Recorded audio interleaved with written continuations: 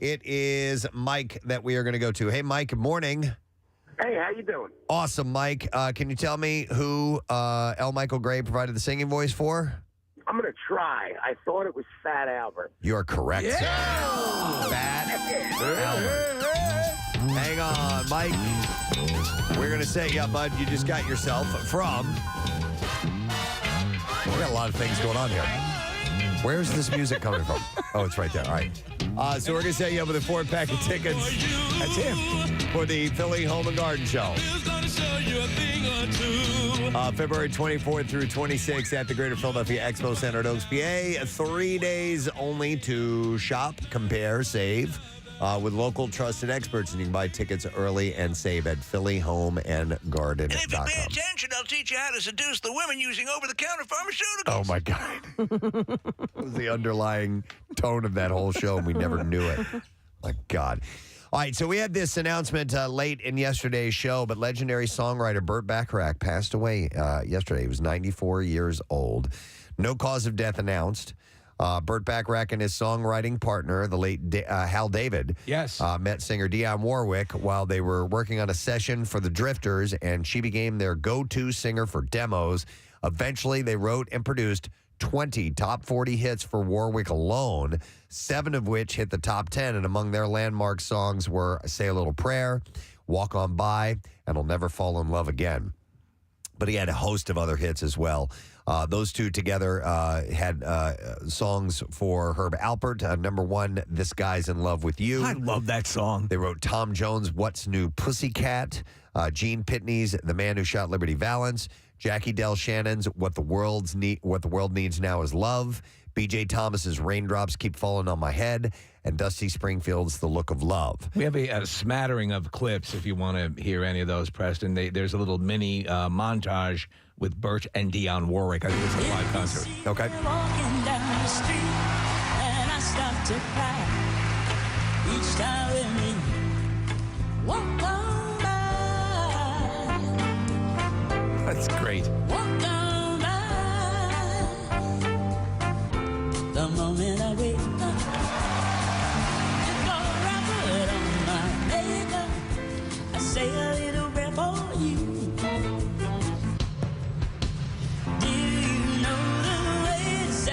I've been away so long, I may go wrong and lose my way.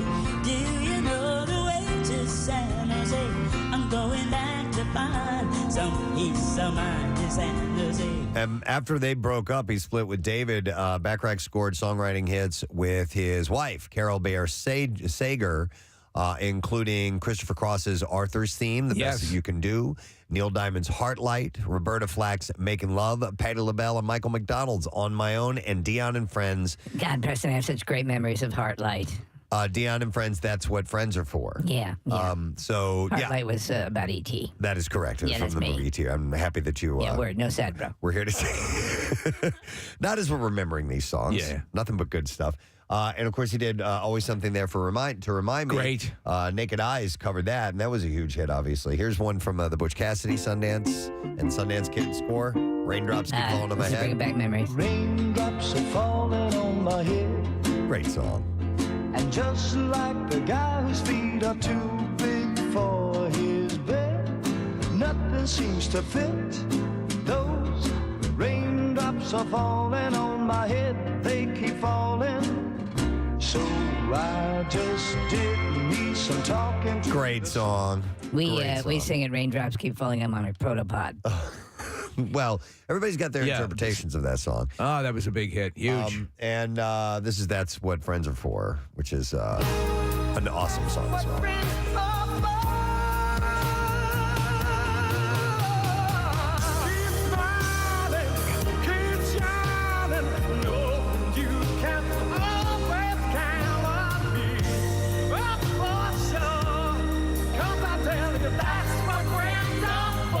You have to be made of stone if that doesn't get you a little bit, right? So it's Dionne Warwick, it's Elton John, Nick, I'm sorry, and Gladys Knight. And Dee Snider. And Dee Snider. No, Gladys Knight and one more person. I can't remember who. No, it wasn't one of the Pips. Yeah, it's Pip Freak. Pip Freak, our friend who did multiple piercings here in the studios. Nick is looking that up. Oh, Rod Stewart. Rod Stewart, yes. Okay. My mom cries profusely every time. Really? And she says it's like blubber cry, and she sings that song at the top of her head, at top of her voice. She loves it. It's one of her all-time faves. Wait, hold on. No, that was It was Dee Snider? There was Rod. No, it was Stevie Wonder. Oh, that's right. Rod Stewart did a version of that. Here we go. So who? Okay. Dionne Warwick, Elton John, Gladys Knight, Stevie Wonder. Yeah, Stevie Wonder's playing that harmonica type thing. Yes. And those were the vocalists on that song. So, but then Rod Stewart did his own version of that. It might have been on like one of his unplugged albums or something, which was great. Buck Dharma. From Blowish Cult. Had no idea. Wow.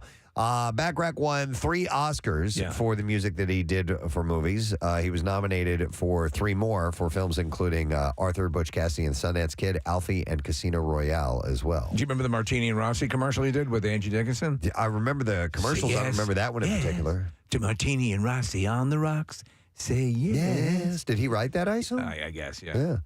I'm going to say yes. At the time of his death, Bacharach and Elvis Costello, along with Emmy Award-nominated writer and Two and a Half Men creator Chuck Lorre, were currently collaborating on a Broadway adaptation of Bacharach and Costello's 1998 album Painted from Memory. Great album. With an eye towards a Broadway run. No opening date or location has been announced as of yet. Bacharach and Costello had recently released a collection of their collaborations titled Songs of Bacharach and Costello. Burt, by the way, was born in Kansas City, Missouri. And as a child, he moved to Queens, New York by the age of 12. He studied cello, drums, and piano, although at the time he hated it. He had hoped to play pro football, but was considered too small for the game. And he was a good-looking dude. While in the Army, he played piano at the Officers Club on Governor's Island in New York Harbor and concerts at Fort Dix, New Jersey, and later became the accompanist for the legendary Marlene Dietrich. So he had a long, long history in the world of music and brought us some really great stuff and had a nice long life, passing away at the age of 94 years old. Pamela Anderson reportedly believes that Tommy Lee is still her one true love, and texts from the former Baywatch babe to her currently married ex recently surfaced on TikTok. In the messages, Anderson tells Lee that it was really the paparazzi that tore them apart and that she never recovered from their breakup. Sources close to her told TMZ that she's not trying to break up his marriage. She's just trying to express gratitude for their history. However, the outlet reports that friends of Tommy say that she's trying to break the couple up and that Lee wants nothing more than for his ex to move on because the messages are very triggering for him and his current wife, Brittany Ferland. Didn't that show, though, the Netflix documentary? Didn't that indicate that he didn't really treat her all that well? Well, if so you're talking about the fictionalized account, but the documentary on Netflix where she's the one leading you through her history. Okay, no, I meant the other one, the show. No, so the big divide is that he wasn't seeing the impact that sex tape that sex tape bolstered his image because he's a rock star. Right. And she really was devastated by it. That's why she refused any payment for it.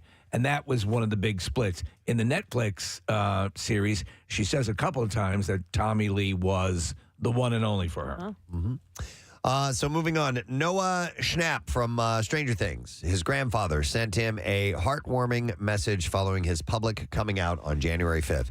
According to E! News, he shared his grandfather's text message in a now-deleted TikTok on Wednesday. And it read, "Hey, Noah, I became aware today of your public announcement that you are gay. I just want you to know that I love you the same, and I'm happy for you to be open and to be yourself. Just be proud of who and what you are. Iris and I are supportive of your honesty, of your honesty and ability to express your true self. Love you to the moon and back." He also included $5 because he was getting good grades. Oh, yeah, that's nice, too. Speaking of grades, isn't he taking classes or wasn't he taking classes at Penn? Yeah, Yeah. absolutely. Is he still doing that? I think he is. Don't know. Yeah, because I remember there was that video posted of him going nuts when they accepted him. Schnapp told the world that he was gay last month by posting a TikTok with the text saying, "When I finally told my friends and family I was gay after being scared in the closet for 18 years, and all they said was, 'We know.'" That's cool. Good for him. No topic is off limits for Kristen Bell's children, apparently. The Frozen star shares at her 8 and 9-year-old daughters. with Dax Shepard and recently told Real Simple that she hates the word taboo. She explained, I know it's shocking, but I talk to my kids about drugs and the fact that their daddy is an addict and he's in recovery, and we also talk about sex. Ooh. So she says they should watch the movie Taboo. Oh, my God. Yeah, I wonder if that might be off limits. My guess is yes. We don't dabble in incest as much. Wow. But if you really like sis. Yeah. Alec Baldwin is facing another lawsuit related to the Rust shooting of Helena Hutchins. Deadline reports that attorney Gloria Aldred has filed a negligence and battery civil action on behalf of Hutchins' Ukrainian-based parents and sister. Aldred announced Thursday, we filed a lawsuit today in Los Angeles Superior Court against Alec Baldwin, Rust producers, Armor, Hannah Gutierrez-Reed, First Assistant Director David Halls, and other defendants who may have been responsible for the death of Helena Hutchins. Well, I don't have a feeling that this case and cases associated with this case will be going on for many years to come. Yeah, I'm sure they probably will. Jennifer Lopez poked a little fun at her husband's miserable Grammy appearance on social media yesterday. The Marry Me actress shared the newly released trailer for Ben Affleck's film Air and added the words, my husband's happy face at the start of the clip. So kind of busting on him a little bit about the whole I'm so sick of this thing. Grammy I hate thing. the Grammys. Get me out of here. I watched the trailer you sent over from the movie Air. Yeah. Looks interesting. It does. Yeah, it's about Air Jordans. Yeah. Essentially, in the Nike thing, which is there's obviously a lot of material there. I've really come to like Matt Damon as an actor. The Ford versus Ferrari movie is a perennial. Excellent. I'll watch it every time it's on. It's a great film. And the two of them together on screen. They're Affleck, excellent. Affleck and Matt Affleck. Matt Affleck and Ben Damon? Yeah. No, is it? I wonder what the last film they were in together was. Maybe Dogma?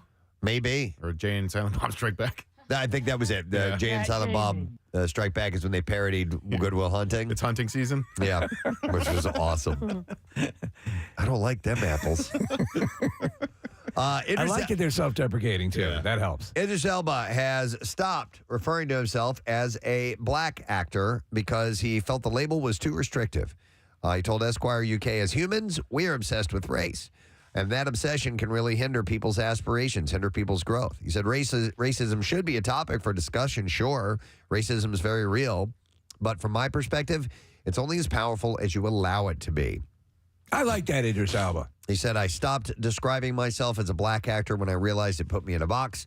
We got to grow, and we've got to. Our skin is no more than that. It's just skin. And then he said, rant over. Rantlers. He's awesome. Did you see that movie? It was just on again. He did with Kate Winslet, where they crash in the mountains, and he's got to help get her through to survive. It's a survival film, but it's really well done. Yeah. And I don't know why I didn't get more accolades or more attention. Yeah. I think it's called Titanic. Oh, no, that's a wholly different film. Adam Devine, I like this, recently told a podcast that he was on that he had to speak out about Adam Levine's cheating scandal because of a case of mistaken identity. The Pitch Perfect star said Wednesday, I was getting so many people that were just DMing me being like, how effing dare you? And then you look at their page and I'm like, that person does not follow me. They have no idea. They are not Workaholics fans, and they have not seen my movies. They truly were a Maroon 5 fan, and now they hate me on accident. He said I was getting legitimately hundreds of DMs about this.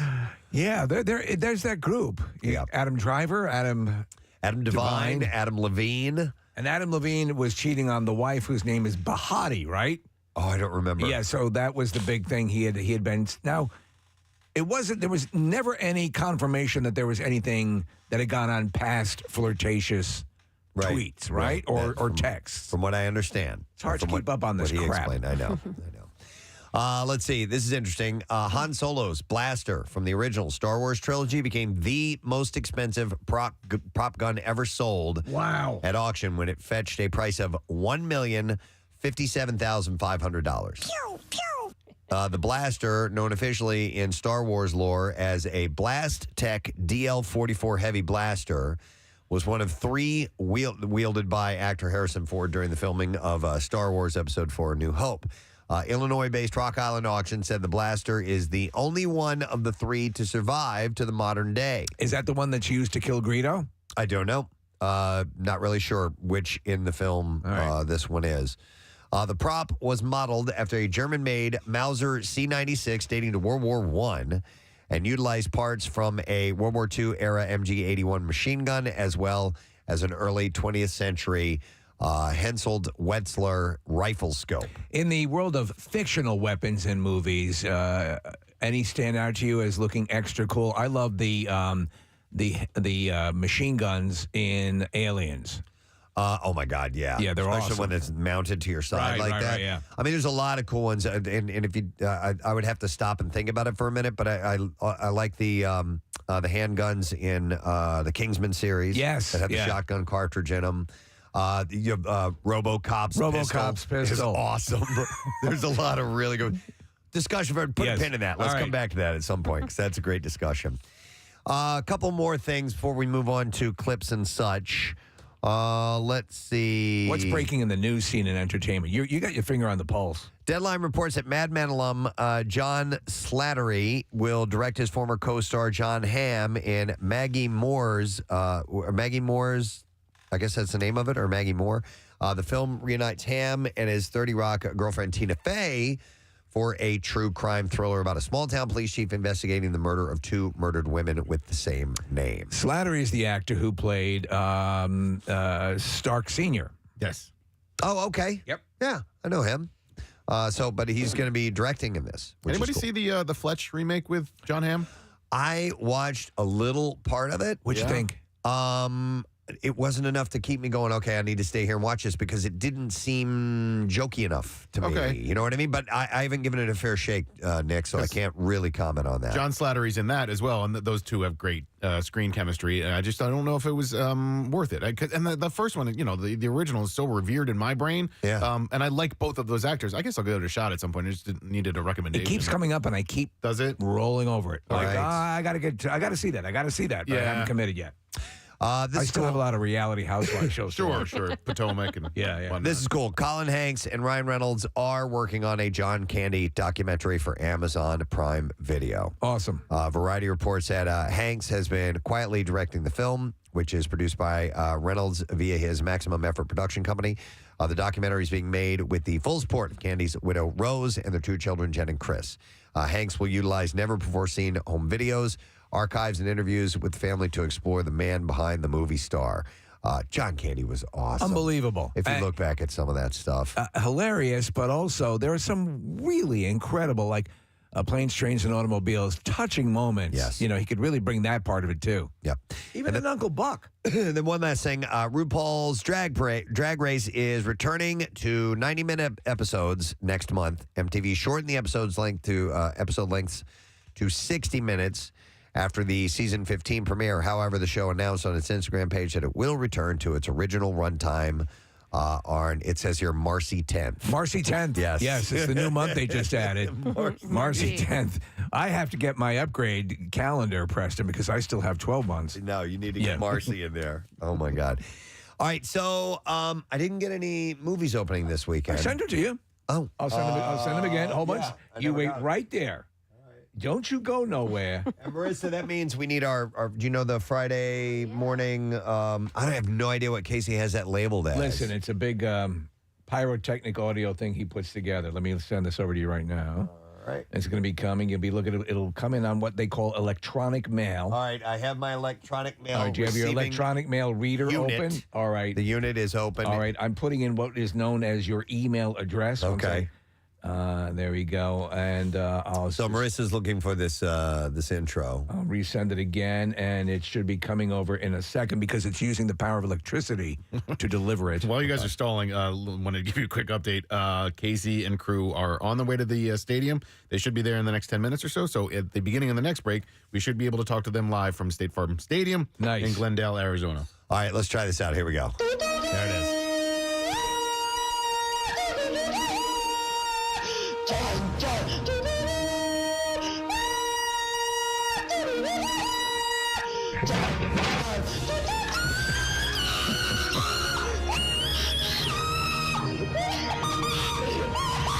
All right, so we'll start with this. Magic Mike's Last Dance, comedy drama starring Channing Tatum, Salma Hayek, Caitlin Gerard.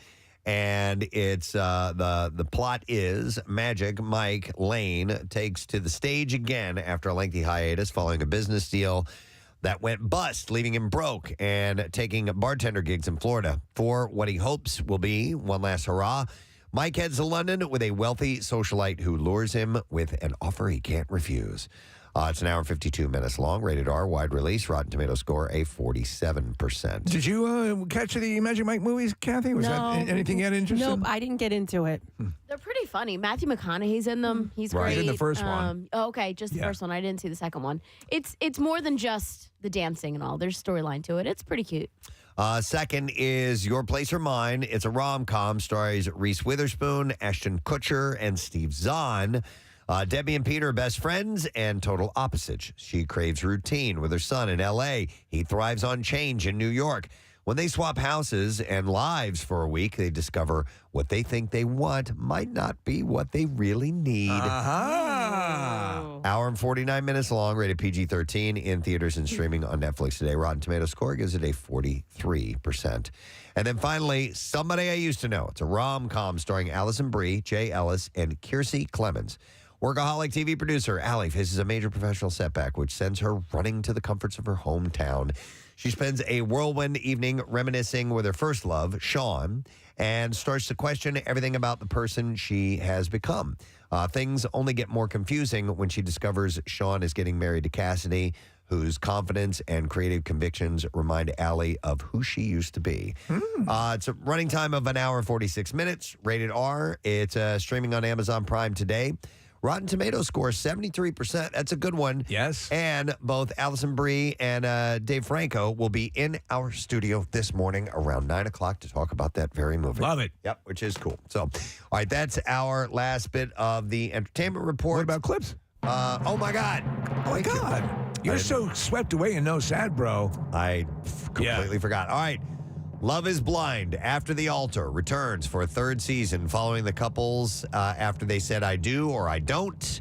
Here, contestant Raven owns up to working out in a pod while on a date in the pod. I can totally see where people are coming from, but for me, like, you're in the pods for hours. You don't get to see every moment that we're in there because we're in there for days on end. And so sometimes you just need a little bit of pep in your step. I don't think I want to see it. Love is Blind, After the Altar returns to Netflix on Monday. Look at all this crap. All right, next clip. The Outwaters sharpens new edge on the found footage genre. And here, director Robbie Banfitch compares his film editing to that of his favorite reality show. Real Housewives trailer, and the Outwaters teaser, and the Outwaters trailer are literally the same thing. When you see a Housewives trailer, they give you a lot, but they always leave some mystery. Like, we still don't know how Heather got her black eye still, and the season's over. Shut the up! I think there's a couple of people in that clip. It seems to be, but it is a horror. We love the found footage stuff, Preston. Yeah, and I was reading some reviews and watching the trailer for this, and supposedly it's kind of like a groundbreaking take on found footage from what I've read. I'm down with that. So The Outwaters is in theaters now. It's supposed to have some kind of a different flavor to it as far as found footage stuff goes. As long as there's sort of the essence of a Real Housewives in there, I'm on board. You're on board. I love for that. Sure. That's your jam. That's my jam. All right. Right? Yeah. You know what? Let me go back to the beginning of that clip. I think, hang on a second. Real Housewives trailer. Right? Shut up. I'm talking. Can't you see I'm talking? Shut up. Right? All right. Get in your box. Oh, man. All right. Friday morning, the last day of Casey's big game adventure. The guys are up and moving around. We are going to take a break. We're going to come back and we're going to find out how they're doing with the mission at hand today, and that is, it's a Philly thing, and we're going to place those Philly things, part of the stupid station of this entire trip, all right? We're going to place those items around the stadium to create a border of goodness around there, of good juju. I've described it, if you've ever seen any sort of demon movie or Buffy the Vampire Slayer, when they want to protect themselves, they surround themselves with a line of salt on the floor. We're going to protect the Eagles by putting this memorabilia and this stuff that means a lot, these Philly things, around the Super Bowl. Yeah, we hope that's going to happen. So we'll see if they can handle the mission at hand. We'll take a quick break and come back with that and more.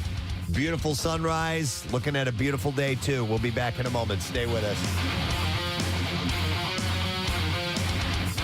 Preston and Steve. On 93.3 WMMR. For 2 years, it disappeared. But now, the sporting event. You know, I kind of notice these things. Really? Yeah, I think so, because... Around the corner, down a dark alleyway, across an empty field. He is the noticer. This one Nothing gets past Preston Elliott. This one the noticer. I noticed. On the Preston and Steve Show. All right.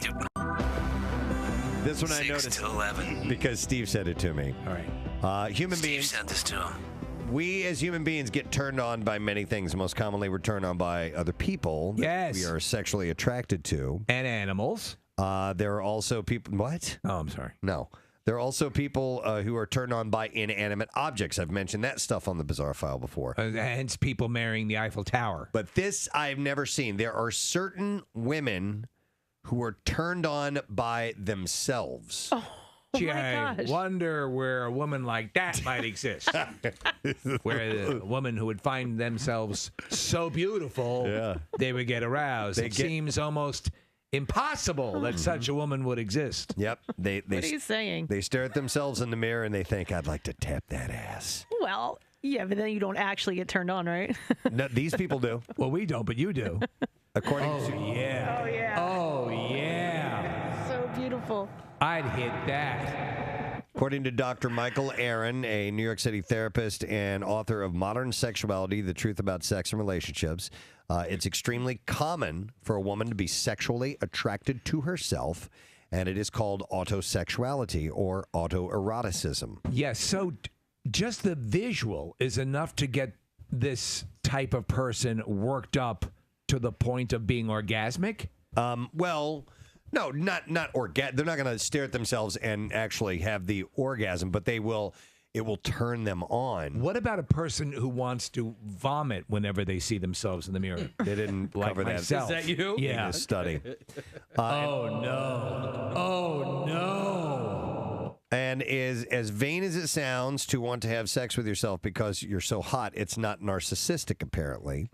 Because it's true. The doctor said it's very common for people to be aroused by themselves to varying degrees. Some experience it more like an orientation in that they feel more aroused by themselves than by others. So do they use themselves as a benchmark to compare other people to? In other words, will they not? Does someone have to exceed their own level of beauty to warrant a physical encounter? I don't know. Another psychologist explains the easiest way to tell if someone is autosexual is from their self-pleasuring habits. If she's picturing herself and thinking about how sexy she is when she's doing that. Yeah. That's weird. Is that how you do it, Kathy? Stop She's it. obviously an autosexual. Do you think are you thinking of yourself mostly when you're going at it? I'm asking in the most clinical of ways. We're gathering data here. When listen. you are there, when you're upstairs, when you've got the device, when it's plugged in properly, you have it in the power strip so it doesn't short out. Need a surge protector. Right, or surge protector. How do you see yourself dressed in your mind? God, I'm not answering you, but listen, I do think this is very bizarre. Yeah? They said it's more common than you think. It says if you think you're dating an autosexual, you're probably not, though. It says, according to the original definition of the word by ego analyst Dr. Bernard Afflebaum, an autosexual is someone who has a great deal of trouble responding to someone else sexually, but can respond fairly or very well to his or her own touch. Have you ever made love to yourself thinking of yourself? No. Yeah. Not that I I've know made love of. to myself thinking of you. Oh. Yeah. And we have to talk. We do have to talk. No. That's, how is I don't even see how that's possible, but some people apparently Would someone like this spend a lot of time looking at themselves in the mirror? I would think so. Yeah. Yeah, I would imagine that is definitely part of it. So. Well, I don't know who would be like that. Continuing on the sexual... More stuff from the sexual world. Yeah. The noticer notices everything, even sexual stuff. All right, this other thing I noticed, and this speaks to a few of the people here in this room. This speaks to people in this very room. It does. The noticer has no pity on you. Who here does not shower in the morning? Me. Nick and Casey. I don't shower. I shower at night. Nick, Casey and Kathy are disgusting. Marissa, you shower in the morning. No, you're showering right now. She's a pig. They're all pigs except for two people. She's pointing down. No, you shower at night? She cleans everything but her cooter. Oh my! That's wretched. I thought No, that's what you shower meant. at night. She showers at night as She well. showers at night. Okay, so Steve, you and I are the only morning shower people. Oh, yeah. But apparently... Morning shower people, shower every morning, it's true. Morning shower people, shower for me and for you. It just seemed like a song, didn't it? A folk song? Yeah. Is there a night shower people song? Night shower people. That's very similar. Arrive at work very smelly. Kathy, Nick, and Casey, and little Marissa too. They all smell so bad, we can hardly take it. I like when I get up early enough to shower in the morning. I just don't, and I prefer to get that extra 20 minutes of sleep in the morning, and that's why I'll shower. If you take a shower before you go to bed, you're fine unless you're a sweat ball. But to me, I use it as much for waking up as I do for anything else. All right, so tell us what Morning is shower people. Morning shower people. Shower every morning. All right, so a recent article at Time.com extols perhaps the single best virtue of evening showering, noting that if you want to improve your sleep, showering at night may be the way to go. Well, guess what? And this is going to be a surprise. I shower at night as well. I know you do. And in the morning. Experts say there's evidence that a night shower can help you drift off. All right, do you... Night shower, night shower. We all have to take one. Every night shower, night shower.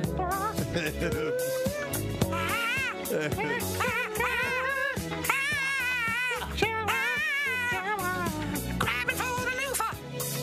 Getting in the shower. All right, what were you were about to say? I was going to ask if you shower fully. Night shower, night shower.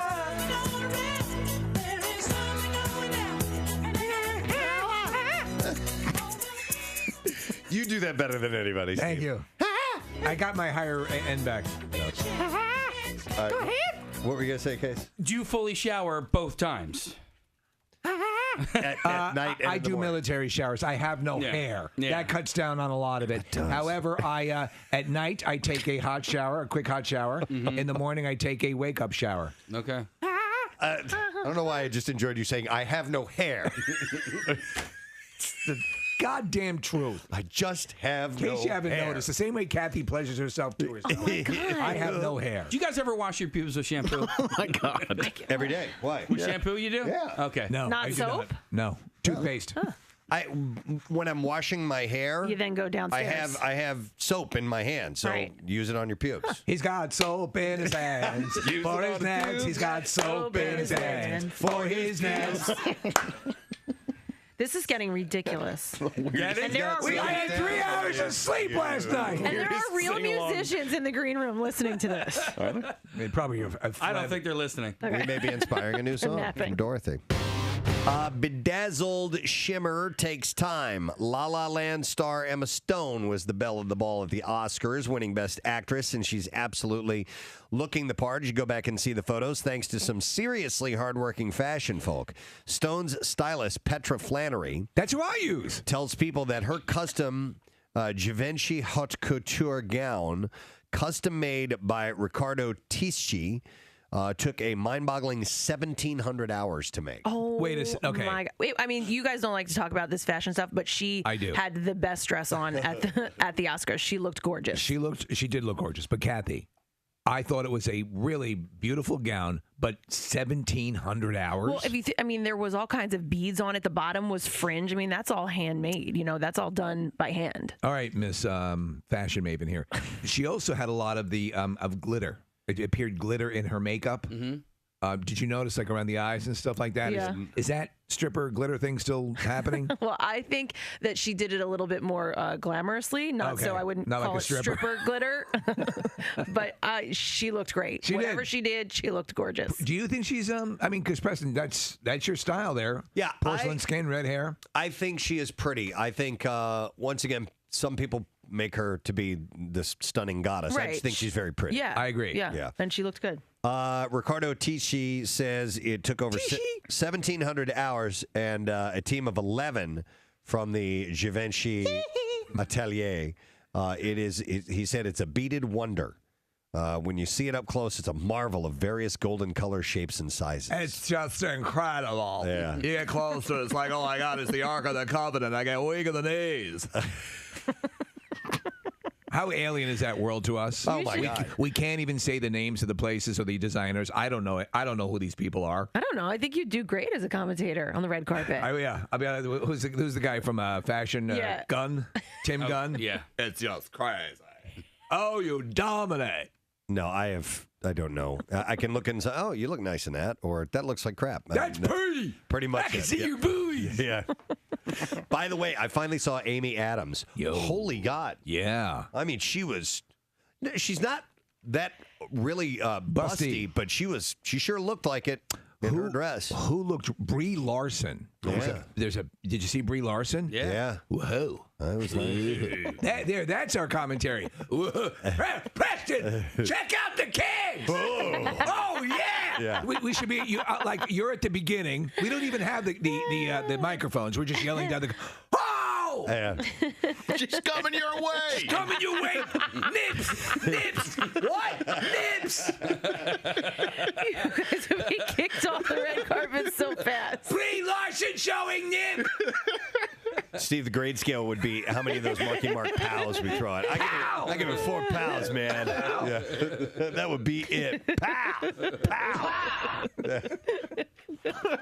Now that's red carpet coverage. Yeah. Yeah, but Steve, like on the other end. Which one? Brie Larson! Ryan Gosling's sister! Yeah. Huge kids! I hear you. I'm waiting. He's yelling over her. Yeah, she's on the way down. Right here. The Preston and Steve studio is the arena where the invincible men of Chichi cooking skills await their challenge.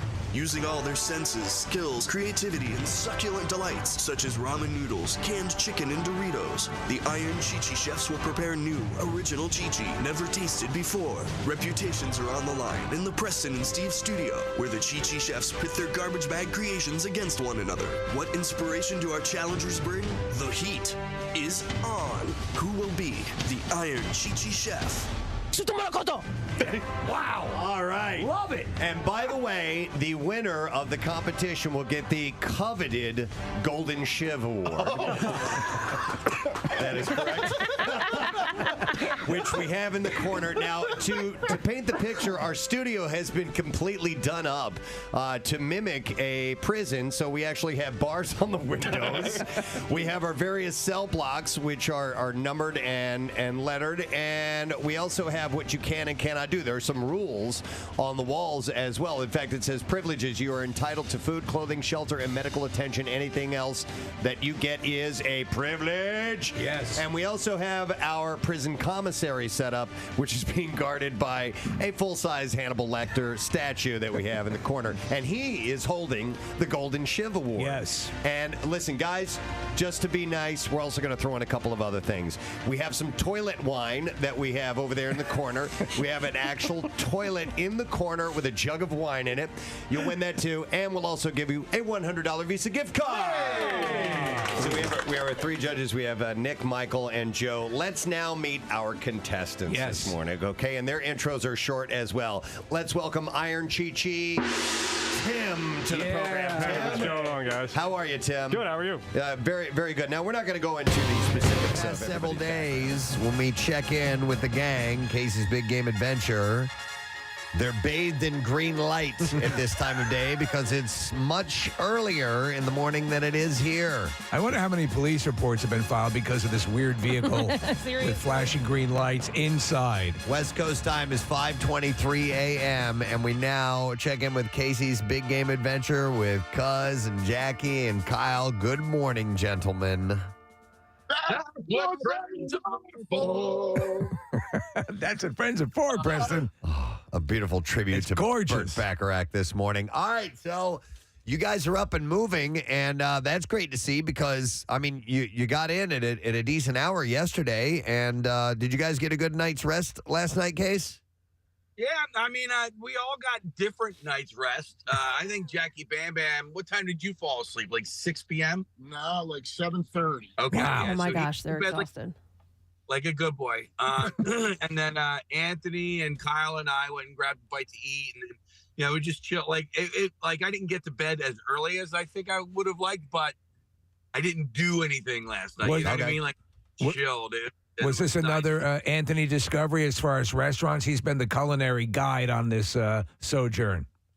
Actually, it was Casey Boy's turn, and Casey found us. When you guys were talking about the menu yesterday, I've been dying for a burger ever since I watched that movie a couple weeks ago, and Casey found a rehab burger that was unbelievable. So I got to give Casey Boy all the credit for yesterday. All right, nice.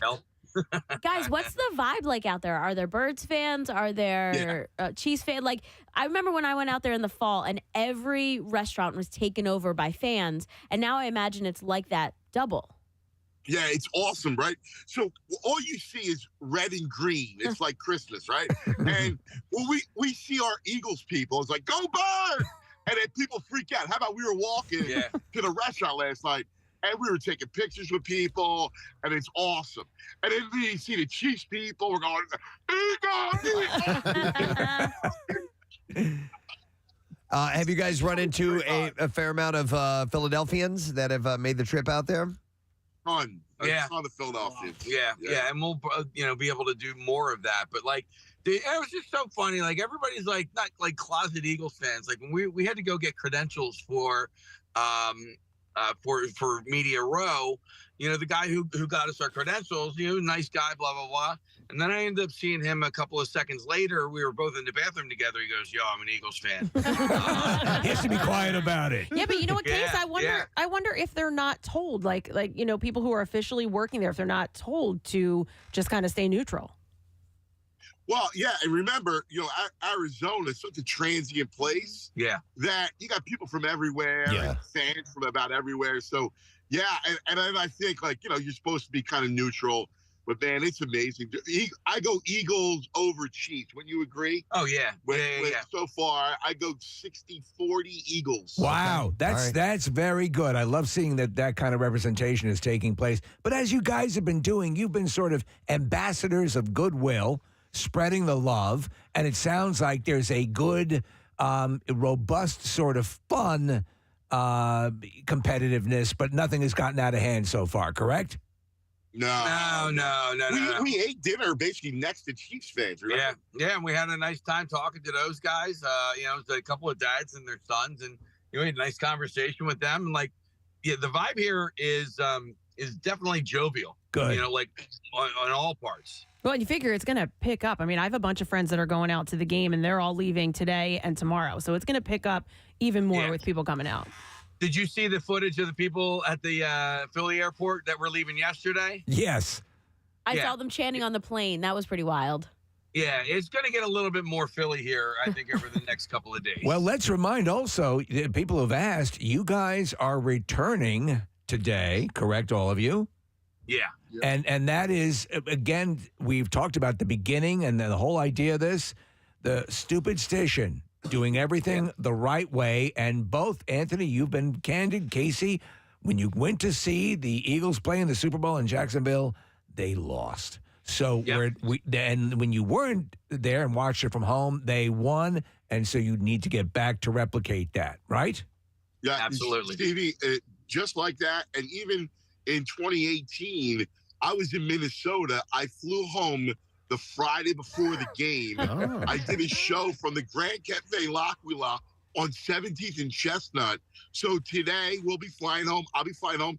And then Sunday morning, I'm going to be doing a show from Grand Cafe L'Aquila on 17th and Chestnut, just like we did in 2018. That's great. I'm superstitious. Yeah. Favorite pasta fagioli. Anthony, I wanted to ask you about the different vibes between Minnesota 5 years ago and Arizona. Obviously, very different climates. So people were inside a lot of the time in Minnesota because they had to be. And Arizona, you're out in the desert. It's beautiful. What can you compare and contrast the two cities? Oh my God! It's Arctic and Caribbean. Yeah, but it was freakishly cold. I mean, Minneapolis in the winter is always cold, but it was they couldn't. Ron Jaworski and Mike Ditka do a cigar party at every Super Bowl, and the heat lamps weren't strong enough to put people outside, so they actually had to cancel the cigar party, move it inside where you couldn't smoke. Yeah. So it's a cigarless cigar party that they had in Minneapolis. Here, like last night, we were walking the streets and they had block parties. There was a street that was cut off and music, and it was just so festive. They can't have Super Bowls in cold weather climates. You just can't do it. Yeah, I mean, I remember there was a big sort of there was a contention on both sides, and you got to get it in its raw state, and you have to spread the wealth amongst different cities. But let's face it, I mean, it plays better when people can get out and do as you did, and instead of dying from exposure. So it makes sense. So today on the roster, you're there, or where are you now exactly? So we are actually right now in the shadows of State Farm Stadium. So we're the parking lot. In the parking lot of where the Super Bowl is going to be played here. And as a matter of fact, let me just give you a little peek of where the Super Bowl is going to be played on Sunday. So I'm just going to. there you go. Okay, we see the rooftop container. Oh, there we go. Oh, wait. Oh, my gosh. Sorry. Hang on a second. Yeah, we can't see over the vehicle. All right, let's Do it again. do it again. Reverse that. Do it again. All right, we're going to do it all. And so you'll see this is where the game is going to be played on Sunday. That's where we are right now. All right. So That was better. the charge today is Was that better? Yeah. Yes, much better. You guys following through with placing these sacred items of great sentimental and emotional import around that stadium. How is that looking? Well, I think we should probably get to it sooner rather than later. But before we do that, I wanted to show you what Jackie Bam Bam was wearing. Oh, yeah. It's I'm ready. the kid's outfit, right? Yep. So he's all outfitted out. And then Kyle reluctantly is swunt. I noticed in some pictures that he sent us, it's an Eagles, it's an actual eagle, an actual bird outfit, and we couldn't get Swoop, so we sent Swunt instead. Swunt is Swoop's degenerate cousin. He's had a little trouble with the law. So here's what's going to have to happen. We're going to have to, I'm getting out of the car now. We're going to have to, I think, kind of start to scout and walk around. All right. Because there's a lot of fences and gates and stuff like that. You want to place the stuff. You don't just want it to, like as if it was refuse. It's not that. It has to be at least placed in a place that will have the power. Now, let me ask you, you're there at this time in the morning, and I know this is the world is focusing in on this location. How's security? Oh, it's fine. It's fine. I just, I was pulling in. Hey, I'm with ESPN. And they were like, okay, go ahead. Nice. Well, Jackie should have sold that. Yeah. So, but I guess people are lining up. There's some sort of NFL Network show or NFL Game Day experience. So there are things that are happening here on site. And I don't know if you can see this, but there's a whole bunch of people that are in a line right now. Yes. That are behind the gate. So I haven't been able to investigate just yet to see where we can get. One thing I really want to do first is we have that giant hunk of airport that I need to get rid of because it's just so big and heavy and bulky. Yep. And that will make things a lot easier. Okay. All right. Then have that be the first thing that you place somewhere. By the way, Casey, I got this email I wanted to read to you. It's from a guy named Bill who lives in Bristol. He said, hey, I know this is a really minor thing, but there is already a small piece of Philly that is a permanent part of State Farm Stadium, sort of. He said, I'm a structural designer engineer for a telecommunications infrastructure company in Charleston, South Carolina. And one of the jobs I designed were the 4G and 5G radio enclosure light poles that are in the parking lot of State Farm Stadium. Wow. So Casey, when you and Kyle, Jackie, and Anthony are in the parking lot of State Farm Stadium and you see light poles with the parking section signs on them, the ones that are much wider than the rest of the other light poles, those were designed by a Philly boy and lifelong Eagles fan, and therefore a small piece of brotherly love has been permanently installed at the State Farm Stadium.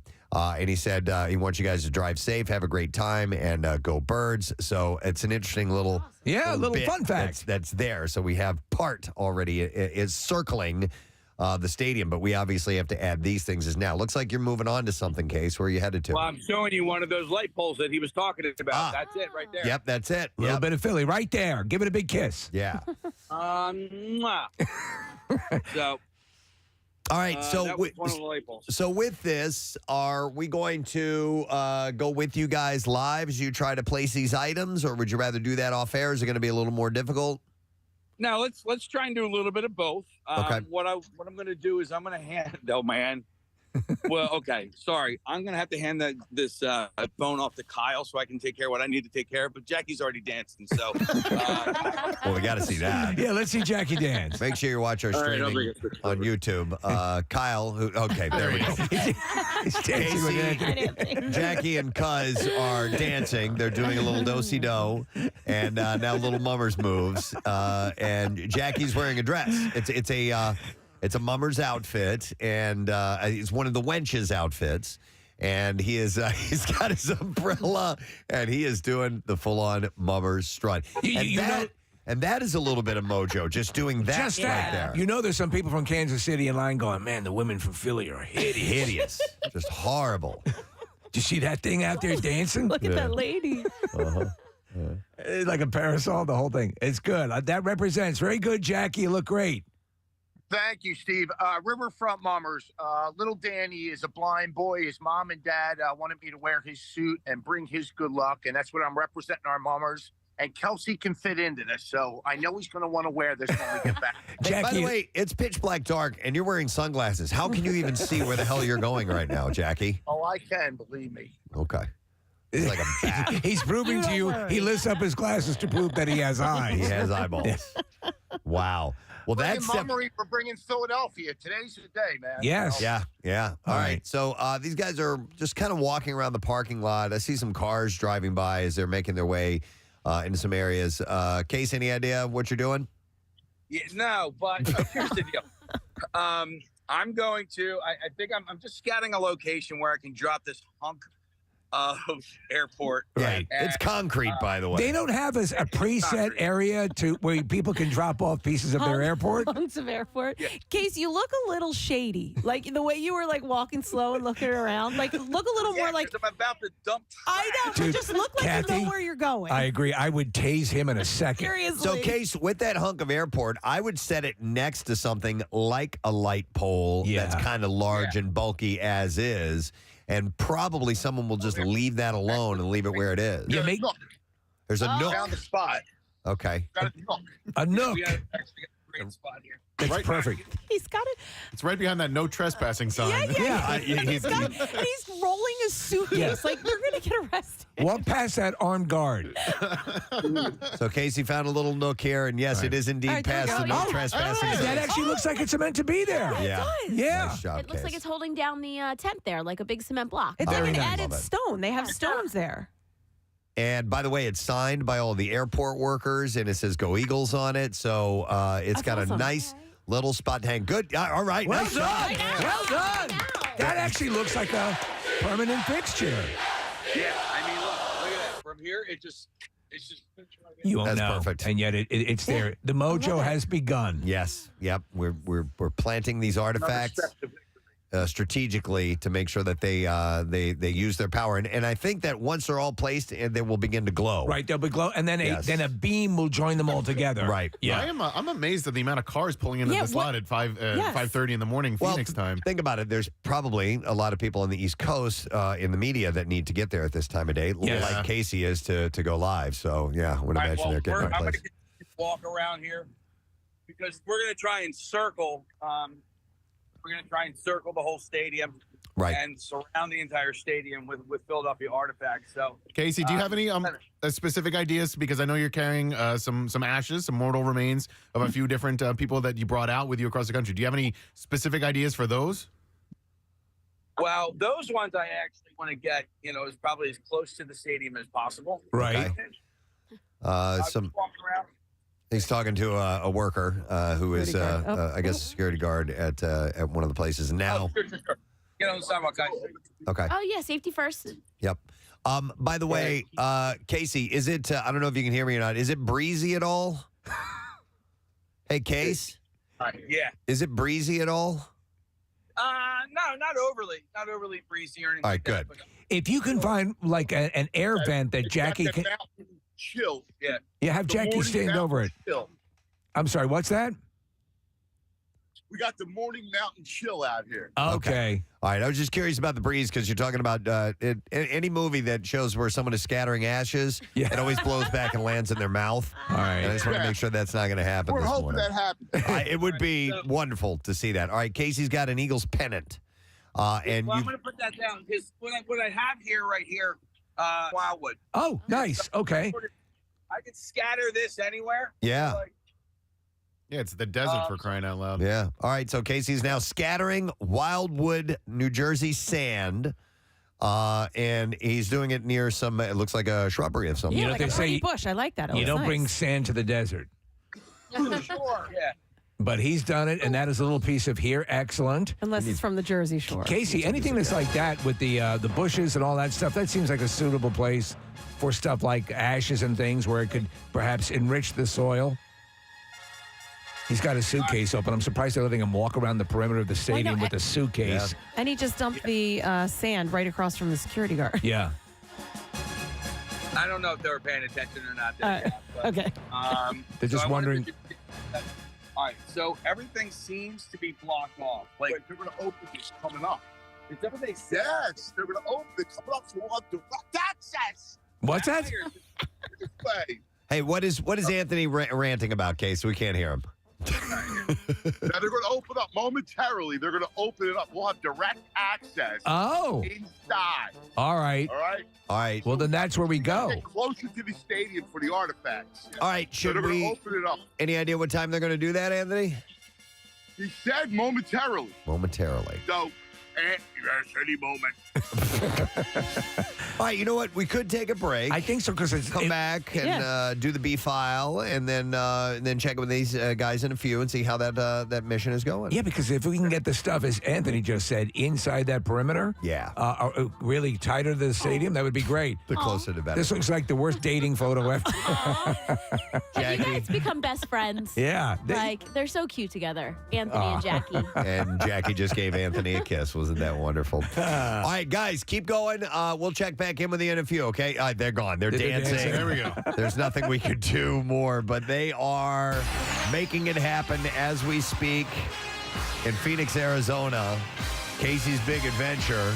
And the mission at hand is being executed right now. Yeah, this is the most important part of the whole thing. It's absolutely taking place. So no matter what, I consider this all a win in the whole event. Yeah, if you send something along, if you dropped off some ashes or you dropped off anything for us to deliver, we can verify it is being delivered right now. Absolutely. All right. We're going to break. We'll come back. We'll get those bizarre file stories. Also later on this morning, Allison Brie and Dave Franco will be in our studio. Michael Barkann, our good luck charm. Yes. Checking in as well. We'll return in a little bit. Stay put. Preston and Steve on 93.3 WMMR. 3 months. 3 months. Okay. So a little bit of time, not a whole lot. No, but you make a couple Chichis a day, so. Okay. So a couple of days. Now Tim was assuring me, he said, emphatically said, don't dismiss this, basically. You're going to love the way this stuff tastes. Really? Correct, Tim? I actually emailed Casey and I said I'd like to place a bet with everybody about them liking it because it is top notch, guaranteed. All right. Yes. Do you still make it, even though you're Not recently. When I first came home, I was making it like every day still. You kind of get used to it and the flavor. And you miss it. Yeah. I got it. Okay. So. All right. Well, that's Tim. Let's meet our next contestant, the second Iron Chichi. Welcome, Chris, to the studio this morning. Thank you. Chris, how are you? Doing well. You? Doing well. And for how long were you behind bars? 24 months to the day. Wow. To the day? To the day. Wow. So you didn't get out for good behavior then? Nope. Okay. But how's your Chi-Chi? It might be a little rusty. It's been a few years since I've been away on vacation, but it's all still here. Vacation. No, Chris, that the fact that you stepped away from it might breed a little bit more creativity and improvisation. A little bit. I have been a cook for about 20 years. That was my main profession. And then, So you're bringing that wealth of knowledge into your Chichi preparation. A little bit. Okay. All right. Fair enough. All right. Well, good luck to you. And let's go over to our final Iron Chichi. This is Mike, everyone. Let's hear from Mike. Hey, how's it going, guys? Good, man. How are you, By the way, sorry for bothering you at work. Oh, it's good. All right, Sorry to bother you on parole. That's been going for a long time now. So. Mike's actually wearing a prison T-shirt, by the way. I don't know if you guys noticed or not. Mike, if you can turn around.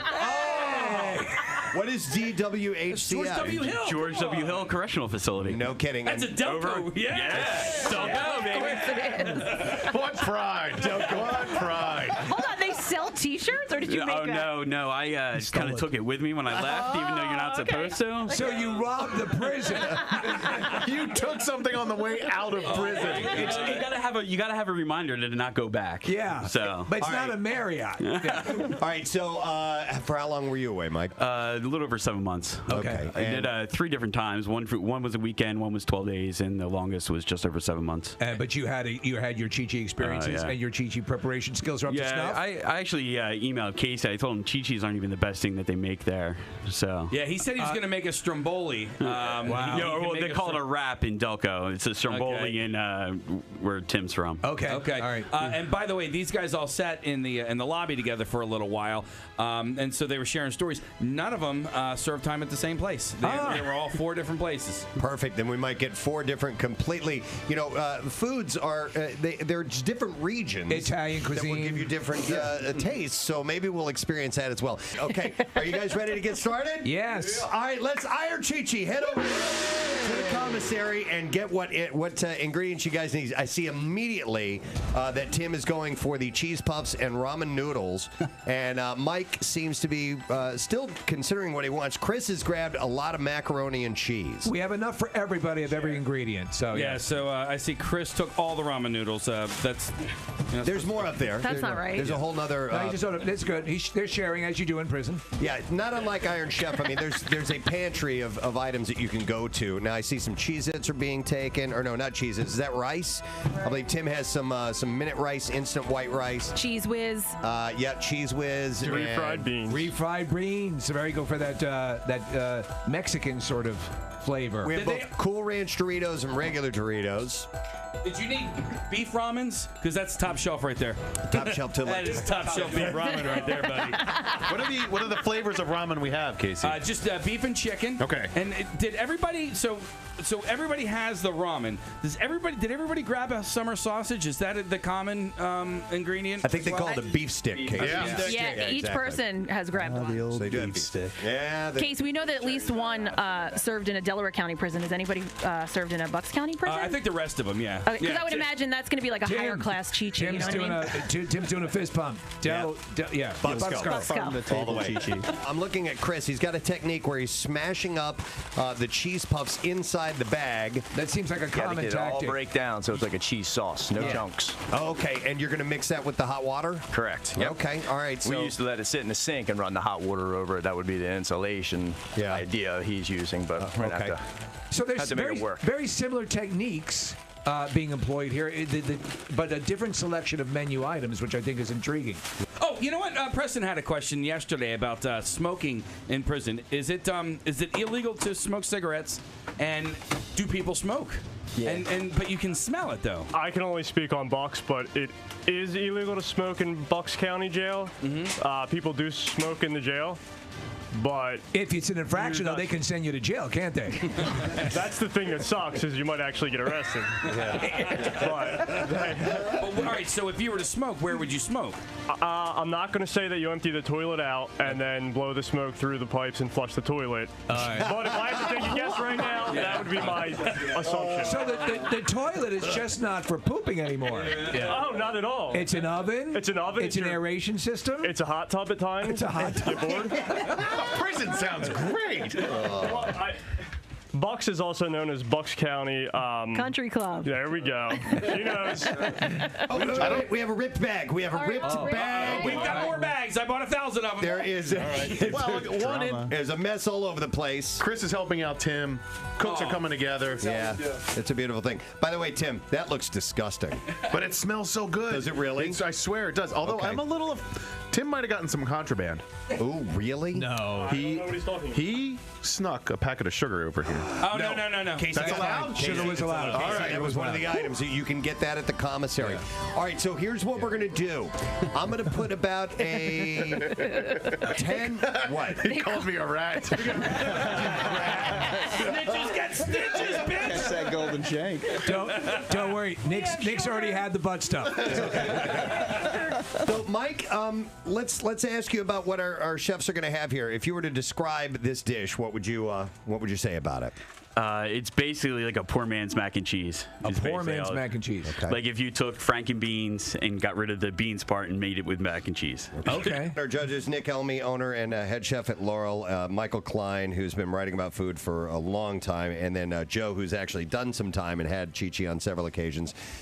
Nick, what do you think of our first creation from Mike here, the poor man's mac and cheese? 10 for presentation, if we're grading on 10. Okay. It's like you took ramen and dumped mac and cheese on top of it with some spicy sauce and some sausage. I don't know. I would like to know what the sodium count is.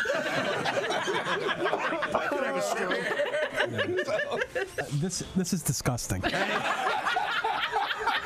I mean, no disrespect, Mike. But You really sugarcoated it. It doesn't seem like there's much to it. The ramen, you did get the ramen soft, which I'll give you credit for, but it's just, yeah. It's just, I like the presentation though was incredible. Let's go over to Joe, the Chichi master. Joe. All right. Well, from an inmate standpoint, it's pretty bad. Okay. We want to get that perspective. It's wet. It's super wet, and it's not. Oh, that's right. You like it dry. You said that earlier. Okay. Mine's pretty short and sweet. Never used the pickles before, so I just have the shredded cheese, some of the cheese whiz, beef stick, ramen, a little bit of hot sauce. What do you think of this particular Chichi? Again, it's super wet. This one, there's less taste. It's I'm absolutely convinced that I only ate this stuff because I was starving.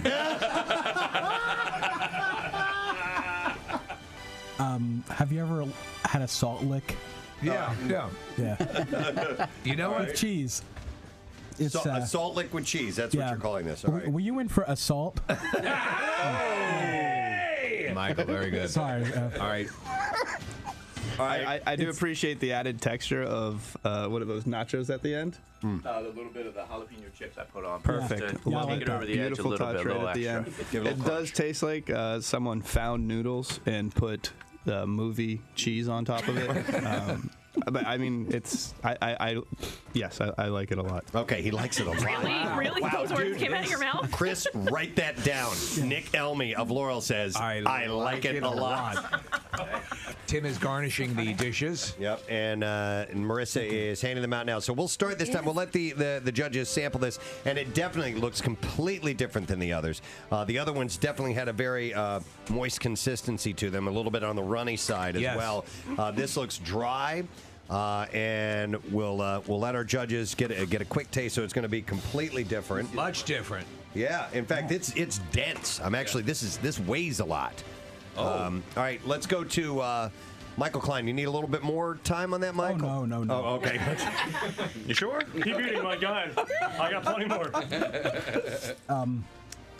I actually like this one the best. I think. It's, even though there's more texture to it. Okay. And that helps out, I think. Okay. All right. Let's go to Nick Elmy next. I'm actually going to agree with that. Wow. It has a very rice and beans kind of flavor to it. Okay. The Doritos on top are pretty good. It's easily my favorite one. Okay. And then let's go over to Joe. What do you think? This is definitely the best one. So would you agree, Nick? That it's definitely the consistency thing, right? Yeah, it's a consistency thing. All right. So it is. It's time. It's officially time to find out who our Iron Chichi champion of 2017, because we have to do this every year now. I think so. No, we gotta wait for some Next people to get out of prison. Let's go voting one at a time. We have Mike who went first, Chris was second, and then Tim was third. Let's start with Nick Elmy. Nick? Yeah, I think Tim looks the most dangerous, so he wins. So we have one vote for Tim. Let's go to Michael Klein. I'll go with Tim also. And is it going to be a clean sweep, Joe? It is. Tim!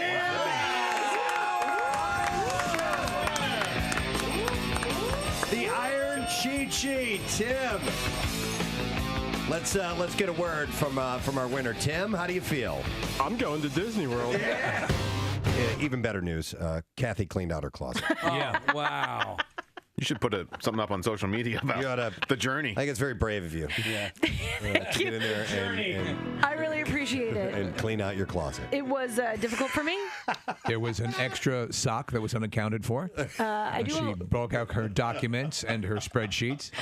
I can't imagine a Kathy closet was in bad shape. You needed help with this? I know. I'm telling you, it got freaky. It just got I was like overwhelmed, Carrie. and I've known for a while now that I need to do it, and every time I would go to do it, I wouldn't get it done. And to be honest with you, I asked a couple people to come in and help me.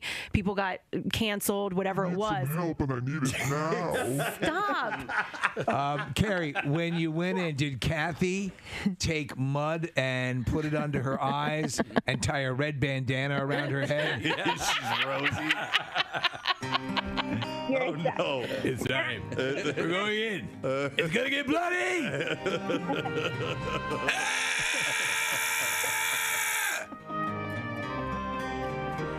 Oh Carrie, these are the people I work with. Wait a second, this still has a tag on it. I never wore it! Doesn't this go on your legs? Yeah. It's good on my legs. I haven't shaved my legs! Sorry, Carrie. Great to work with. Yeah. She was an ideal client. I was asking her the questions. Kathy, do you really need 25 black, tank tops? No, you don't. When was the last time you wore this outfit? Do you want to wear this outfit again? Tell them about my sock situation.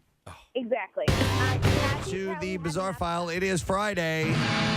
Let's celebrate it.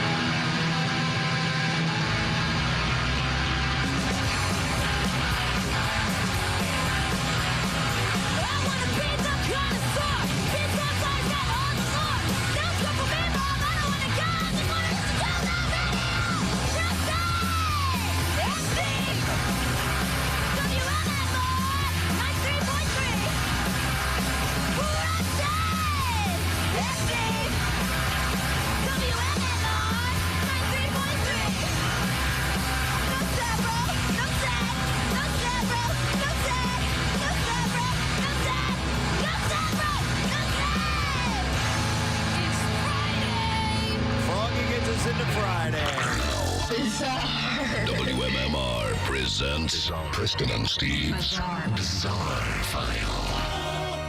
And it's brought to you this morning by Horizon Services. Book heating, tune-up, installation, and plumbing appointments at horizonezbook.com. All right, we're going to get into some stories. We will begin with this one. A Brazilian lawyer tragically died after his gun was discharged by an MRI machine's magnetic field at a hospital. It's a mind blower. The freak accident occurred while the gun-loving lawyer named Leandro Mathias de Novas was taking his mother to get scanned, and unbeknownst to hospital staff, the attorney had a registered firearm in his possession.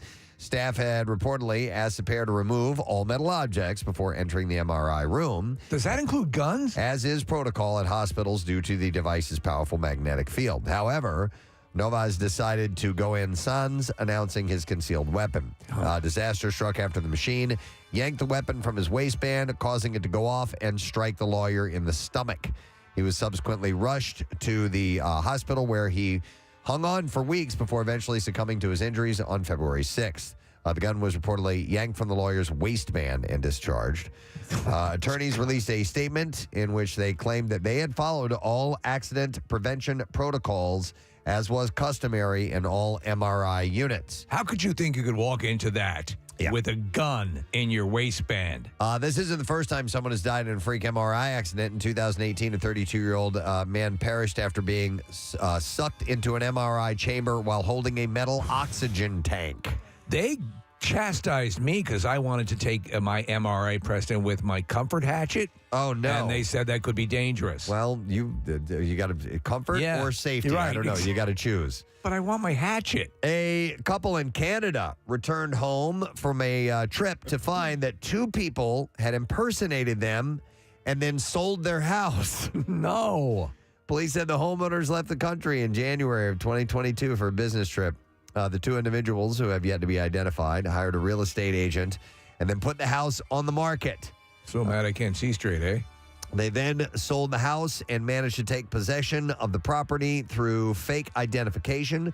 Police added that several months after the sale, the actual homeowners learned that their house was sold without their consent. Could you imagine? The man and the woman are both wanted in the mortgage fraud investigation. And Preston, no other details have been released. The new owners have decorated it better. Oh, yeah. That's even rubbing salt in the wound. Insult to injury.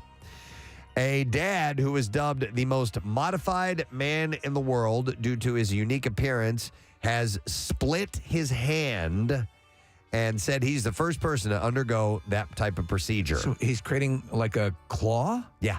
A devil hand, they call it. Marcelo B-Boy de Souza Ribeiro spent years transforming his body with over 1,500 tattoos across his skin and has undergone various body modifications. Jeez. Now the 40-year-old artist has shared his latest move, which is getting himself a devil hand. He thinks the brave move is a world first in his great quest to be different. He said, I'm making a new modification that doesn't exist in the world yet. I was already researching about body modifications, and from what I saw, no one has yet made a similar modification. Medical question. How do you think that works when spanking it? That's a really good question. I'd have to see for, my own research to wrap my mind around that. All right. 2 months ago, the Brazil native spoke to a friend who specializes in extreme body modification to plan the procedure. They did plenty of research before picking up the scalpel. Over the years, Marcelo has spent around $50,000 on his tattoos and body modifications. Oh, man. He has recently added 8 more tattoos, a new implant to his arm and one on his forehead,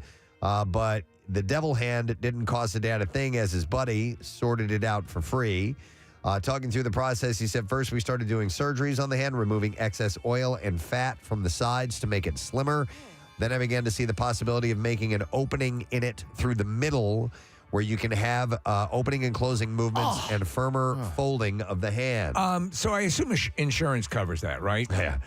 He underwent 3 sessions, which lasted an hour each, and it was carried out under anesthetic. He said, people have already seen my hand and think it's interesting, but they say they don't have the courage to do it. He said, I'm happy with what I did. Sure. And I don't feel any change regarding hand mobility. He said it's completely normal. By the way, he's got fanged metal teeth, skin implants, and a split tongue as well. And he works for H&R Block. But he's so crazy. He's a great accountant. He's a phenomenal. He saves lots of people good money. But I'll tell you this: all this stuff reminds me of that guy we used to have come in. Remember the guy? Was it the Lizard Man or the?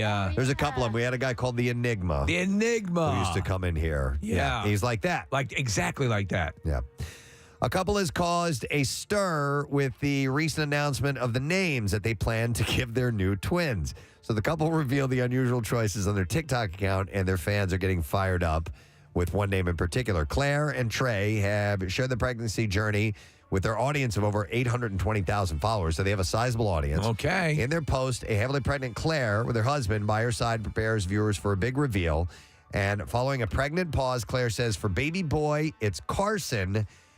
It's a different story for the girl, however. She said, for a baby girl, the name is Arson.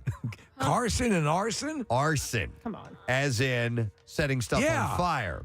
The hell? So Arson has completely divided the couple's viewers. The response to their naming ceremony has been phenomenal, with over 3,000 comments and 222,000 likes. Fans couldn't get their heads around Arson, but there were some who actually thought it was cute. A fan suggested more names like Arson and Larceny would be good. Yeah, 2 crimes. Together. Yeah. I like that. One mom said she had a similar experience in the early months of my pregnancy, she said, when my twins My boyfriend said Anarchy and Anomaly should be their names. How about premeditated murder and sodomy? For the many detractors, there were many who said that they liked the girls' suggested names. So some people actually got a kick out of it.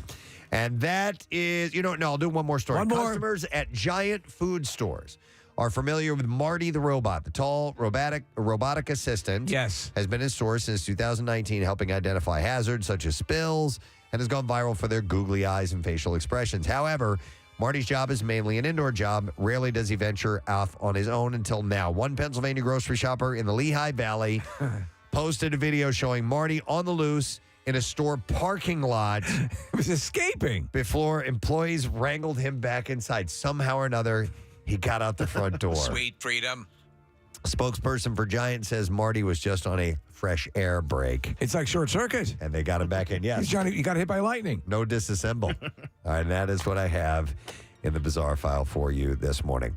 All right, yes, Marissa. They should be there. I think it's a little dark, but I think our... Okay, we're going to go to the guys another time and see how things are going as the mission at hand is taking place. Casey's Big Game Adventure.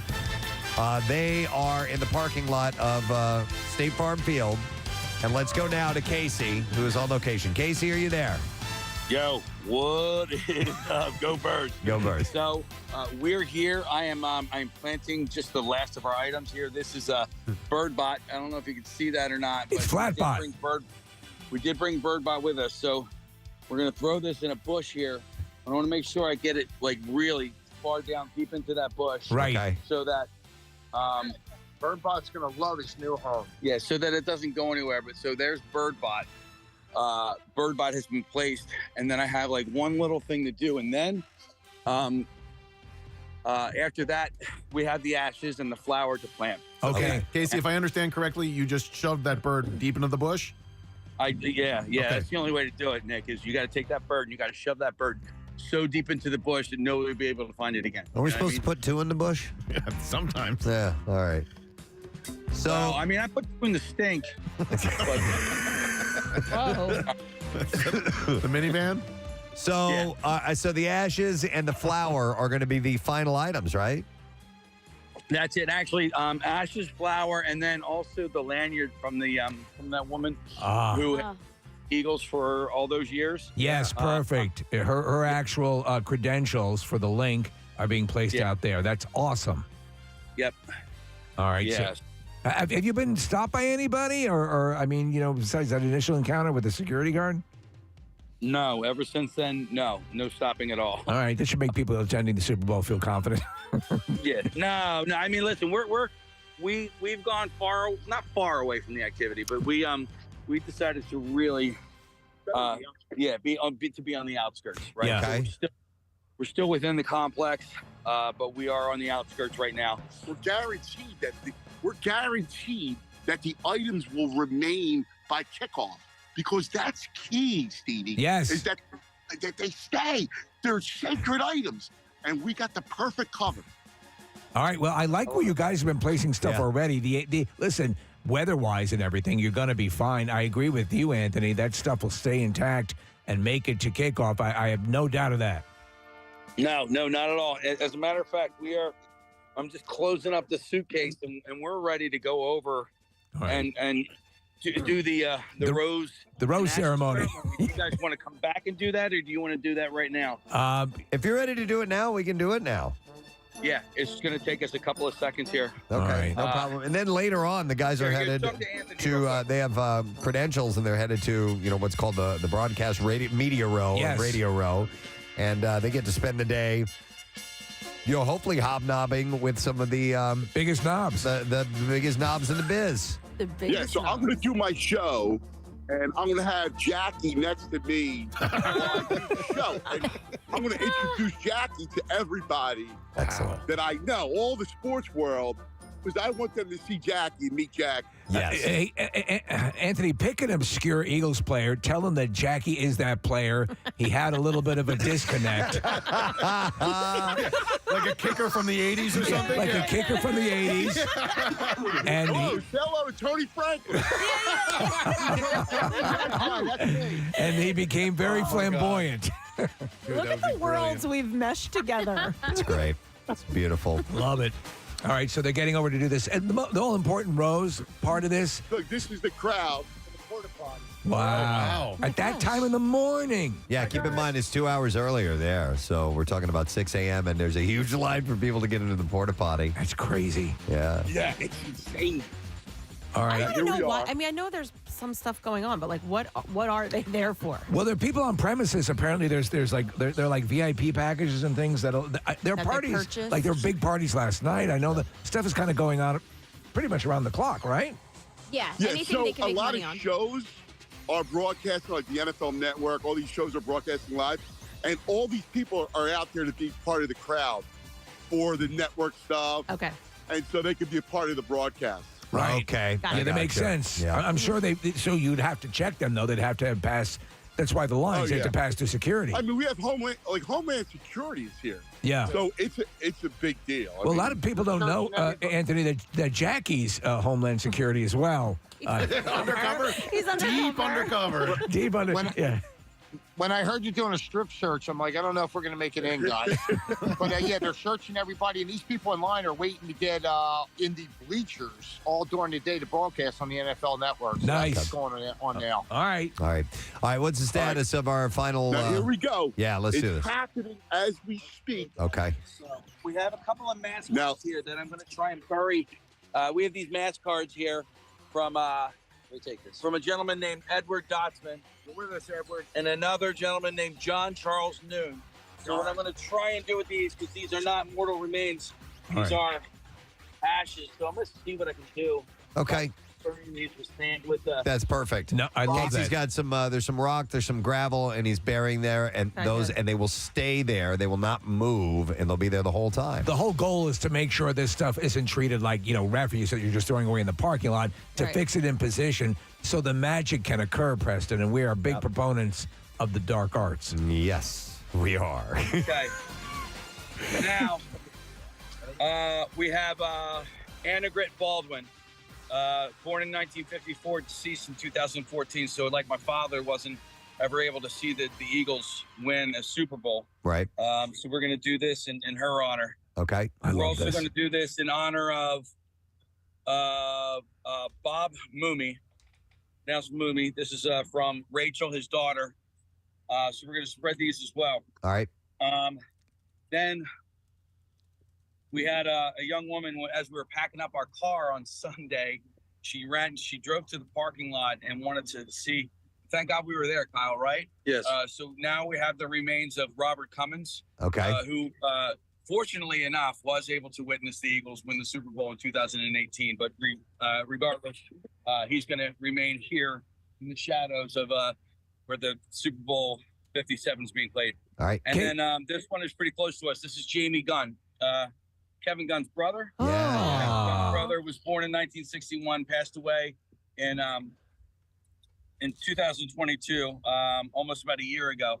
So we're going to put all these people together because these guys were all Eagles fans. So they're going to have the best seats in the house here, right? Season tickets here. So what I'm going to do here, and I want to try and be as reverent as I possibly can. Yes. I'm going to put this stuff at this tree.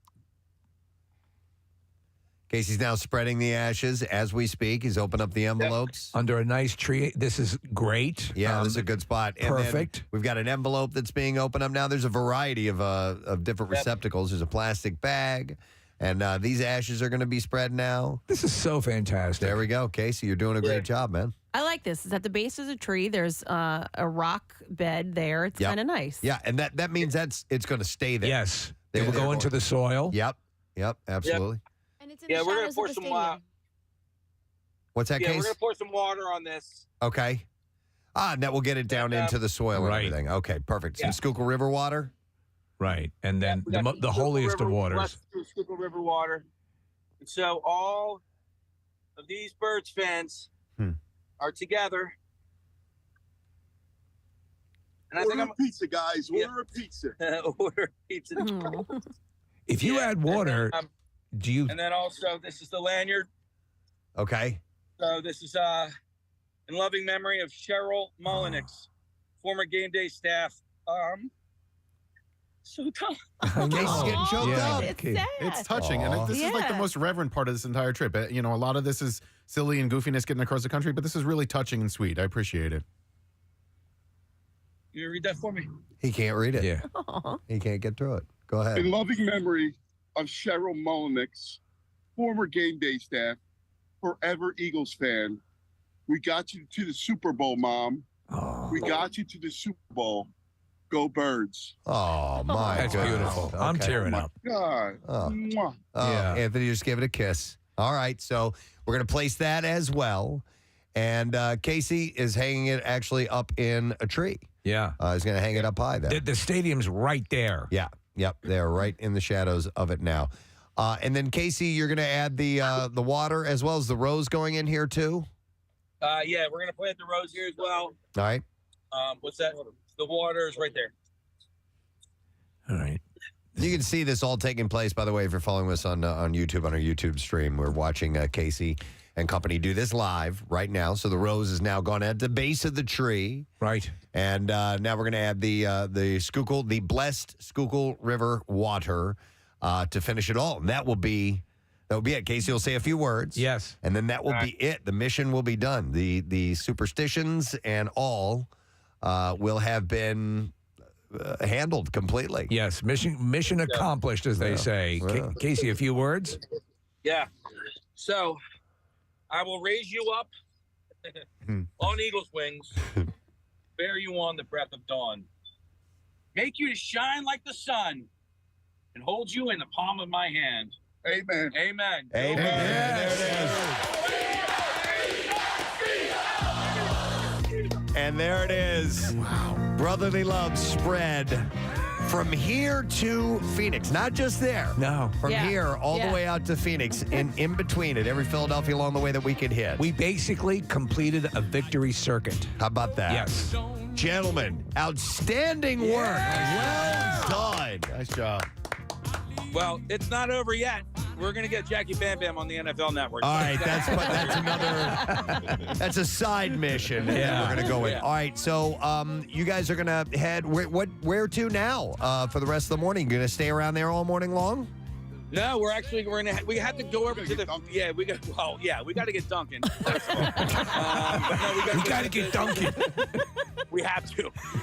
We're going to head over to the Phoenix Convention Center. That's where Cuz is going to start his show in like 2 hours or something like that. So yeah, we'll check in with you guys over there. I think Fox might be over there. I think NBC might be over there. So we'll check in with you guys when we get over to the convention. All right, All excellent. right, sounds good. Well done, guys. There we go.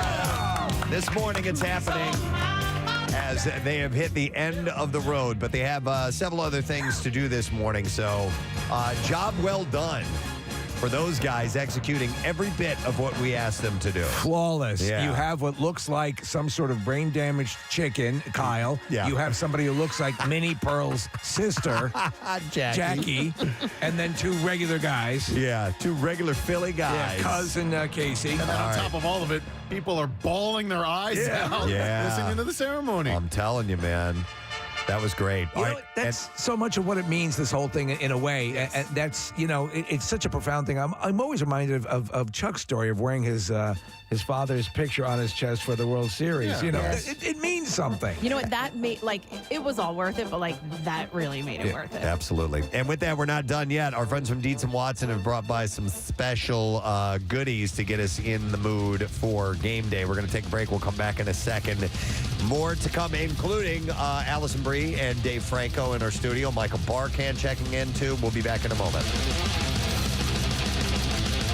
Preston and Steve on 93.3 WMMR. Is your phone an app hole? You know, full of useless apps taking up space. Well, get rid of them and get the WMMR app. You can listen to us wherever You should donate your socks to Carrie, high how school much kids. did you sell Kathy's throwaway underwear for? I was actually thinking of that. Listen, I had bags of throw it out, bags of consign, bags of donate. I mean, there was a ton of So you stuff. had plans for these. But do you have family members that you'll let do a once over? Yeah, like I separated it. Yeah. I organized the. So you know who would. Yeah, like I maybe just like something. Right, exactly. A couple and like nicer things. I'm not going to take my junk and try to pawn it off on somebody. Like, you know what I'm saying? There's stuff that I threw out that I'm not, have stains on it, rips in it, like whatever it is. This one has skid marks. Listen, you know that didn't happen in any of my items. There's some pretty severe stuff. This one looks like an Ohio road map. I kid you not. If you brought in old throwaway panties, we could give them away. We could I'm not absolutely giving away my underwear. We could auction them off for charity. Absolutely. Or like What's your underwear going for? we could even do like a buck a sniff or something like that. Does it smell like cod or salmon? You could do a kissing booth with your panties. Yeah. I did throw away a lot of underwear. Yeah. Did you? Mm-hmm. Did you guys read the sex issue of Philly Mag that came out last month? It was, no. There was it was an interesting read, but there was a woman who is now an escort, and the way that she got her start was by selling her panties online. There you go. Yeah. There are, and we have not made this up. In Japan, there are vending machines that sell used, worn, they claim, worn panties. Mm-hmm. And it's a vending, because you're on the go, right? Your perversion doesn't stop, for anyone. You got to get to work. Yeah. Yeah. I'm just going to grab a cup of coffee and a quick sniff, and I'll be in by 10. Yeah, that was our meetings at 10. Great. I have time for coffee, a bagel, and a quick sniff. Quick. I'll see you in 10 minutes, Yakamoto. Yeah, I'm going to have some coffee, put a woman's panties on my head, and then I'll be in. On my way. Yeah. Going to sniff the microfibers out of that sucker. I should see you by 11. Is that a conference call? Good, then I can keep the panties on my head. Right, exactly. All right, and then finally, Tom Hiddleston does not want to talk about that time he wore that I Love TS t-shirt. So Shut up about it. Shut up, you whore! Jesus. We have audio of him on the Today Show. Shut up! Shut up! Stinking whore. God damn it! All right. Shut up! Whoa. All right. So no, he was him. Savannah Guthrie asked. I think he does. He toes the line, and he is able to deflect these things, and he's a very nice guy and wants to talk about the industry and all that stuff, but he's trying to keep his private life private. I have a different anecdote, but let's listen to this. Okay. This. Shut up! Here it is. I read a GQ profile of you, and don't kill me for asking, but of course, it was asked about your relationship with Taylor Swift. And I thought when I read it, I thought you gave really thoughtful answers, and I wondered, what it was like to kind of go through all that and to be in the public eye in that way. It must have been kind of... It's already in the public eye. All right, anyway. Yeah, I know. It's a stupid question. Disconcerting. Well, it's I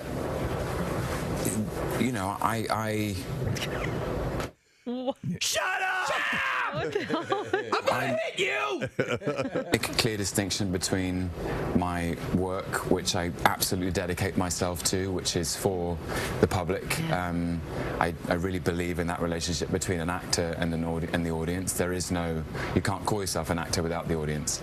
And my private life is private. Yeah, makes sense. Yeah. Listen, there's enough to talk to this guy about outside of his 10-minute fling with Taylor Swift, which has been over for a long time now. He's got a major movie coming out. Yeah. I tell you what, though, I could see him definitely as James Bond if Daniel Craig, who I think is phenomenal, steps away from it. He could definitely do it. I think he'd be great.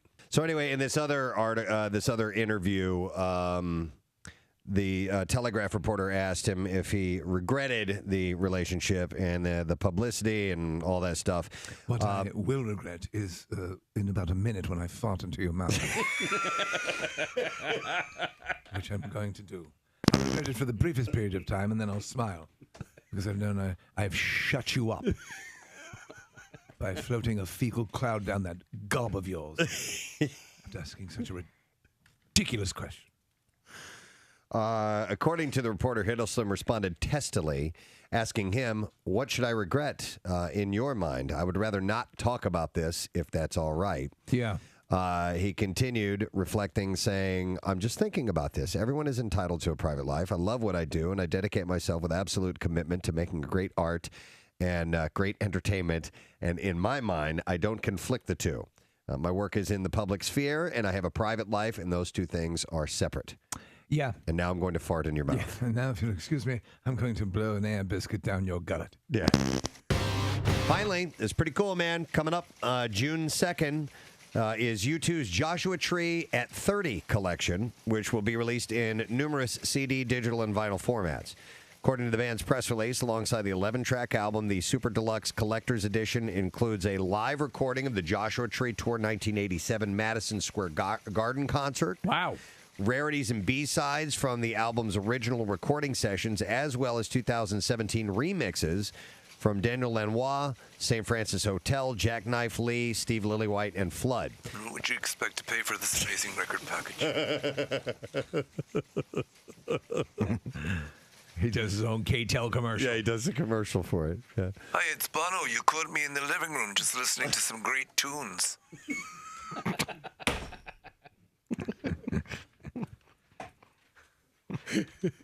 He's just there with the. Is that clearly not his paneling on the walls? Clearly not his living room. You know. Is that the Joshua Tree? Well, yes, it is. Well, now you can own the Joshua. You turn it up. Turn it up.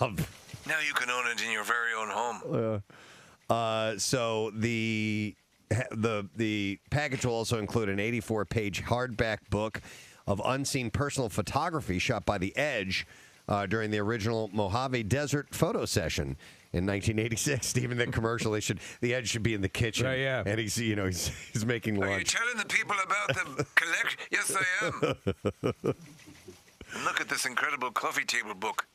With lots of pictures out of focus. The Edge commented in his introduction to the newly published book of photos, saying, when I see the people we were back then, I see a bunch of pilgrims on a journey towards some kind of creative home. Yeah. And I think that really does capture the spirit of the band at that time. I think that's my favorite look of the band, the Joshua Tree period. I agree. Yeah. They had a cool appearance about them. I think the album is a masterpiece. I think it's exciting that they're going to play it and they're going to be in Philadelphia. Did you get to hear Pierre yesterday? No, but I heard Jackson yesterday, who didn't even know that they were going to be playing the Joshua Tree while they're coming to town. But no, I know that Pierre tracked side one vinyl of Joshua Tree, and I missed it, and I wish I would have heard it. I don't know if it was special vinyl that he had, but I went to this studio when he was getting ready for the Workforce Blacks yesterday, and he had that vinyl out, and it seemed heavier to me for some reason. I'm not sure. Apparently, it makes a difference in the world of phonographs. That is what I have in music news for you. Hope you enjoyed that little treat for you this morning. No, Marissa has it. Little Nid. Hold on. There we go. Oh, that's the very one. The very album in question. Oh yeah, it's definitely. What'd you expect to pay for this heavy record? It's that thing must weigh 20 goddamn pounds. It's like a manhole cover that plays music. You can feel it. In 180. Absolutely. Yeah. Marissa says it's 180. 180 pounds. It's 180 pounds. That's a good 50 pounds more than the original album. 180 grams. We've just we remastered the Joshua Tree on Captain America's shield. Yeah. Vibranium? Vibranium. You can listen. This is one record you can listen to in a moving truck. Right. Okay. It absorbs all the vibrations. Yeah. All right. So they're coming out with a special edition. I love that album. I love the album artwork. Yep. It's fantastic. Nick might be going to Joshua Tree. Yes, yeah. About that, right? Talking about a trip out to Los Angeles, and it is now my goal in life to get to all of the national parks in this country. So there are two relatively close to LA. One is called Channel Islands, out in the ocean in the Pacific, and then the other one, which is a little more accessible, is Joshua Tree. Nick, why didn't you ask Steve if he's been to the Joshua Tree? Hey, Steve, have you been?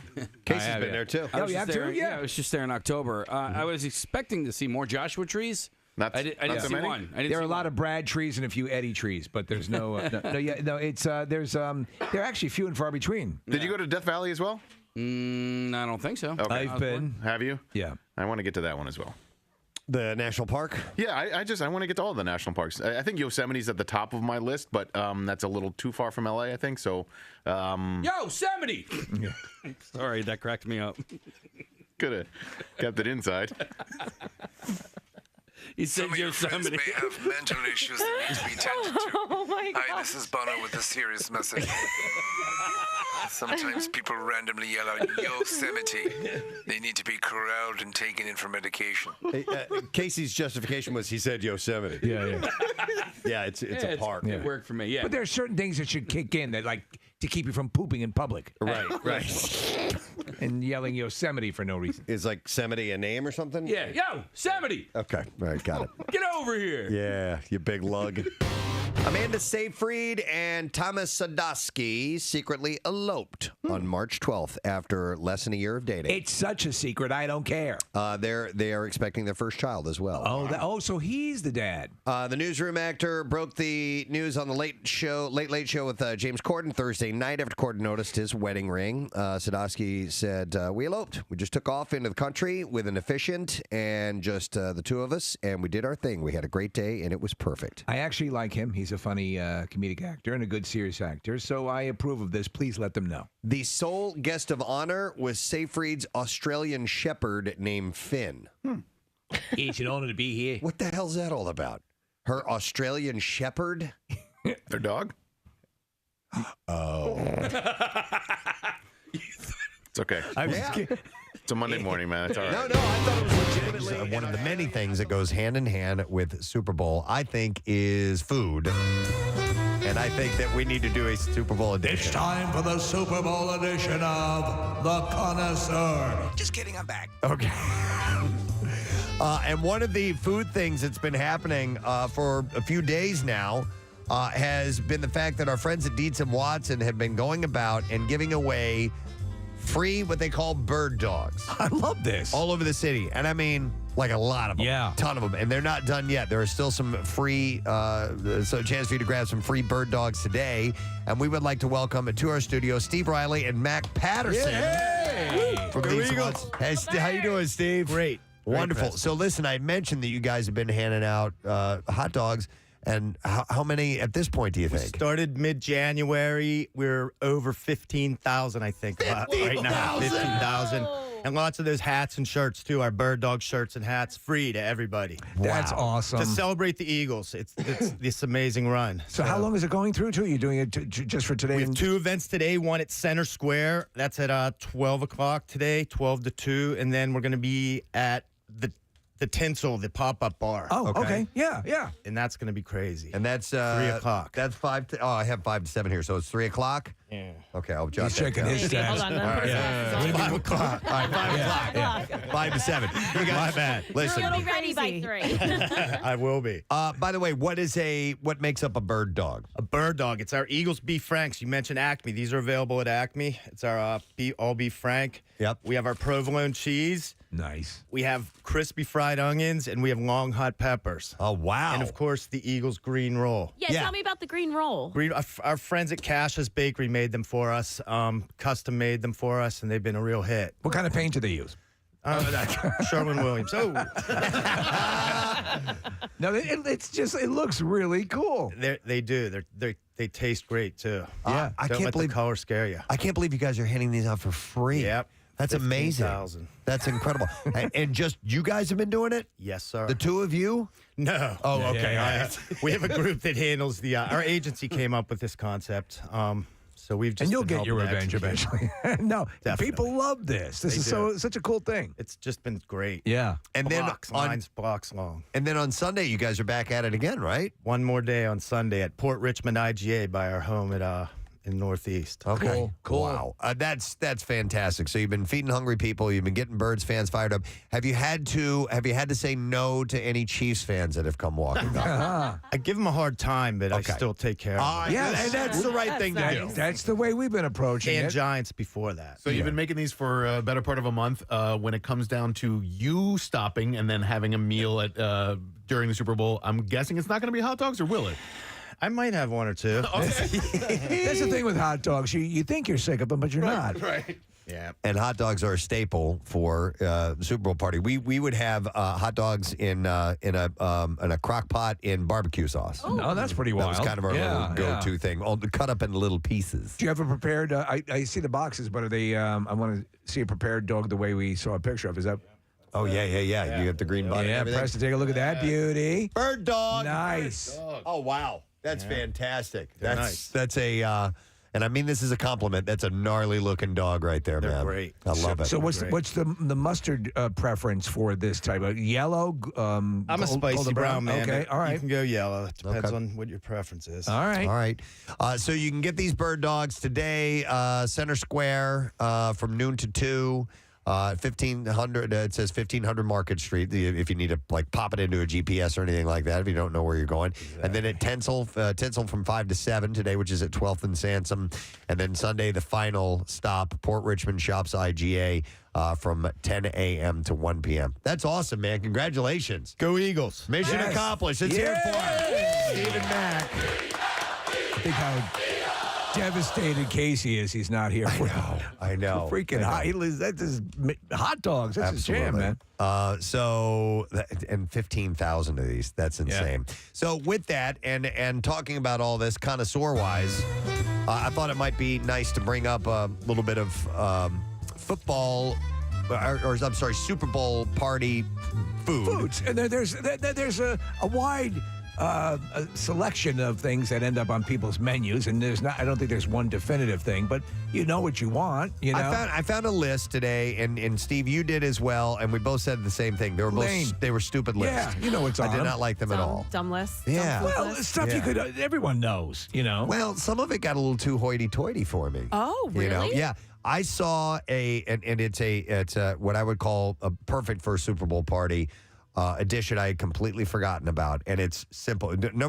A lot of things need to be just simple, I think, for a party. And it was essentially like a chili dip, okay, which I love. Sucking on a chili dip? Sucking on a chili dip. So you take... Sucking on a chili dog. Sucking on a chili dog. You take sour cream and you layer it in a casserole dish. Yeah. I know you hate that word casserole. She hates casserole. She hates string bean casserole. Then Hormel chili in there. I like the word whore. And then you put Colby Jack cheese on top, and then you nuke it for like a couple minutes. Boom, done. And that's it. And then you take tortilla chips and you use that to dip in. Bang. That sounds damn good. Love it. Everything on Super Bowl should be dippy and able to sit out for hours. Because I just want to pick. I don't want to sit down, have one thing to eat, and then not. I want to pick for hours and hours and hours. Dippy and drippy, the same parameters for picking a prostitute. By the way, your favorite go-to for Super Bowl party, 215-263-WMMR. Even your secret recipe if you want to share that with us. Okay, so it's not a secret recipe because I'm not making anything. You guys know that. Yes. But I did You're going to a party. I did order for the Super Bowl already, and I'm going to mention it because I already placed my order, so I know I can pick it up. But Marciano's stuffed breads right over in Manayunk, legendary, the absolute best. So I ordered them, and I'll pick them up. And it's pandemonium over there when they, the line goes out the door. I know, and but no one does it better. Well, and they actually have a special bread, which when I placed my order, I didn't realize it was just for Super Bowl Sunday. Like you can only pick it up on Sunday, so I couldn't get it because I'm picking mine up today. Is it the orangini or something like that they call it? No, that's their circle bread. No, these are the stuffed breads with the cheese and it's. Oh, that sounds pretty good. It's good stuff. Preston, have you ever had them?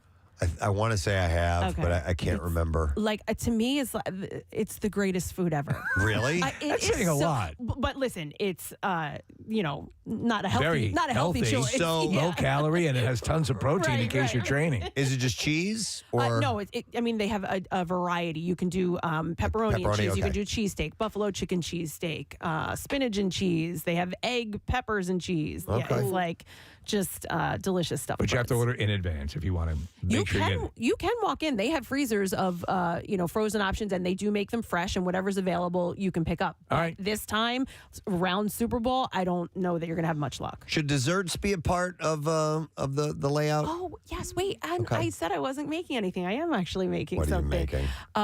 Jason, I found them. They are s'mores cupcakes. Oh. S'mores cupcakes. Yeah. That seems too elaborate. No, it's not. I didn't say it was elaborate. I just said I was making In it. fact, you could just throw the ingredients in the air; it'll come down to s'mores cupcakes. Pretty much. Well, that's pretty cool. I never think of dessert for a Super Bowl party. I always think of it as a savory kind of thing. Yeah, me too. That's why I threw that out there. Yeah. I never really, and I'm like Marissa. Rather than having, say, like a meatball sandwich, I'd rather just have meatballs. You know what I mean? I Like do the tapas. smaller meatballs. Tapas, which is a style. word that comes from the Super Bowl. I did not know that. It was one of the early plays was the long tapas. Okay. Last year at our Super Bowl party, you guys know we always do a theme. We're not doing it this year. Obviously, some of my friends are going to the game. But we did a board party last year. You may have seen them on Instagram. Each person brought a different board. Preston, I brought a pickle board. Ooh. And it was great. It was all sorts of pickles and pickled onions. Sucking on a and pickle board. Yeah. Thematically, I tend to default to the standard, it's actually, for the longest time, it's been my fried chicken. I'll go just have fried chicken because it's kind of verboten, but I'll indulge. But this year, I think I'm going to be rocking some standard stuff. What do you guys think about buffalo chicken dip? Love it! Yeah. Love it. I love it! Big fan. And it's deadly. It's like, Nick, it's like sour cream and onion dip. Yes. I can't stop myself. I wish that there were a way to use a straw to suck it up in your mouth. Jesus because Christ. That's how delicious it is. Chicken buffalo dip. It's almost like a Frosty. You know how a straw doesn't really get it done with a Frosty? You need a spoon. You need a spoon for buffalo chicken dip. You can't eat it fast enough. No. And also, some people are texting in Corporalese is a good staple. Oh, yeah. Yeah, definitely. Anything Tomato buffalo pie. dip, though. In fact, I just feel horrible afterwards. I feel like the lowest because I just overindulge. You should be proud of yourself. Let's see. Pretzel nuggets. Somebody says, and they make a pineapple relish that's good on chips. That sounds kind of interesting and disturbing at the same time, but you never know. Monkey bread is a dessert. It's still a good picky food, somebody says. I was introduced to monkey bread, I guess about 10 years ago. It is I don't know. I would not assume monkey would taste like that, but it is so delicious. I have a recipe for beer dip, which is really easy. If you just Google beer dip, it's literally half a bottle of beer, shredded cheese, cream cheese, and ranch dressing. Okay. Wait a minute. Yeah, so you think about you mix the cream That's cheese monkey and the splooge. cheddar cheese with the ranch dressing, and then you I've learned slowly pour the beer into it so it doesn't foam up, and you mix it all together. I've never heard of that before. Preston, it's delicious. Really? Yeah. Okay. With I've heard just of a beer cheese soup and stuff like that. Goes but good with a pickle board, doesn't interesting. Wait, here's another thing that grosses me out. I don't mind ranch dressing. Like I could dip a carrot or a cucumber in it, but if ranch dressing is mixed in anything, oh God. Oh. Same thing with mayonnaise or something like that? Well, no, mayonnaise I just hate altogether. But no, I don't mind ranch dressing, but when it is mixed with anything else, I no way. It's All right. awful. We're going to get some calls. I'm going to go to Justin. Hi, Justin. Good morning. Hey, Gadzooks. Gadzooks, buddy. All right, so what's going to be on the menu? So my wife makes these things called pizza bombs, which is the Pillsbury rolls. Okay. And you stuff them with mozzarella cheese, any meat. She usually does pepperoni. Then you bake them in the oven. They come out literally like these balls, and they got a little sauce inside, and you dip them in marinara. They're so addictive. That sounds really good, Justin. Man, and that's what we use we use the crescent rolls for a couple of things, and that would probably work with that as well. They're flaky. Justin. Crescent or pressing the biscuits, and then Yeah. you peel them apart by layers, and you use each one of those little layers as the dough. All right, Justin. So that's the hit of the party. Yeah, she puts them out. They're the first thing gone. All right. Okay.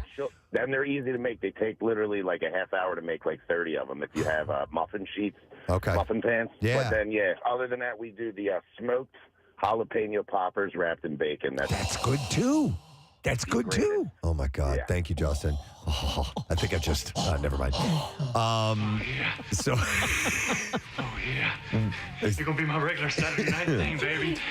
Who knew that he was actually planning a Super Bowl menu during that scene? So this one I would definitely make if I was going to a party or something. Well, maybe we'll make it just because we're hanging at home. But pigs in a blanket, and we use the crescent rolls and the tiny little sausages, and you wrap them.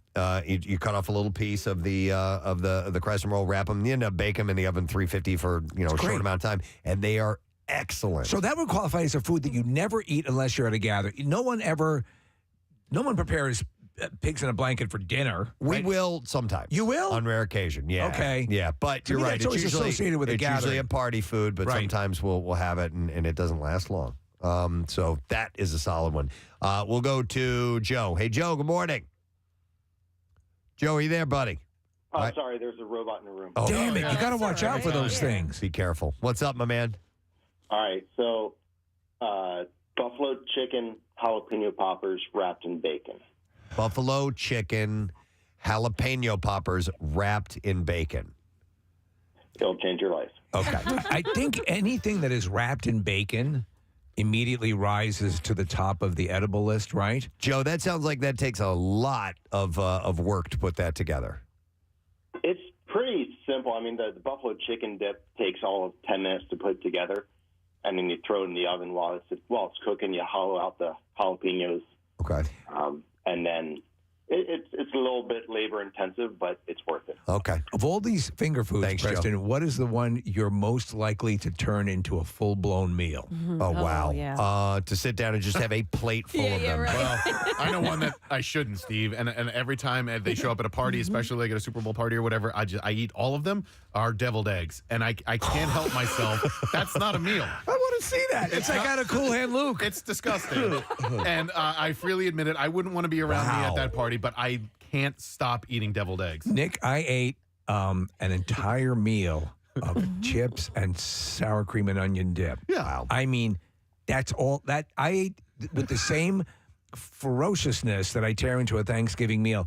I remember that night, and I remember never feeling so inadequate. Yeah. So gross. You're a But little I could not ashamed. stop. I get it. I'd put away a whole full bag of chips. I know outside of salmon, you're not a real big seafood guy, but what do you think about a crab dip, Steve? Because I'm a huge fan. fine with crab dip. Okay. I would never eat crabs, on their own. But a crab dip or, I'm totally fine with that. All right. All right, I'm going to go to Clinton for this interesting sounding recipe. Hey, Clinton, you're on the air. Good morning.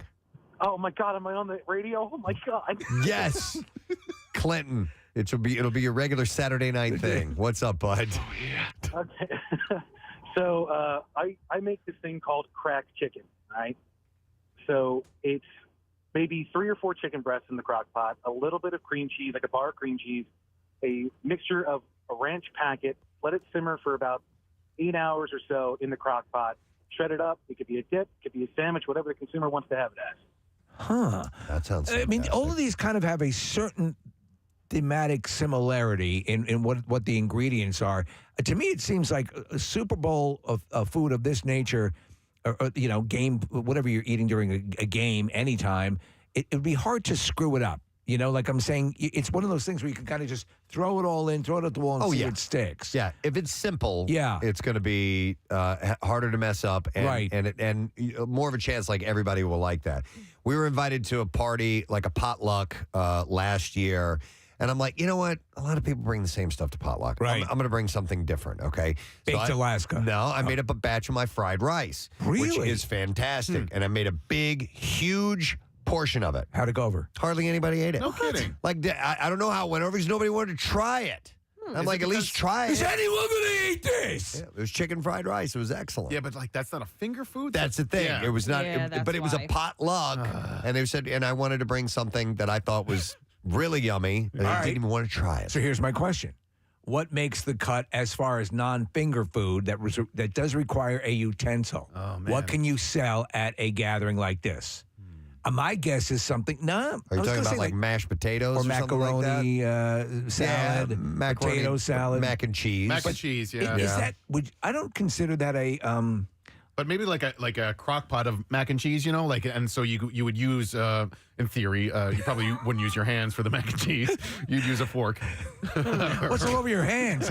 Oh, you have utensils? Yeah, but there's that.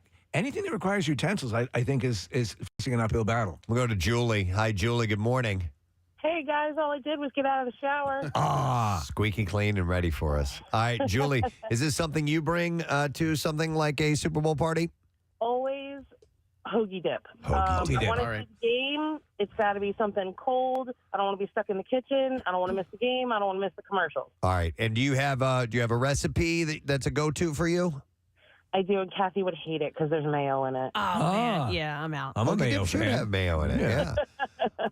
It's basically everything you would put on a hoagie, chop it up, mix it up with a little mayo, and believe it or not, pickle juice. Pickle juice, yes. Yes. Give it a little sting, a little tang in there. I love it. You remember that was all the rage in the NFL for a little while. Thanks, to Julie. increase their endurance. I do love a good hoagie dip. You asked what you could sit down and eat a meal of. Of the hoagie dip? I could a hoagie dip and some pieces of bread. Not a sandwich. No. But bread to go with that. For dipping. Or to putting it on the bread. Scooping. It's never like a little bruschetta type of thing. It's scooping and dipping. You never include the G. That's right. That's too formal. Let's see. We will go to, hang on. Oh, is this Ra? Hey, Ra. Yeah. Hey, we haven't done a Ra in ages. Everywhere. Yeah. What's up, man? What's going on, man? Good to hear from you, bud. Hey, let me tell you a hit. It's simple. All right. It's so simple. Tater tots, my friend. Okay. But this is what I do. I do batches, right? Because they're easy. You put them on the sheet, put them in the oven, boom, boom, boom. But then some have parm, some have chives, some have smoked paprika, some have cayenne. You know what I mean? Oh, it's like a different dish every time you take it Dude, out. I love tater tots. The whole tater and tot concept was a winner from the beginning. And you're saying you just add a little spice panache and you And we add cheese to some. You see what I'm saying? Different cheeses. Yeah. Sometimes you get the Mexican cheese. Sometimes you get the jalapeno, the pepper jack. Yeah, yeah.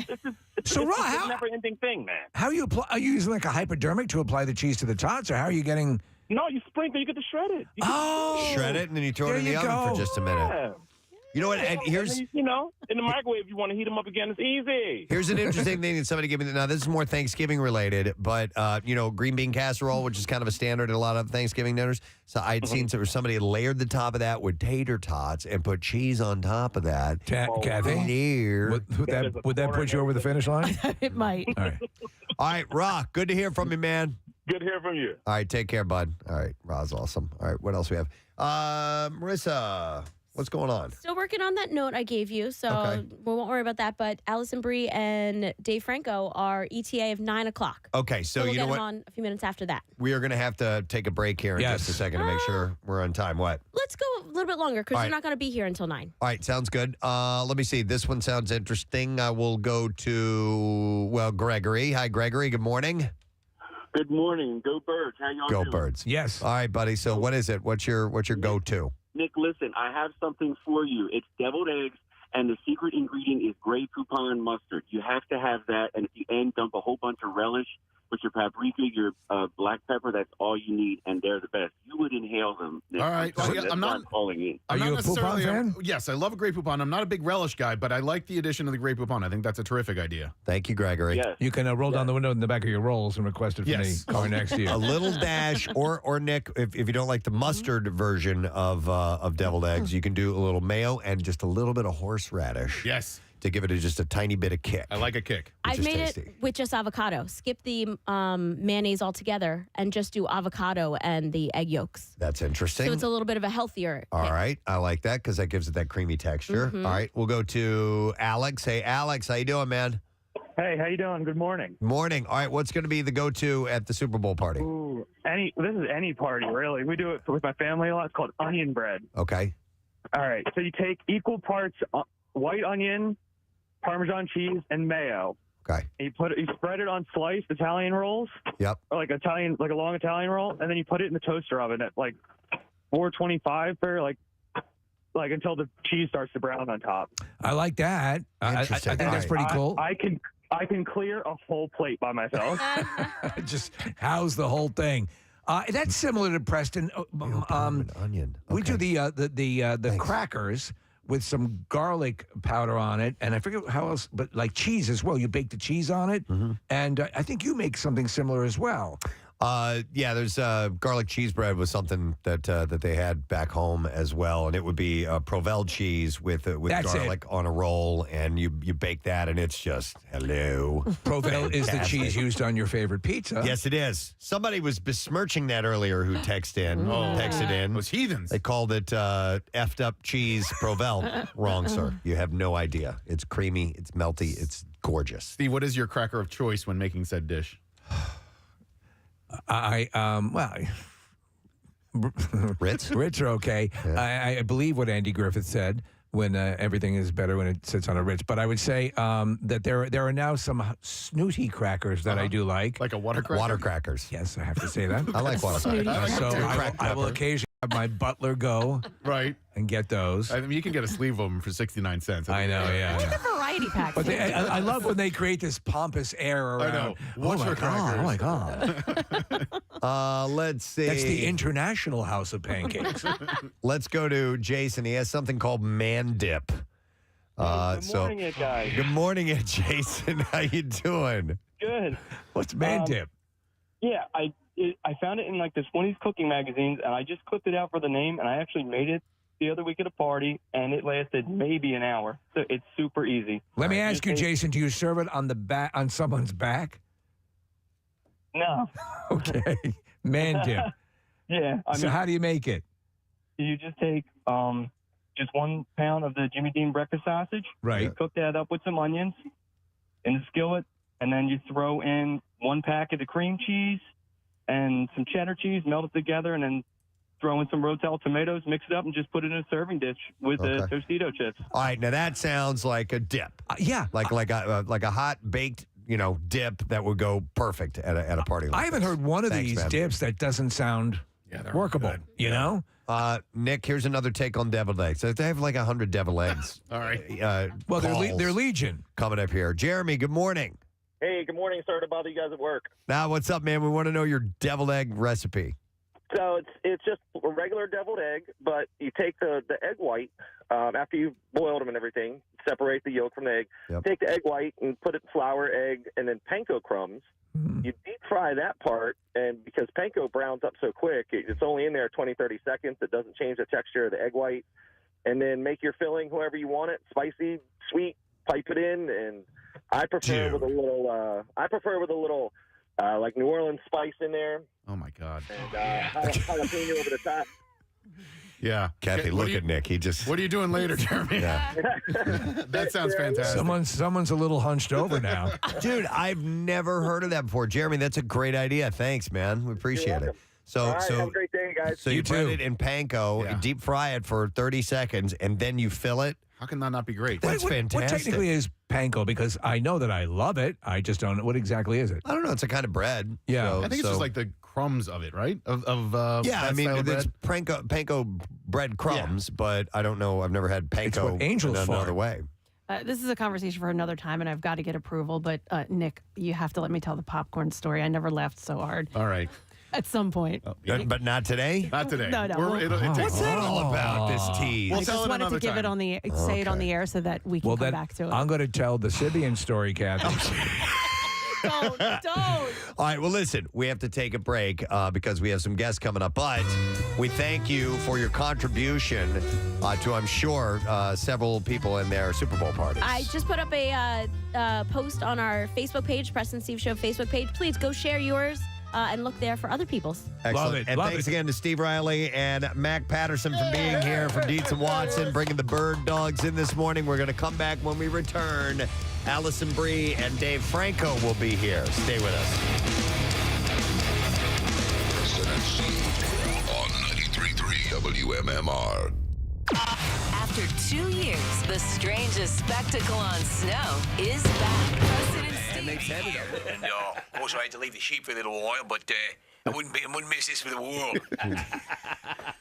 Probably I was their just dog. kidding. I'm not a dog guy. Obviously. I'm a shepherd. What do you do? Hey, I'm here for the Siegfried wedding, and I'm the only person here. Generally, a guest of honor is not a dog. No. Yeah. So, It doesn't usually make the news story either. And I'm an idiot. They wrote their own vows. And it was lovely. Finn gave a great speech at the reception. I got to say, I'm a little nervous. Yeah, I've been known more for my shepherding skills and the kind of man who gives a speech at a wedding. But I got to say, it was quite an honor and a little bit of a shock to receive the invite. Casey, do we have any crowd ambiance of? Just want to say a few words about the couple. Emerged my surprise, standing out there in the outback playing with didgeridoo, tending my flock, and here comes Western Union with an invite. Nah, it was mostly shock because I'm not even friends with these people, but you know, I'll go anywhere if you provide airfare and a hotel. I understand they'd reached out initially to a soothsayer, but decided to go with the shepherd. All right. They were going to get their German shepherd to show up. Now that I would have known. That I would have known. It's good to be here. Anyhow, they wrote their own vows. And, Always a mistake. Sadowski described their ceremony as beautiful. Yeah, he was great. He expanded saying, listen, she said, the person who I love, admire, respect most in the world, it was she didn't say that. She said, she's the person. She told me I'm the person she admires most in the world. Who I love, admire, respect most in the world. And He's a little cockeye, don't you think? Everything that it should be. It was just the two of us talking to each other. Hey, I don't want to interrupt things, but these are very good pizza bagels. I can't tell if this guy's a talking dog or an actual shepherd. Yeah. I thought he was a shepherd. I could tell. Listen, I don't want to bother you two lovebirds, but where's my coat? Is it upstairs on the bed? While the big celebrity wedding involving the gowns and pounds worth of gleaming jewels and glossy magazine covers used to be the regular thing, more and more stars are opting out of the limelight for the big day. It's just those two, the efficient, and a guy in a robe with a crook. He's a crook. Giant beard. He's not Moses. Yeah, shepherds don't. There are shepherds still, and I don't think they look like that. Yeah. In my mind, they all have crooks. I have no leg to stand on at all to criticize anyone. No. At this point. The Australian shepherd. Yep. It's a dog. What's more ridiculous, having a dog? Hell no, I'm here for the wedding. Now they invited me. Well, here's your proof. Look, it's wool all over me. I'd like to play a song I composed for the couple on my didgeridoo. Goes something like this. Thanks for attempting to back me up, Casey. Yes, it would make more sense to have an actual human being, as opposed to your dog, be a witness at your wedding. Yeah. How does a dog sign man. the witness sheet? There's an ink pad. By the way, I think I'm going to get lucky with the Shih Tzu at table 7. Kathy actually had a family member pass recently. That's why she was gone last week. It's been a bad streak for you, Kathy. Thursday and Friday. Yeah, I know. Seriously. Yeah, my cousin passed away completely unexpectedly. It was very sad. We were all very close with him. He lived with my family growing up for a little bit of time. So it was a little more than just a cousin. We were pretty close to him. So it was sad. So yeah, I flew down to Florida. They sort of did a celebration of life, is what they called it, and I was held at a family friend's house who, opened their doors to my entire family and all of my cousins' close friends. And one of my cousin's friends was a musician, so he came out. He actually played some music, played some of my cousin's favorite songs.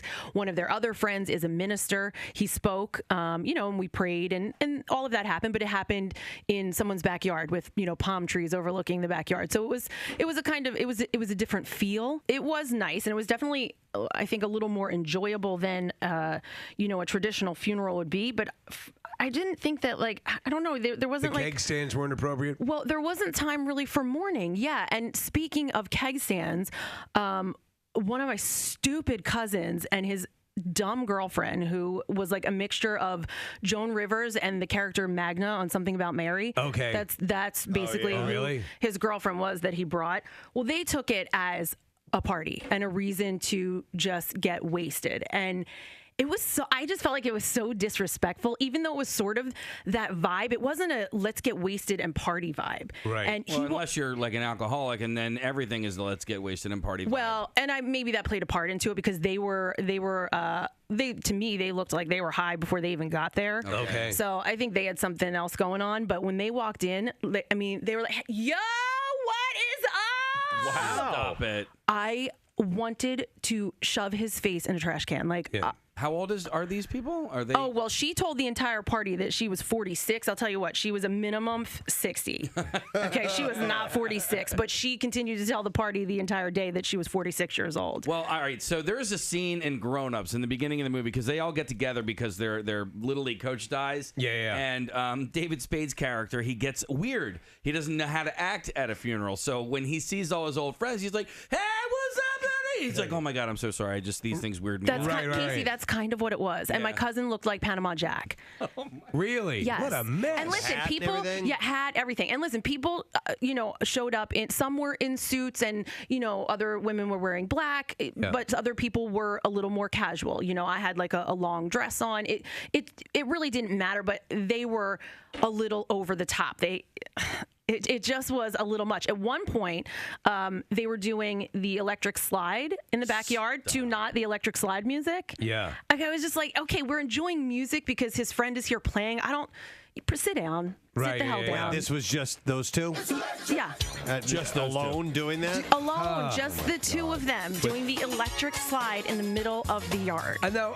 Sit down. I get that you're trying to go for a more upbeat vibe, but I don't know how. I don't know if I'd know how to act. Listen, and everyone was kind of like, what are they Do we have doing? fun? How well do you? I know their family, but how well do you know them? I mean, do you only see them at family functions once in a great while? This couple? Yeah. Yeah, so I only see him every once in a while. Fortunately, I don't have to be subject to him Panama that Jack? often. Yeah. Panama Jack and his 75-year-old girlfriend. Yeah. So them, no, I am not all that close with. Anybody say anything to him?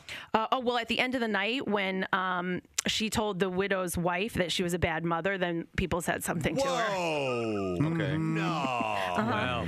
So, and this is the girlfriend. This is the girlfriend who half of us have never even met. How long have they been dating? I don't know. Okay, what a bitch. Oh my God.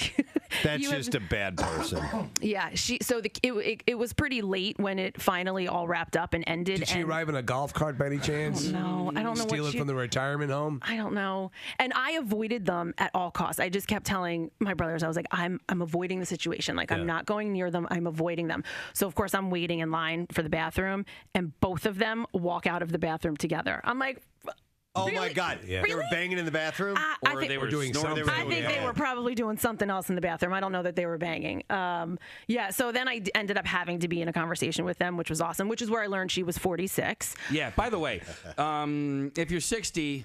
Wouldn't you rather be looking good for 60 or terrible for 46? You better look good for 60 than terrible for 46. Exactly. And you know what, though? And she ruined it because she told a story later on in the day. About meeting Eisenhower? No, that aged her. Yes, that aged her. And me and my mom figured it out. And we're like, okay, she's at least 58. So I told him Normandy invasion will work. But anyway, enough about me. A couple of people are texting and saying, "Hey, you can't have funeral without fun." Yeah. No, but there was. Listen, like my cousin who passed away. His brother is a very fun person, and he was distraught over the loss of his brother, but enjoyed himself, had fun. We told stories about him. There was fun to it. It wasn't this couple didn't need to do that. Yeah, they difference killed between- it. They made it awkward, and they were disrespectful. Right. It's the difference between a pleasant, upbeat affair. A positive, life-affirming memory. Celebration of life as opposed to, look at me! You honestly, you really you need to take the lead from those closest to the deceased, right? So those most affected by the deceased death, whether, a husband, wife, kids, brother, sister, whatever, you take the lead from them. If they seem to be having a good time and upbeat and all that sort of stuff, then you take that lead, right? If they're not, then you need to kind of be at their level or lower. Yeah. But, I mean, your cousin's just an a-hole. I mean, that's all there is to it. Was the family all talking about it? Yes, of course. Yes. Yeah. Well, that's the risk you run with something like that, is that people... But again, someone who has even the most basic social skills would know how far to push it. You should not be doing the electric slide. Yeah. At funeral. And so, even though it's a completely different occasion, they would be the a-holes at the wedding, too, probably. Yeah, right? I'm sure. They clearly had some issues that need to be worked out. So I'm sure that was the main reason for them. But This is the way we did it at Gatsby's house. Yeah. Yeah, I just wasn't into it. And Yeah. Was is that? I can't wait to see Ham-Ass 2, Casey's Revenge. Ham-Ass 2. Some Wait, people. what was Ham-Ass 1? Yeah, it'd be the first. A lot of people were calling for now my involvement with the Greater Philadelphia Film Office, Miney and the Effed Up Horse. Miney and the Effed Up Horse gets made finally. Finally. There's that one, and what was the other movie? What was the other one that Isn't there another we kept one? referencing? Oh, yeah. Stinky and... Stinky goes to college? Does it Stinky go to college? No. My name after Horse. Maybe it's Stinky. I think it's Stinky Goes to College. Stinky Goes to College? Okay. It's Stinky Goes to College. There's a couple of other There was a script floating around for one of them. For Miney and the Effed Up Horse. Yeah. Well, there was a cast listing for Yeah, that. That's what it was. Yeah. It was a movie that we would have loved to have had made. I think it was the time that Barbaro got sick. Right. Yeah. Yeah. Miney And the Effed Up Horse. Miney, wasn't it when the miners in Yeah. Pennsylvania were stuck underground? Sure. And, yeah. So it's a powerful story. Miney. It's like that Antonio Banderas movie meets Seabiscuit. An author, his name is Yuval Harari, argues in his book, which is called Sapiens, A Brief History of Humankind, that gossip is the foundation of our species' survival. Gossiping or sharing social knowledge involves retrieving previously acquired information about an individual from our vast social network, a process that's more complicated than this sounds. So how far does it go back? It goes all the way back, I guess. Guess who put finger in Stegosaurus? Oh, my God. Are you effing kidding me, Og? Saw it with own eyes. Put finger right in Stegosaurus. Then sniffed it. Get out. Saw it with own eyes. With own eyes. I bet at some rudimentary level it was part of campfire talk. Oh, yeah. Yeah. Are you kidding me? Stegosaurus facing away. Og walk up, finger go in. I saw it. Own eyes. Of course, it's the original storytelling, probably, man. Yeah. Steve, I have a response to somebody texted over. Give me the story again about the Stegosaurus, please, because I have a response to that. All right. Og, put finger in Stegosaurus. Saw with own eyes. Shut the front rock. So dumb. You are so dumb. Yeah. Shut the front rock. Saw it. And somebody also said, get out of cave. Shut the front rock. So thank you to Clint Buffington. Buffington. Sounds like a potential movie that secretly became available on Amazon Prime last night. Those in the know watched it. Found that out, yes. They're promoting this film. They've both written it. One stars and one directs. It is called Somebody I Used to Know. Please welcome Dave Franco and Allison Bray. Thank you guys to the show. I gotta say, I could listen to you report on the weather all day. That was so impressive. Thank you. Thank you. Yeah. Tears right Oh, through. sorry, not weather traffic. Sorry. She does a great weather report too, though. I believe it. Well, I'm excited for your movie. I didn't know that it was up there, but I did watch the trailer, and like this is my type of movie. Well, it's our kind of movie. We're unabashed. It's a rom-com, but it's different. Yeah. And so, I would liken it to my best friend's wedding in a way, but it takes it and tilts it. And I love that. I watched the movie last night. I really enjoyed it. And I love that notion of, like the Thomas Wolfe, you can't go home again, but sometimes that's a good thing. Sure. And that, that you should have evolved a bit. There's all sorts of things. There's a review that I saw that I thought nailed it. It's a very positive review. It says, amidst all of the scheming and comic relief, there is a smart and insightful character study about how people latch onto ideas and perceived ideals of the past. And that's kind of spot on. Absolutely. Yeah. Love that review. We definitely wanted to play with this idea of the one that got away, right? Yeah. And how often we kind of put so much on that person, all the nostalgia of joy and all this stuff. But maybe you're just thinking about a time in your life. Maybe that's the thing that you miss and not necessarily that person. Maybe it's the way that you actually were during the time, when you guys were together.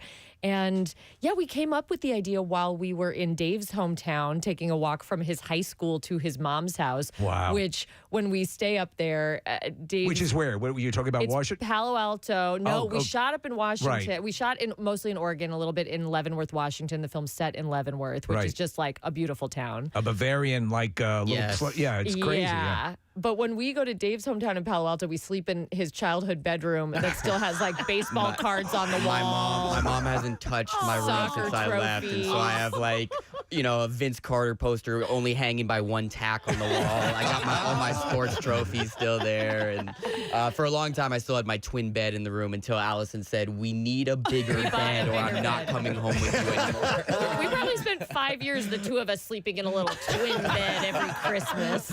We're small people, but it's still very uncomfortable. I love the ideas of that kernel of thought, getting the idea rolling. Did one of you turn to the other and just go, "We should write a movie about this"? Did it happen that way? I think it maybe started just from our love of rom-coms. It started with the genre where we wanted to kind of dive in that way. And this was at the very beginning of COVID lockdown. And so at that time, the movies that we were watching were more uplifting and optimistic. It was all we could really stomach at the time. And so we just turned to each other and said, let's do our own version of that and try to put some positivity into the world. There's an absolute place, and that's what they provide to you. Like I'm a sucker for Hallmark Christmas movies. Amazing. And what you do is you guys in the movie, and you both, obviously wrote it and were able to bring your perspectives, being involved with each other, married, and also, the male-female, the dynamic, all of those things. But you go deeper into sort of dismantling some of the tropes, Sure. I mean, we were trying to channel the nostalgia of those great rom-coms from the 80s and 90s that we grew up watching. Those are definitely my comfort movies. You're When Harry Met Sally, Sleepless in Seattle, My Best Friend's Wedding, Pretty Woman, like all those ones that I go back to and watch again and again. But we definitely wanted to update it with fresh characters, try to subvert the genre a little bit. And it's fun with rom-coms because people who love rom-coms are very familiar with all the rom-com tropes. So you can kind of, we really try to lean into them, especially in the first half of the movie, and then surprise people. Yeah, it's like we use what we know and love about the genre to kind of lead the audience down a certain path where they might think like, oh, I know where this is going, and then really trying to pull the rug out from them every step of the way. So let me ask you, does the dynamic that you have just naturally, in a married couple and writing and so on and so forth, as you were bringing up some of these subjects, did it make you explore your own relationship a little bit more? I mean, I think probably the reason that we work well together is that we like each other and respect each other. And, again, writing this during the pandemic, and some of this is in the plot and the themes that we're exploring in the movie, was this time where everyone was taking stock of their lives, right? Yeah. We were all trapped at home being like, do I like where I live? Do I like who I live with? Right. And we're lucky to say that we do, and we did. I concur. I concur. As I have a death grip on his arm, right, honey? But it was like we wove that in, that idea of hitting a point in your life where you're no longer wondering what your life is going to be, but you're sort of like, this is what my life is. Yeah. And then you have to analyze if you like it or not. There's, obviously when you guys are going out and doing some press, there's some scenes from the movie come up. One that keeps been a common refrain to some of the interviews you do is there's a scene, and we have this in common, Allison. I have been streaking on a golf course before. I mean, great news. I love to hear it. On a golf course. I did it as well. What was the context of your streaking? I was at a wedding. Great. A friend of mine's wedding. Another similarity. Yeah. Now, have I ever told this on the air? It was your wedding. No. That was legit. Yeah. Me and my buddy Steve and my friend Chet. Seriously? We all got, yes. LASIK? Yes. Mid-ceremony? No. After reception, dark. I maybe have done that too in Arizona. So not the same, not quite the same as you in the film, but I Were the three of you going full Will Ferrell in Old School, being running. like, we're all going streaking, and it was just the three guys? Probably ended up that way. I was so hammered, it's just bits and pieces are coming back now. Everybody come out to the quad. Well, there's a fair amount. There's nudity in it. It's and it's an interesting thing, and there's also a lot of I find very sort of it's not typical rom-com comedy. You play a character named Allie, who's a reality show. Dessert Island. Yeah. And there's a hilarious scene where you're going through potential options what was it? What was the name of what? Pie Hole. You're trying to come up with ideas of new shows. Pie Hole, which was food you can F. Yeah, food you can have. We realized after the fact that there might have been a missed opportunity where we could have begged Jason Biggs to be the host of Food You Can F, where he puts his member in different types of foods. Pies. Most commonly. So it has that edge to it. Sure, but Yeah. in regards to the nudity, I mean. We love non-sexual nudity and just kind of normalizing it. And it was one of these things that like it came about because Allison was actually kind of a streaker in college. That's right. I went to Cal Arts in California, and when I was there, the policy was that clothing was optional everywhere but the cafeteria. So nudity was high. It wasn't like kids were going to class naked all the time, but nudity was encouraged and supported. And I had a lot of fun streaking and making my friends laugh and stuff like that, which is how it found its way into the movie. But the movie is really a celebration of self, right, at its core. No, truly. And we're following my character who goes from being a bit uptight and sort of hanging on too tightly to her life, to who she thinks she should be. And we're following her journey getting back to her natural essence, her bare essentials, if you will. So it just made sense as a great metaphor. And to me, streaking, there's just a lot of joy in it. I'm saying it's fun, man. So it was actually you streaking? Oh, absolutely. Okay. With the co-star and the Kiersey streaks as well. It was a bonding experience. It was her first time streaking, and I'm an old veteran.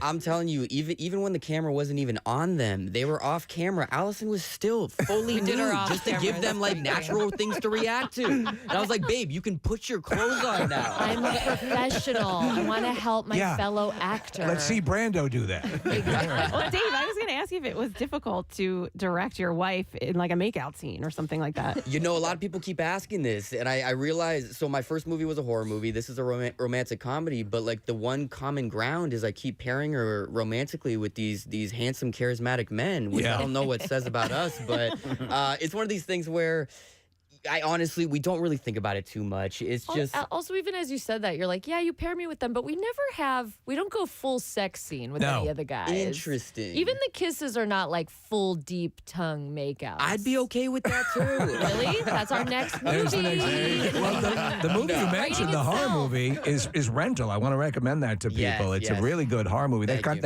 of put you on the radar, at least for me. Yeah. As far and you're both obviously in that as well, but on a directing level, you have a great cast. So you have Julie Haggerty, you have Haley Joel Osment, you have Danny Pudi from Community, who's great, and Amy Sedaris, and a whole bunch of other faces that we know. Yeah. So when you're like a director, it's your second movie directing and writing. Do you call in favors, or how does that? You know, these are friends of yours, obviously. Some of them definitely, yeah. I've just learned over the years I work best when I'm surrounded by my friends and family, the people who I trust the most. I just feel it just puts me at ease, and it feels like I can take bigger swings and take risks, knowing that there's no judgment. And so you're being supported. Absolutely. Yeah. And then on top of that, we just went out to the people that we didn't know. These were all our first choices, and we just got lucky, and we really become hands-on in the casting process, where we just write a bunch of letters to people who we're fans of. And you know, we wrote the script. Obviously, we really believe in the material, and I think we've learned over our time in the industry, it never hurts to ask. Just ask. The worst is that someone says no, they're not into it. Yeah. But also some of the roles, like you mentioned Danny Pudi, we wrote that role for Danny. Danny and I have stayed really close since Community, and you can't fake that kind of history with someone. He sort of plays everyone's best friend in the movie. And it was so fun to be back on set together and just joke around back up to our old antics. And Dave would just let the camera roll. That's cool. And so a lot of that stuff that made it in, even some runners, like some comedic runners throughout the course of the movie, were just us just joking and just fooling around. Oh, excellent. Danny's great. He's really great on Mythic Quest as well. Yeah. And I'm a fan of both you guys, Dave and Allison. It's really cool to have you here. Thank you. And Allison, I loved the TV show Glow. I thought it was phenomenal. Thank you. I got to have dinner one time with Mark Maron. He's a fascinating guy. Oh, yeah. And it was, but I'm curious as to what your experience was with Mark over the years. Oh, I adore Mark. I love Mark. And I just think I always will. He's my curmudgeon-y. You know, he's my guy. I don't know. I think I got to really see Mark's gooey center, especially because on Glow, it was just like every day watching Mark surrounded by 15 women in leotards and crazy 80s hairdos, and we never shut up. And Mark would try to like take his chair and put it in the other room. Like everyone's chairs are all congregated together, and he would move us into the other room, and then we'd just find our way towards him, just dancing around him, just like Mark. He like couldn't escape the female energy, and it was actually really sweet. I think we brought out a good side of him. The hair and makeup on that show was spot on. I mean, and the outfits, they really dedicated themselves to making it look authentic. We had a great team. Our hair and makeup gals, actually, I worked with them on Mad Men. So they are like the tip top of period hair and makeup on TV, for sure. I have to ask you about this Leavenworth. When I saw it pop up initially in the movie, I'm like, are they outside the prison? You know, where's this town? But this is like apparently this Bavarian. It's like all the architecture is. How did you become familiar with this town? Yeah, my friend, her family has a house there, and so I went to her sister's wedding there at one point, and I just remember thinking, what is this place? And it just really stuck with me, and it felt like kind of the perfect place for the movie, because you can imagine people growing up there and feeling like, oh, this town is kind of in the middle of nowhere. It's a little isolating. It's small, and feeling like I got to get out of here. I got to spread my wings. But also the type of place where you can imagine those same people grow up and look back and realize like, oh, this place was so special. It's so unique and quirky and beautiful. It's like a Hallmark Christmas movie town. Yeah. But for real, that reindeer farm is real and open year round. Wow. The music, by the way, throughout the movie is really unique. I have the feeling both you curated a lot of that. Yes. So what goes into that process when you're picking the songs that are applying to these? Because these are lesser known artists, but it completely works in the movie. I think we wanted the music to channel that same nostalgia where it feels familiar, but it's actually new. We're going to introduce people to some new music. I mean, again, it was a lot of passionate letters, again, that we wrote to some of our favorite artists, sort of begging them to be able to put the songs in the movie. And from a really genuine place. You know, we have an Alabama Shakes song in the movie, and Alabama Shakes is like, you know, our song is an Alabama Shakes song. So it's like that has a really special romantic place for us. Yeah, I mean, the kind of unifying thing between the whole soundtrack is we wanted these songs that felt timeless and classic, and whether they were new songs or older songs. And we got a really good combination where, we have some new artists, but we also got a Bob Dylan song, a Graham Nash song, and I'm happy you pointed out, because we are really proud. No, it really works. Fought for a lot of the music, and also like some throwbacks to just our adolescence, Third Eye Blind. You know, that can get expensive. Putting in the songs you want. Amazon, baby. Shout out to Amazon. We really fought for it, and they guys got some loot. They backed us up. They were great. They were great. That's excellent. Cool. Dave, I have to ask about your character Jack Wilder in Now You See Me. Rumor is there's a third film that you'll be reprising that. Is that true? The rumors are true, baby. Okay, excellent. Oh yeah, Now You Three Me. Now You Three Me. Did you retain any? Because we really enjoyed those movies. Oh, good.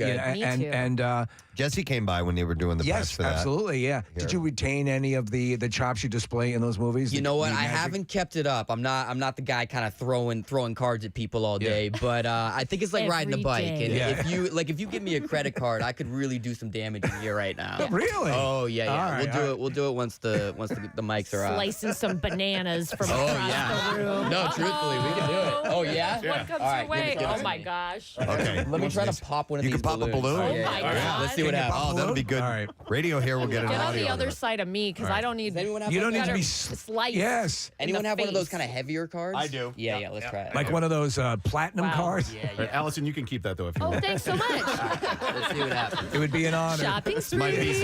My Visa card. Now he's a Niners fan, so he's going to pop one of our Eagles balloons, unfortunately. But here we go. All right. He nailed it. Wow. Yeah.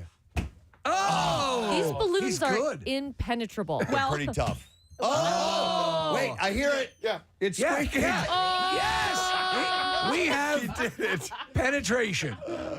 There we go. Well done, sir. Well done. He still got it. He still got it. Good wow. work, darling. Well, so let me ask with this, and I think obviously it's being received well critically, very solidly. I assume you have another project in the queue ready to work on, or is that? You know, we do have a couple things. We've been toying around with an idea that we're writing, and we might, there might be something else percolating, and that we would work on together in a different capacity. I'm thinking of like Mike Nichols and Elaine May, and the great. I love right? that. Yeah, Very, that very flattering comparison. Yeah, I mean that would be a nice legacy to carry forward. Absolutely. But the movie really rings as like authentic and real, and I really enjoyed it. And I think as a fan of rom-coms, it's well worth it. What are some of your favorites? Oh, all of the ones that were mentioned. Yeah, I'm a sucker. You know what? I love Blast from the Past, and it's mentioned in the movie. We just rewatched it recently. Blast from the Past. It's a great movie. Preston and I love that movie. Yeah. Now, I haven't seen this film. I'm sorry to interrupt. I haven't seen it yet, but from watching the trailer and so, there's a great movie that I love called "This Is Where I Leave You." Jason Bateman, and it's all that going home. It's for a different reason. Someone dies in the family, Right. But I kind of get that vibe, and I love that. You know what's good too is it's complicated with. Oh my gosh. I love it's complicated. Oh my gosh. There was a time years ago, honey, do you remember where we went to a concert and we ate too many kind of mushrooms? No, just like weed gummies. Yeah. But they didn't kick in until we got back to the house. Out, we were like, these are duds. Let's eat a couple more. The classic Rookie mistake. Yes. And then, of course, at like 2 a.m, we were both like, our bodies were melting. We thought we were going to die. And I just looked at Davey and was like, we have to put on it. It's complicated. It's the only thing that's going to get me through this. That's great. That's what they do. The comfort movie. Yes. Wait, what was the concert where you were having the gummies? I think it was Edward Sharp. Edward Sharp and Magnetic Zeros. Yeah. Fantastic. Wow. Can give you a sense of the timing of when this was. Well, I'm going to watch this weekend, and we urge everyone to check it out. It's available on Amazon Prime. It started last night. You can watch it today, this weekend, whenever. And it is called Somebody I Used to Know, and it's getting great reviews. Steve gives it a thumbs up. Absolutely. So it's a beautiful thing. Thank you, guys. Wonderful to meet you guys. Thanks for being here. This is really fun. Thank you, guys. Excellent. Dave Franco and Allison Brie gang on the Preston and Steve Show. We're going to take a quick break. We'll come back in a moment. Michael Barkann's going to be joining us. And guess what? TJ Miller just arrived. What the hell? He's out here. Right. He's in the Acme green room or in the lounge. We'll be back in a moment. Stay with us. Preston and Steve. On 93.3 WMMR. What's new? Glad you asked. Clint Buffington. Biffington. Punk. Clint. Biffington. Biffington. Because it's Clint Buffington. Clint Biffington. There you go. What's your name, stranger? Biffington. Clint. Did you say Clunt? Clunt? That's not a name I've ever heard. Many Indians in this area have all sorts of exotic names, but Clunt's not one that I've heard.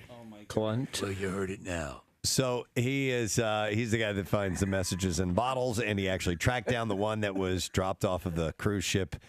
Guy who was on a Carnival cruise ship. He's from Philadelphia and had been floating out there for years, and he found it and got back to him. So that was cramp diffled.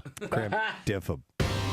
A Florida man was sentenced to 5 years in prison Wednesday after his wife died in a crash while the couple was having sex and he was driving while intoxicated. All right, so she's straddling him, or what? Yeah, okay, that's exactly how. That can be dangerous. Matthew Notebart and his wife had just left a country music concert. The pair was having sex when Notebart drove into a canal. Wow. The crash left his wife, Amanda, dead at the... And Matthew severely injured at the hospital. Deputies confirmed that he was indeed under the influence. Authorities said that Matthew admitted to being naked and that Amanda was sitting on top of his lap when he drove off the end of the road and struck the opposite canal. Yeah. That's where I think the safest thing to do is if you're going to be in the front seat, doggy style, right? Yeah. So you can both see what's coming up. Yeah, you can both Look steer. out! Sorry, I didn't see that. Yeah. Hands on the wheel. Yep. All four. So you put the seat back. It's going to be a little snug. I'm not going to lie.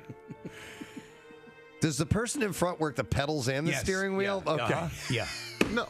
Yes. Good. You're holding on the wheel. It's like this. You're holding on the wheel. You're hunched over. Yeah. Yeah. It works. It could do that. Trust me. All right. Did it in the Subaru. After his 5-year sentence, Notebart will be on probation for 5 years. That's a good question. I've never never had I was going to say the balls, but I guess that would be right, to do it while actually driving in motion. That's just crazy. 69 in a rickshaw. I mean, like full on. I'm talking about intercourse. Yeah, no, I know. There are other things that you can do while driving, but that is just. Well, you not Kathy, but you can do it. Well, no, you could get roadhead. Can you say that? No. We'll find out. Yeah, we'll find out. Who are you? Have you ever? Ew, that's so yucky. There's your answer. And now we're back. This brief fling to a normal sexual life, and now we're back. I like how you make the word "ew" 12 syllables. I want you guys to understand. Okay. It's a little emphasis that she puts on it. Some of these texts are crazy. Had a guy friend who was with his wife and finished and yelled "hot soup." Hot soup. That's dirty talk for Bill. He said, "Yeah, right. Yeah, right. Soup. Minestrone. Minestrone. Chicken noodle. Chowder. Soup is sexual. Soup is dirty. Gets all over the floor. Gets on the pillows. Soup's bad. I miss Bill. Split pea. Stevie wakes up having a nightmare about it. Split pea. Clam chowder.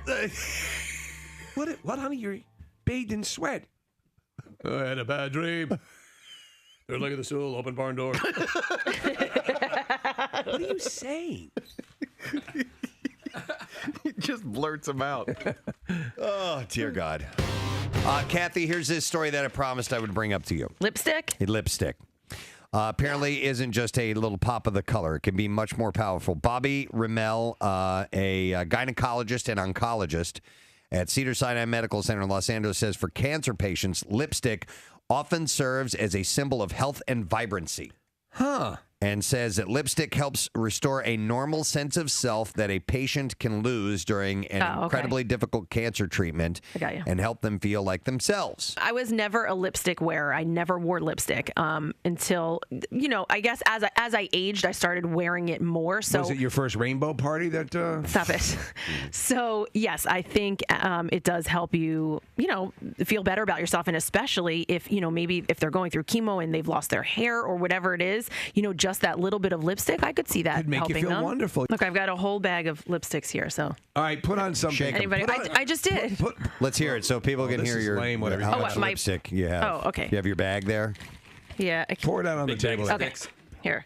This is Kathy's cosmetics little array. What is your I'm going out and I want action with an illegal alien? What's that lip? Now, what is your I want to, as Preston says, you want to just feel your absolute best. You want to look sexy. You want to be sexy. Well, listen, it depends on the time of year. Say you're going to like a police function and there'll be a lot of guys in uniform there. Well, in that case, I'd wear this lipstick. No, it depends on I wore darker lipstick throughout the winter, and I just got my spring colors. So there's a lot of blushes and roses in there. Those type of colors. Do you love watching? I love watching my wife put on lipstick. Yeah, I think it's very sexy.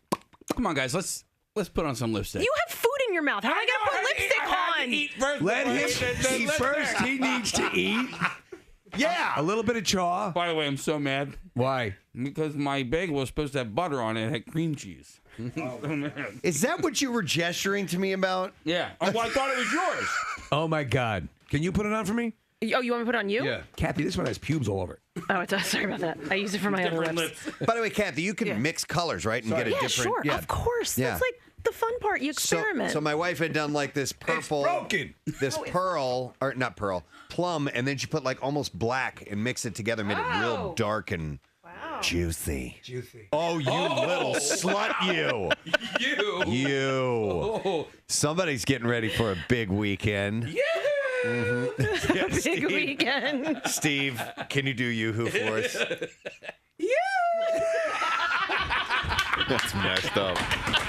Now this is, and then the guy blacks out, and then I blacked out, and then I woke up and he was over me like some sort of condor. If this big bald guy got lipstick on, he's going, "You-ho," and I turned around and woke up, I was bleeding. Holy, oh my God, look at you. You know what? I'll tell you this. I still look more feminine than Caitlyn Jenner.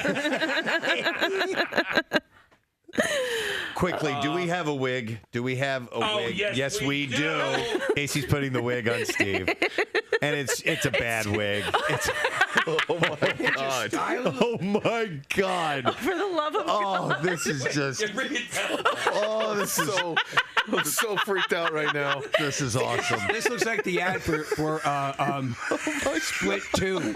Yes! Yeah, totally. You'll come live in my basement. I can't do it. We have Knight's new character. I have something to tell you. And now the voice. Yeah. It's brought it all together. It's all gone. Oh my God. How long does that lipstick stay on? It's designed for it to like stay on for a while, right? Well, what Steve has is going to stay on for a long time. Because he has an important appointment later on today. What is he? What do you have? We're closing on the house. I forgot about that. Did you imagine? Oh my God, dude. But apparently, lipstick can make you feel more vibrant when you put it on. Do you? I feel more vibrant. I feel prettier. I feel pretty for the first time. Wow. I would agree with that. I tell you what, though, how annoying. Having no hair is so much better than having. Yeah, you got to brush it out of your eyes. Oh, my God. It's a pain, isn't it? Yeah. Are you ready, girls? Oh, the voice. Walking along in high heels, feeling my testicles swing about. Oh, my God. This just bizarrely, spontaneously happened. And it is bizarre. It is fantastic. Well, you were saying, and I am a big fan of the red. Well, yours I is like kind your of, lipstick better. Yeah, you have better lipstick. This is lip gloss, correct? It's a matte. It's a matte color. So. Okay. She said so it won't come off. Yeah. All right. Okay, good. Oh, no. Steve's closing on a house today. Well, what would... It'll come off but you by already know the then, but people that are you there. might have it for the entire show. So let me get this straight. This is all marketing that once you apply it stays on till you die and rot in the ground. No, it's clearly removable. But it's, yeah. I've heard apply it once and then live with it for the rest of your life. No, but red lipstick is pretty difficult to get off. Okay, Not for me. he can do it, though. No, I work out. I've heard of people getting eyeliner tattooed on. Right? Yeah. You can't have Michael lipstick. Jackson had that. My grandmother had that done. Really? Yep. Mm-hmm. Oh my gosh. Had the eyeliner tattooed on. Steve looks like somebody. You look like a Caitlyn's hotter sister? No, Like no, an actress? and or- like an actual female actress, A younger Kathy Bates? I was thinking of somebody 80s hair metal band, like because there's this. The guys in bands in the 80s would put lipstick on. Oh, it's like when they're past their prime and they don't. They're performing now in like David in Coverdale. Tokyo. Yeah. Now. Yeah. Casey- I went to see Coverdale the other night. Holy crap! Casey, you can get permanent lipstick tattooed, but it's not like it's sort of just like a neutral lip color. Like they almost darken your lip color a little bit. Okay. All right. This is a name out of the past. Linda Tripp. Yes. Do you remember Linda Tripp? Tripp was the one that betrayed Monica Lewinsky. Yes. Could someone pull up a Jeez. picture of Linda Tripp? I want to see if. Let's put it this way: John Goodman played her on SNL. That's right. Now, would I?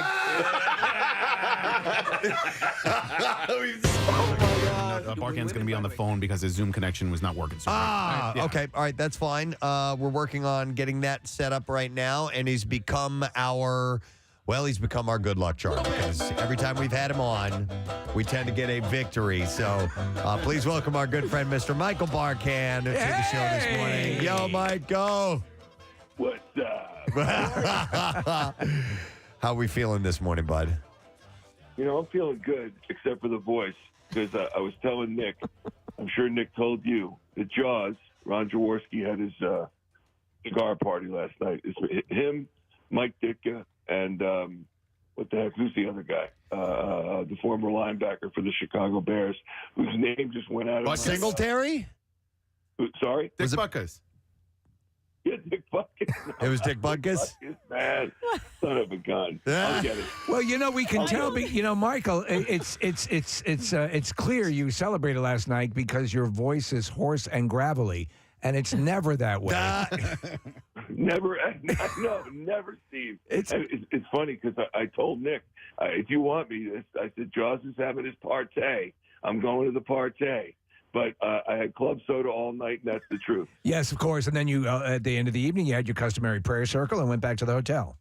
The prayer circle was a beautiful thing. It was on the street corner right over here. There's a couple of people, and it was wonderful. But in all seriousness, there are a lot of fine Bible-toting people on the street corners here in Phoenix. Yes. It's unbelievable. Okay. All right. Yes. Well, listen, we mainly wanted to touch base. We're going to have to unfortunately keep this a tiny bit short, but I know you're enraged. You're known to be a bit of a hothead. Well, this is literally for good luck. Yes. This is literally, we don't care what you say. We have no interest in what's happening during the day for you. Nothing. This is simply a ritual like those Bible-carrying people in Phoenix right now. Flown back, I would have been in studio and then flown back here again. Yeah. When did you get there, by the way, Michael? We got there Wednesday afternoon. Okay. Wednesday afternoon. All right. And you've been to Phoenix, right? Yes. Yeah.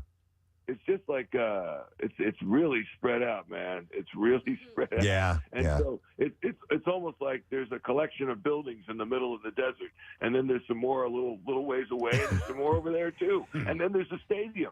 So yeah, it's kind of cool. That's it. Out there in that area, there you find what are referred to as improbable cities. There's just nothing, desolate terrain, and then high rises, and it's like that's how it works. But let me ask you, besides all the damage that you did to yourself last night, praying so hard,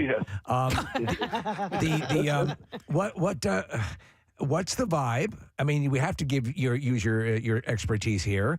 Is everything feels good on our end from your professional perspective? How are we looking? I think we're looking pretty good, but it's like anything else in life. The further away you are, the less you really feel the magnitude of the event. So when I was sitting there in Philadelphia before I came out here, it's like, oh, the Eagles are going to kick some ass, man. It's going to be a piece of cake. Are you kidding me? The Chiefs are like a paper tiger. Then you get closer, you get here, and then oh wow, the Chiefs won the AFC. They're pretty good. They got the MVP of the league. And so I don't think it's going to be a walkover. If you go by week number 7, which of course they won't go by week number 7, they'll actually play. But the Chiefs played the San Francisco 49ers as well, and the Niners were in the midst of all their quarterback issues, and the Chiefs beat the Niners 42-23. That was in week 7. And as we know, the Eagles beat them 38-7 in the NFC Championship game. So that's that's just a little comparison that really holds no water. So there you go. Let's move on. Expert analysis. I don't even know why I brought it up. I like hungover Michael Barkann. Yeah. I like him a lot. I am not hungover. I am only gravelly voice. Okay. Yes, that's it. Right. No. Believe me, if I was hungover, Nick would still be calling. Now the bottom line is, and everybody's saying is that this should be an exciting game no matter what, as long as everybody stays healthy in the game. We've got a real good matchup head to head here, and we're going to have a game. And sometimes you don't have a game when the Super Bowl comes along, you know. I think it's going to be a great game, Preston, and I think one of the keys to this game is going to be the way the Eagles do or do not run the ball, and I would say the same for the Kansas City Chiefs. We know Andy Reid from his years here. He says he's going to run the ball. He's got to get back to doing that. Never quite runs the ball, and Pat Mahomes has a great target, and all he really needs in Travis Kelce, Jason Kelce's brother, and I know Jason is a frequent guest on the show, and Travis Kelce is an absolute beast. And remember Chip Kelly used to say, big people beat up little people? Yeah. Well, this guy is 6'5", 250, runs like lightning, and he is very difficult to cover. So that's one matchup I think that the Eagles have to certainly not stop, because they're not going to stop Travis Kelce, and especially not coming off the arm of the two-time now reigning MVP, but they got to be able to control him a little bit, and they have to be able to. The Eagles have to be able to run the ball a little bit, I think, to offset what they're going to do in the passing game. And I think when you look at Kenny Gainwell, here's the guy we think about Miles Sanders all the time running the ball, and Kenny Gainwell has 26 carries in the last 2 playoff games.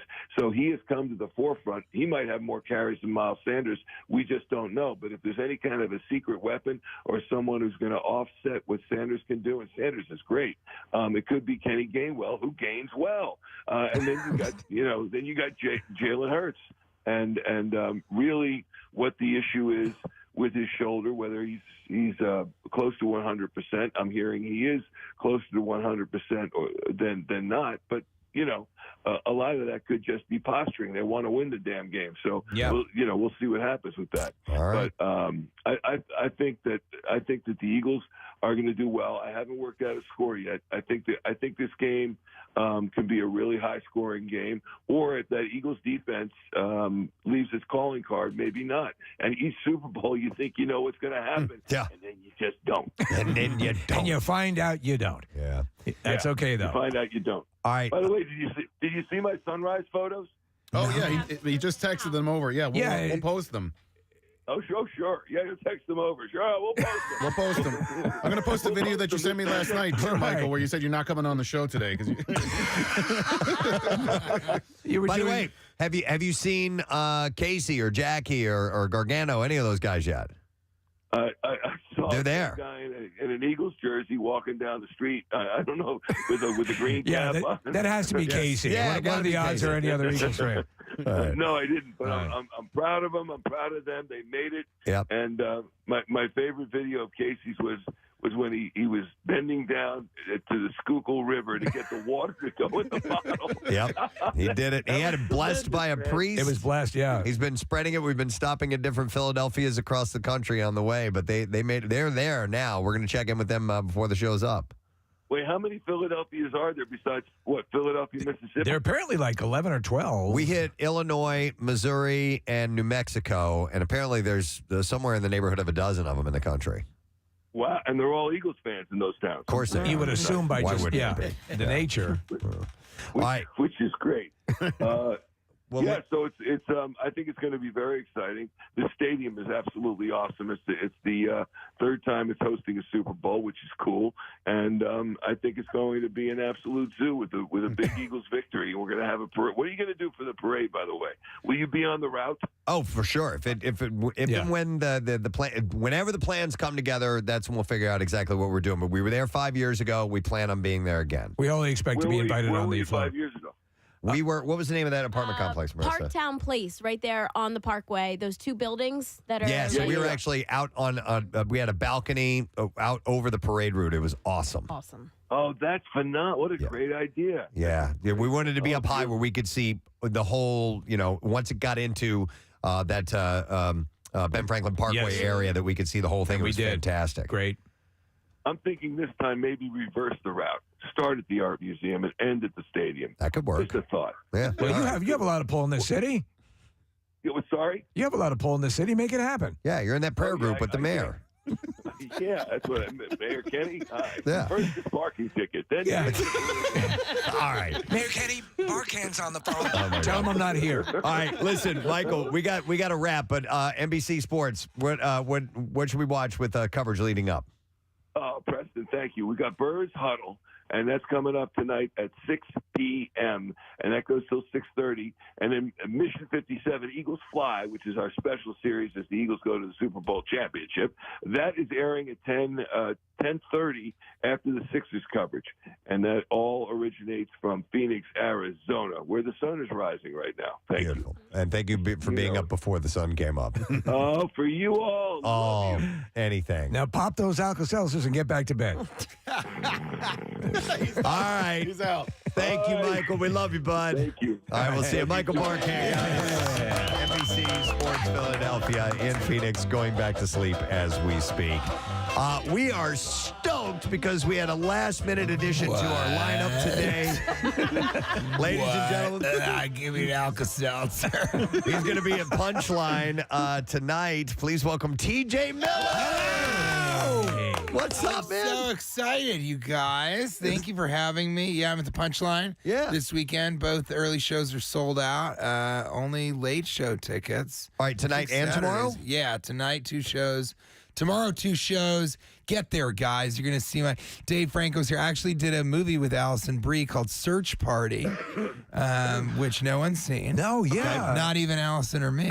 So we're excited to see it. Yeah, but it's really fun. And then, Dave Franco did his Now You See Me trick with the credit card. Yeah. And the thing about me is I don't need a credit card. Uh-oh. Oh, my God. He's headed over to the balloons. And he puts over his hands. I didn't even see that happen. Hey, listen. That now just you happened. See me, yeah, that's right. You can see some magic like that where I hand pop balloons. Wow. You're like at the Punchline. You're like the honest Houdini. I am. This is how I did it. I like that. Yeah. The honest Houdini. I have to say this because I was in an Uber going back to the hotel. But I got a call that you guys would be interested in me coming on and popping balloons. And my Uber driver, Jeffrey, who loves swimming and is a full-time sales rep for Sleep Number in the KOP mall in Prussia. Yeah. Everything ties together. He said to me, listen, that is my, he loves Steve. Oh. And he said you have great taste in interns, and he thinks you're just such a cool guy, such a good dude. Wow. And so I wanted to shout him out. I think he's awesome. Very listening nice. right now, waiting in the parking lot, because he and I are friends now. But I thought that was so fun. And he said, which one's the bald one? And I said, that's Steve. And he said, hey, okay, I like that guy. Oh, that's nice. That's right. So I thought it was so good. And You I love guys, the how Sleep are Number. you? We're doing Yeah. great. We were just saying, I was just watching you the other night at Deadpool 2, and I said to my wife, I swear to God, talk about this synergy of life. I said, he is a legitimate, she asked, what's he like? I said, he's legitimately funny at his core. And that's the secret to marriage, lying. You just have to give him a line of crap. Yeah. No. Yeah, thank you so much. I mean, I started as a stand-up comic. And so, I so enjoy films. I'm working on another Christmas movie. I was in Office Christmas Party. Which was... It's so fun. Yeah, complete carnage. That movie is messed up. I mean, that movie is messed it's up. almost sociopathic. Yeah, well, I don't know, go that far, but there's a lot of cocaine and more cocaine than eggnog, I think, which is what every Philadelphia Christmas is. Exactly. But yeah, so I'm working on another Christmas movie. I'm excited about that. But more importantly, I started as a stand-up comic and an improviser, and so it's so fun to be back. And the Philly crowds are great. I was actually surprised that I'm selling so well, but then I thought about it. I go, Philadelphia is not gonna stop partying until the game. It's not like anybody in Philly is like, I really got to rest up for Sunday. And so I'm so excited. And my buddy who's opening for me, CJ Sullivan, who's got a great gambling podcast. You can catch him on Instagram at CJ Sullivan Was Taken. But so he's helped me with all the prop bets. But I'm actually, my family on my father's side, they're all from SEK, so Southeast Kansas. Okay. And I've made a lot of money off of the Chiefs and their past Super Bowl wins. But, I came here. We're not doing that. My father... he called me, he said, so where's your money? I said, Father, respectfully, I know you're from Kansas City, okay, Southeast Kansas, but yeah, I'm in Philadelphia, so you can go yourself, okay? And then he hung up. He hung up. Well, you used an expletive on him. Yeah, exactly. I had to. And as you can see, I do my own censoring. You did your own censoring. Yeah. That was bizarre. Well, I'm sitting here terrestrial looking radio, so listen, mother, this is what has to happen. His mouth. Wait, let me point this out. His mouth is continuing to say the words, but yeah, he that's blanked out on exactly it. right. That's Occasionally, hilarious. I get it wrong and I bleep out the mother. And I haven't been invited back to quite a few radio stations. Wow. Oh, that's wonderful. But yeah, I'm so excited. And it's, Philly, it's like you guys are, it's like Jeffrey said, you guys are really... serious as a heart attack about your sports, and it's been 5 years. And what I was saying was, people are talking about, oh, well, the Chiefs and, their defense and Philly's going to run it up in the beginning of the game.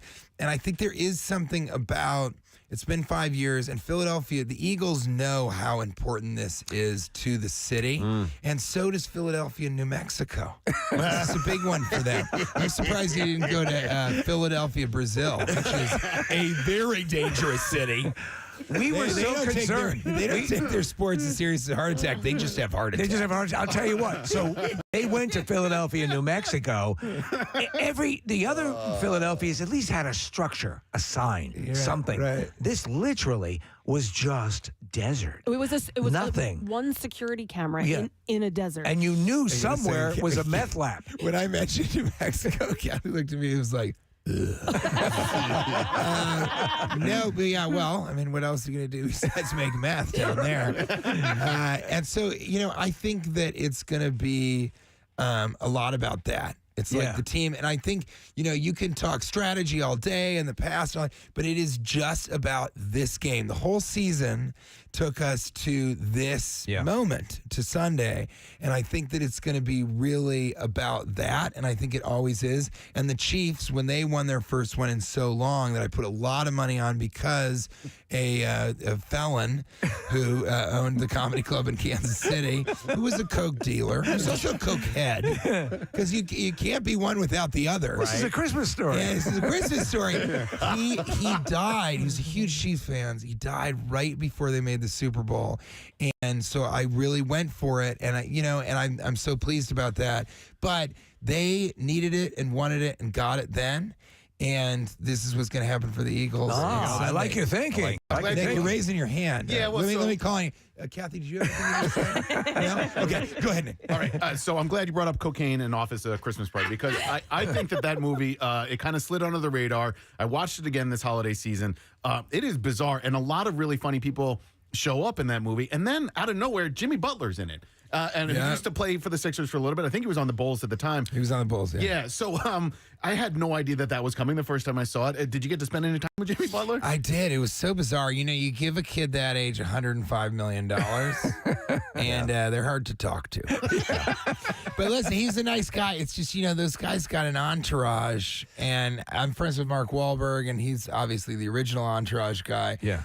But Jimmy Butler, they got an entourage and the power. I mean, now we're really talking about it. But the sort of power dynamic is really off.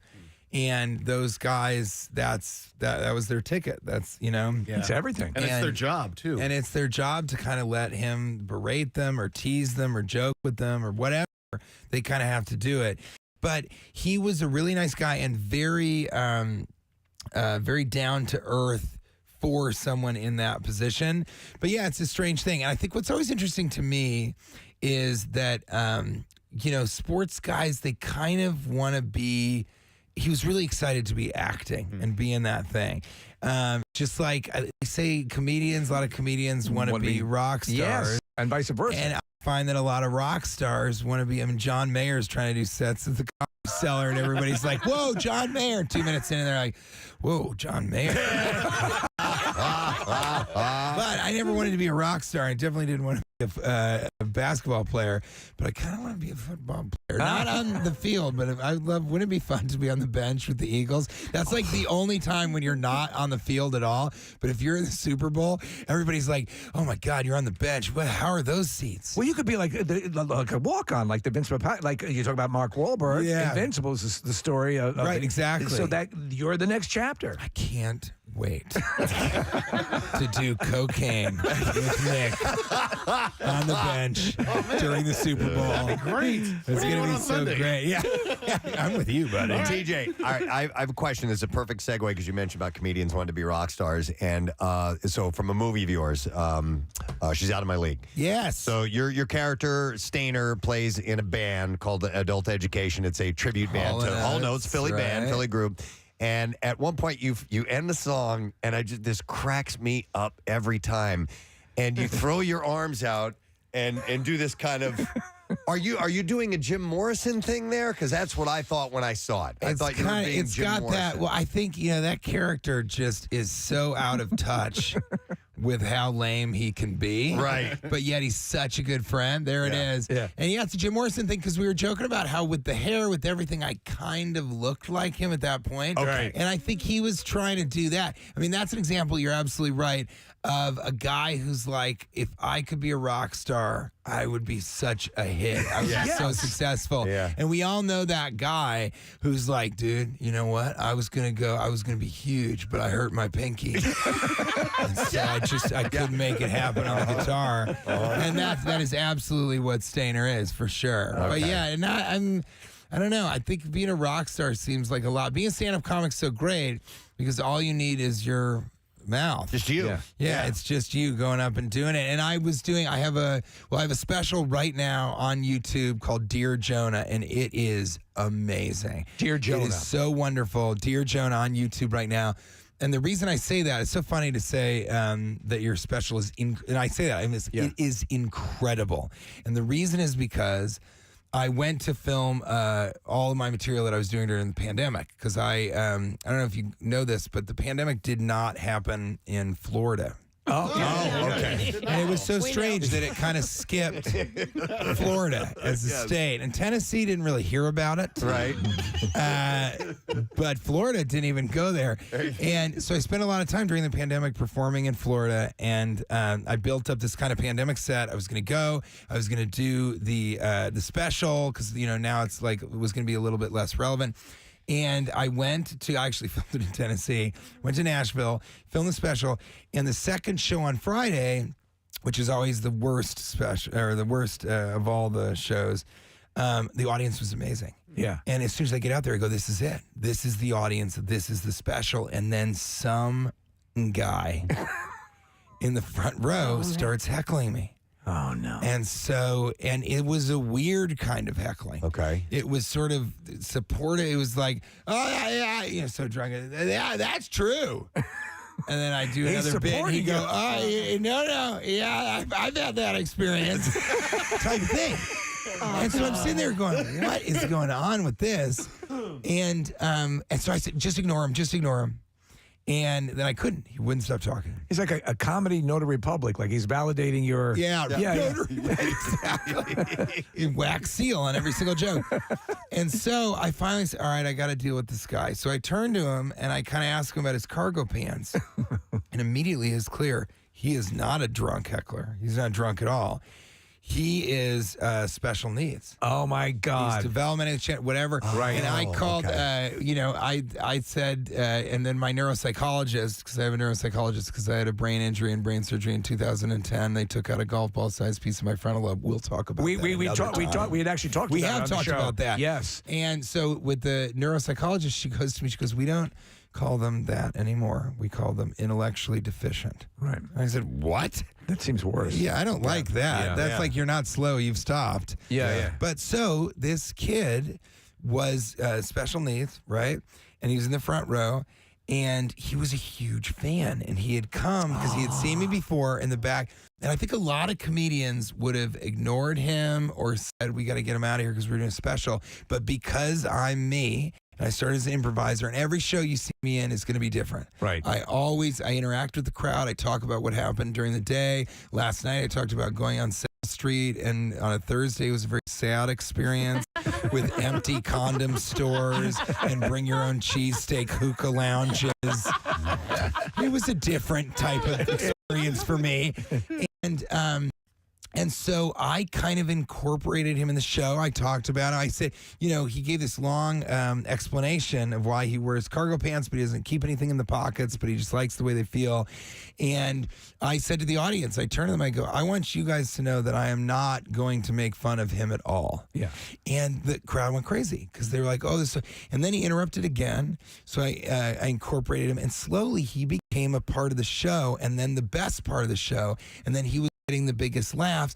His name is Jonah. So the special is called Dear Jonah because it ends up being kind of a love letter to him because I was able to lift him up and sort of make him the star of the show. And what was so great is his high school counselor messaged me and said, I saw the show. I saw your special. It was so funny, and it brought tears to my eyes. And I just think he's just going to love it so, so much. And it was great because what it showed was I set out to do my sort of pandemic special. Yeah. And what it showed is that's not what I'm about. I'm an improviser. Every show is different. I'm interacting, but I'm also a kind guy. I mean, and I love this guy. And here's you guys got it up on the screen. That's Jonah. And it kind of everything that I was going to do with the audience, I did with him, and it was so, so wonderful. And so you got to check out the special. And I sell peanut butter and hot sauce also. That's right. So, how much of your intended stand-up went out the window that night? You know, a fair amount of it, and I kind of did most of what I wanted to do. But like I'm saying, so quickly I realized like it's not about me anymore. It's not about this material that I prepared. It was about Jonah. And that was so, so fun. And then now I have another special. Has he seen it to this point? I assume so. But another important thing for me, and my wife Kate and I talked about it, was that it was the show. I mean, that's what the special is about. And it was the show. And so it isn't about, hey, Jonah, what do you think? Let's do the show is for him and the special is for him. And so I know we'll cross paths down the road. That's amazing. I think he's going to love it. Well, it's also a good reminder to, when you encounter somebody like that might be a little bit different, to take a pause and just wait for a second and not jump on them. We had Adam McKay on the show the other day. And Adam McKay has an essential. He's great, but he has an essential tremor, which makes his speaking pattern just a little bit different and a little bit off. And people were texting and saying, what's wrong with this guy or whatever. And then I replied to them and said, well, he has this thing. And their immediate response every single time to a T was, well, don't I feel like an a-hole? Right. And I think getting out in front of not feeling like an a-hole in the first place by just... You mean That's exactly what I mean. Yes. Or, he's skirting around. Let's call it what it is. Yes. Yeah. Our experience with Jonah was better, and then the special was made what it is because you took a pause and were kind and approached him in a way that was respectful. I think what was interesting is somebody said, well, you're not going to put in the special, are you? I said, well, that's crazy. Yeah. Because the idea is that if it was anybody else, well, yeah, they're going to be in the special. So that's another thing, is like not kind of treating that any differently. I actually was at the Mohegan Sun, where I won quite a bit of money in craps. Can you just tell that I gamble? It's that clear that Norm Macdonald and I were close because of that. Punch is right across the casino, so you're good to go. Yeah, no, that's a problem. Actually, you know what? Going on because everything is about the weekend. Everything's about them. Took the money line. I wanted to spread stuff. Watch them kill. Okay. And so I was at the Mohegan Sun, which is the casino in New York, and I had a couple come up to me. They just seen my show, and they said, Chichi, we don't want to bother you, but we just want to say we loved your special. And I said, well, thank you so much. And they said, our daughter is special. It's the same kind of deal. And we love it so much, and we're going to show her. And she's just the star of our neighborhood every time she goes to the grocery store. And his wife actually said, my husband is really kind of shy. Our daughter has kind of brought him out of his shell. I thought that was so amazing. And we talked about that, and they said, they go, you know what? It's not enough of a part of the conversation. And we're talking about everybody else, and we should in all of sort of groups deserve more attention. But they loved that I sort of that, and that I was able to sort of do it in a way that was respectful and kind, but I was still joking with him, and he was still joking with me. And he got in the end of the special is so funny because I go, have you seen my HBO special? And he goes, I kind of made it through about 20 minutes. And it was just perfect. It was so funny that he was like, kind of like, I didn't care for that. I preferred this show. And it was one of my favorite things that has ever happened because this special, again, Dear Jonah on YouTube, check it out. And please comment because a lot of the comments too have been so great to hear people say, wow, I never seen anything where I was laughing. And at the end, I just felt better. Well, I just felt great. It's funny what you're saying because Amy Schumer's husband is on the spectrum. Yeah, for sure. And so she talks about the sort of wonderful candor. You know, she'll ask the question that most husbands would demur from answering. How do I look? How does this look? And he'll give her the flat out answer. And that dynamic she just finds so hilarious. And I don't have that excuse in my marriage because I just straight up am like, I don't care for that outfit at all. But no, it's that candor. And actually, this is what those parents, that couple, said to me. Was that honesty is so wonderful, and she just doesn't have any sense. She's not insecure. She's not self-conscious. Right. And she's not thinking about what other people think of her. She's just thinking about how she can make people's day. And to hear that, from a couple that you would think, oh my God, that's a challenge. I don't even know how I would surmount that obstacle. And they really were telling me how much she has enriched their life. And they said that they really saw that in Dear Jonah. And I just thought that was great. So it's one of the most rewarding, coolest things I've ever done. How long has it been out? It came out in September. Okay. It's past 500,000 views. And I just think what's cool about it is that I've done a lot of films, a lot of television, a lot of stand-up, HBO special, Comedy Central special. And this is my favorite thing that I've done. Wow. And I have another special coming out in the spring, and it's called The Philosophy Circus, and it's a lot of my circus arts, juggling, terrible ventriloquism, all that kind of So stuff. that's how you can bleep yourself. You're a ventriloquist as well. Yeah, I watched this. I'll do Nick. Ready? Where can I buy cocaine? That's uncanny. That's uncanny. You didn't even see my mouth move. Yeah. It was like Charlie I saw your McCarthy. nostrils flare. That's for sure.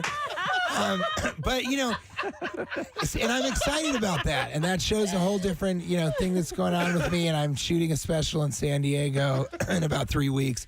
Oh my gosh, I feel like that guy was on right before this. And I'm excited about that too. That's much more personal. It's about me. It's about the time that I accidentally did heroin, and then the time I accidentally did cocaine. Nick.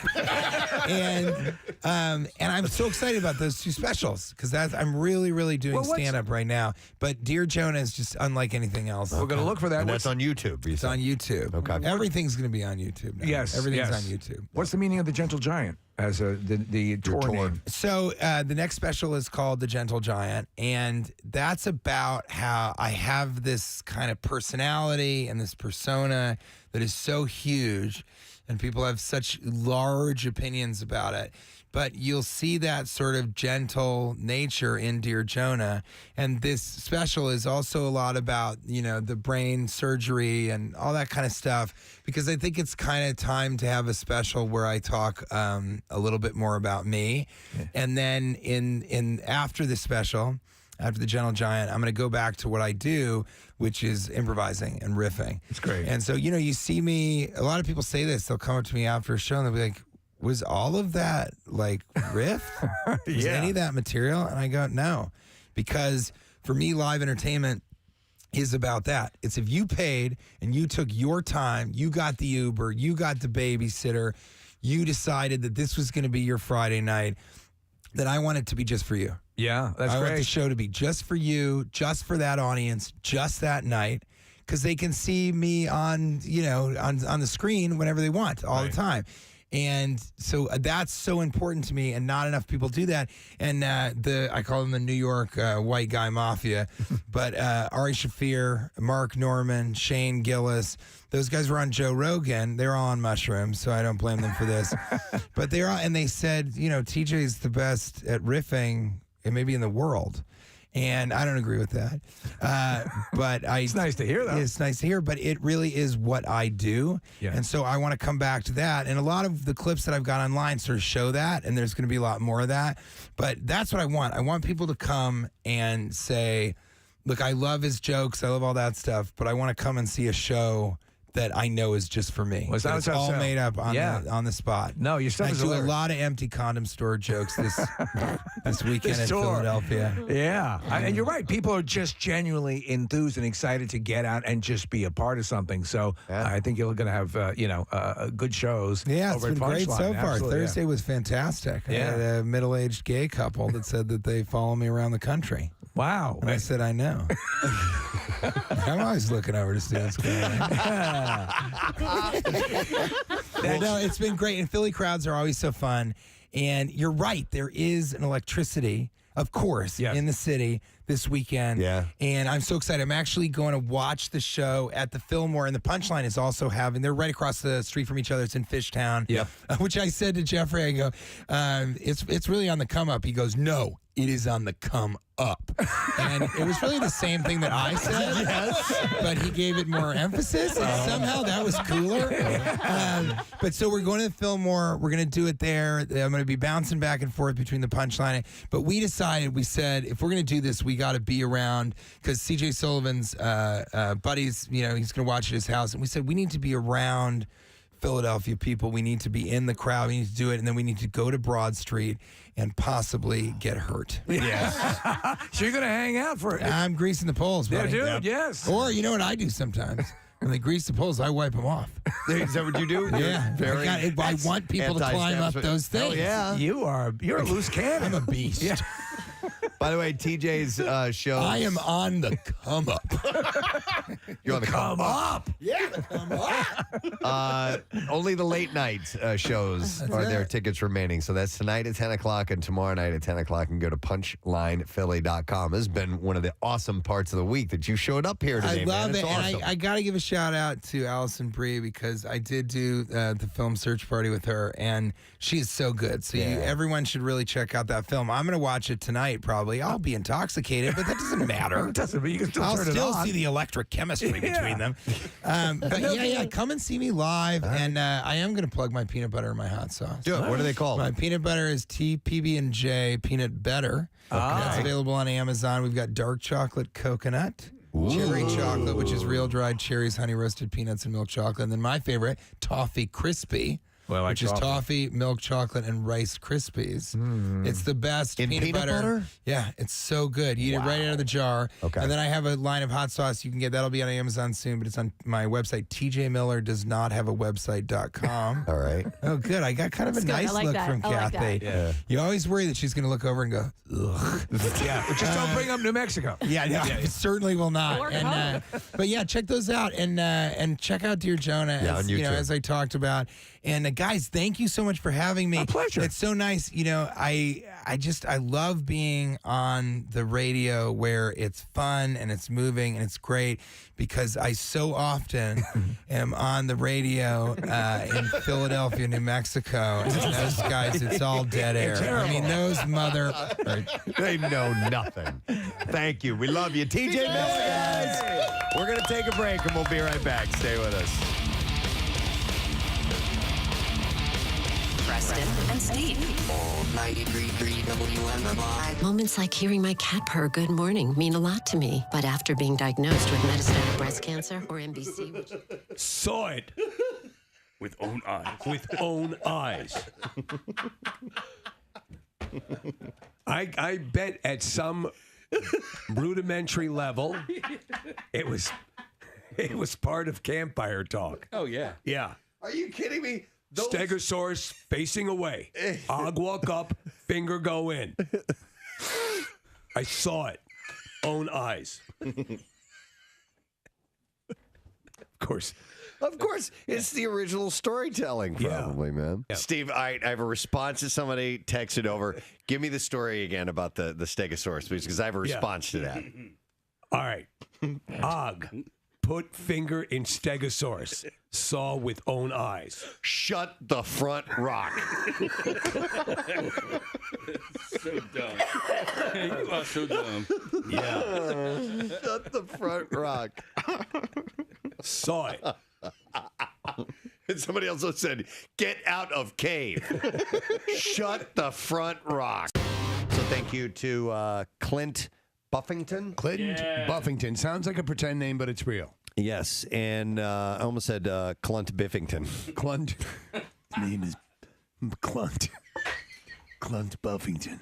Biffington. Punk. Clunt Biffington. Biffington. Because it's Clint Buffington. Clunt Biffington. There you go. What's your name, stranger? Biffington. Clunt. Biffington. Did you say Clunt? Clunt? That's not a name I've ever heard. There's many Indians in this area have all sorts of exotic names, but Clunt's not one that I've heard. Oh my God. Clunt. Well, you heard it now. So he is he's the guy that finds the messages in bottles, and he actually tracked down the one that was dropped off of the cruise ship. Guy who was on a Carnival cruise ship. He's from Philadelphia and had been floating out there for years, and he found it and got back to him. So it was That was cool. cramp-diffled. Cramp-diffled. A Florida man was sentenced to 5 years in prison Wednesday after his wife died in a crash while the couple was having sex and he was driving while intoxicated. All right, so she's straddling him, or Yeah, okay? That's exactly how And that it can be was. dangerous. Matthew Notebart and his wife had just left a country music concert. The pair was having sex when Notebart drove into a canal. Wow. The crash left his wife, Amanda, dead at the... And Matthew severely injured at the hospital. Deputies confirmed that he was indeed under the influence. Authorities said that Matthew admitted to being naked and that Amanda was sitting on top of his lap when he drove off the end of the road and struck the opposite canal. Yeah. That's where I think the safest thing to do is if you're going to be in the front seat, doggy style, right? Yeah. So you can both see Yeah, what's exactly, coming up. yeah. you can both Look steer. out! Sorry, I didn't see that. Yeah. Hands on the wheel. Yep. All four. So you put the seat back. It's going to be a little snug. I'm not going to lie. Does the person in front work the pedals and the Yes. steering wheel? Yeah. Okay. Uh-huh. Yeah. No. Yes. Good. You're holding on the wheel. It's like this. You're holding on could. the wheel. You're hunched over. Yeah. Yeah. It works. They could do that. Trust me. All right. We'll Did it in the Subaru. After his 5-year sentence, Notebart will be on probation for 5 years. That's a good question. I've never had I was going to say the balls, but I guess that would be right to do it while actually driving in motion. That's just crazy. 69 in a rickshaw. I mean, like full on. I'm talking about intercourse. Yeah, no, I know. There are other things that you can do while driving, but that is just. Well, you not Kathy, but you can do it. Well, No, that's- you could get roadhead. Can you say that? No. we'll find out. We'll find out. Who are you? Have you ever? Ew, it's so yucky. There's your answer. And now we're back. This brief fling to a normal sexual life, and now we're back.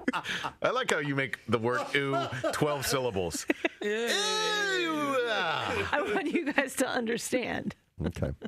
It's a little emphasis that she puts on it. Some of these texts are crazy. Had a guy friend who was with his wife and finished and yelled hot soup. Hot soup. That's dirty talk for Bill. He said, "Yeah, right. Yeah, It's right. soup. Minestrone. Minestrone, chicken noodle. Chowder. Soup is sexual. Soup is dirty. Gets all over the floor. Gets on the pillows. Soup's bad. I miss Bill. Split pea. Stevie wakes up having a nightmare about it.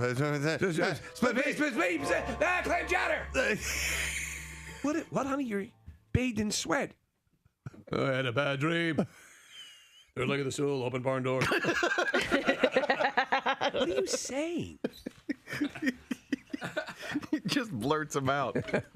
Oh, dear God. Kathy, here's this story that I promised I would bring up to you. Lipstick? A lipstick.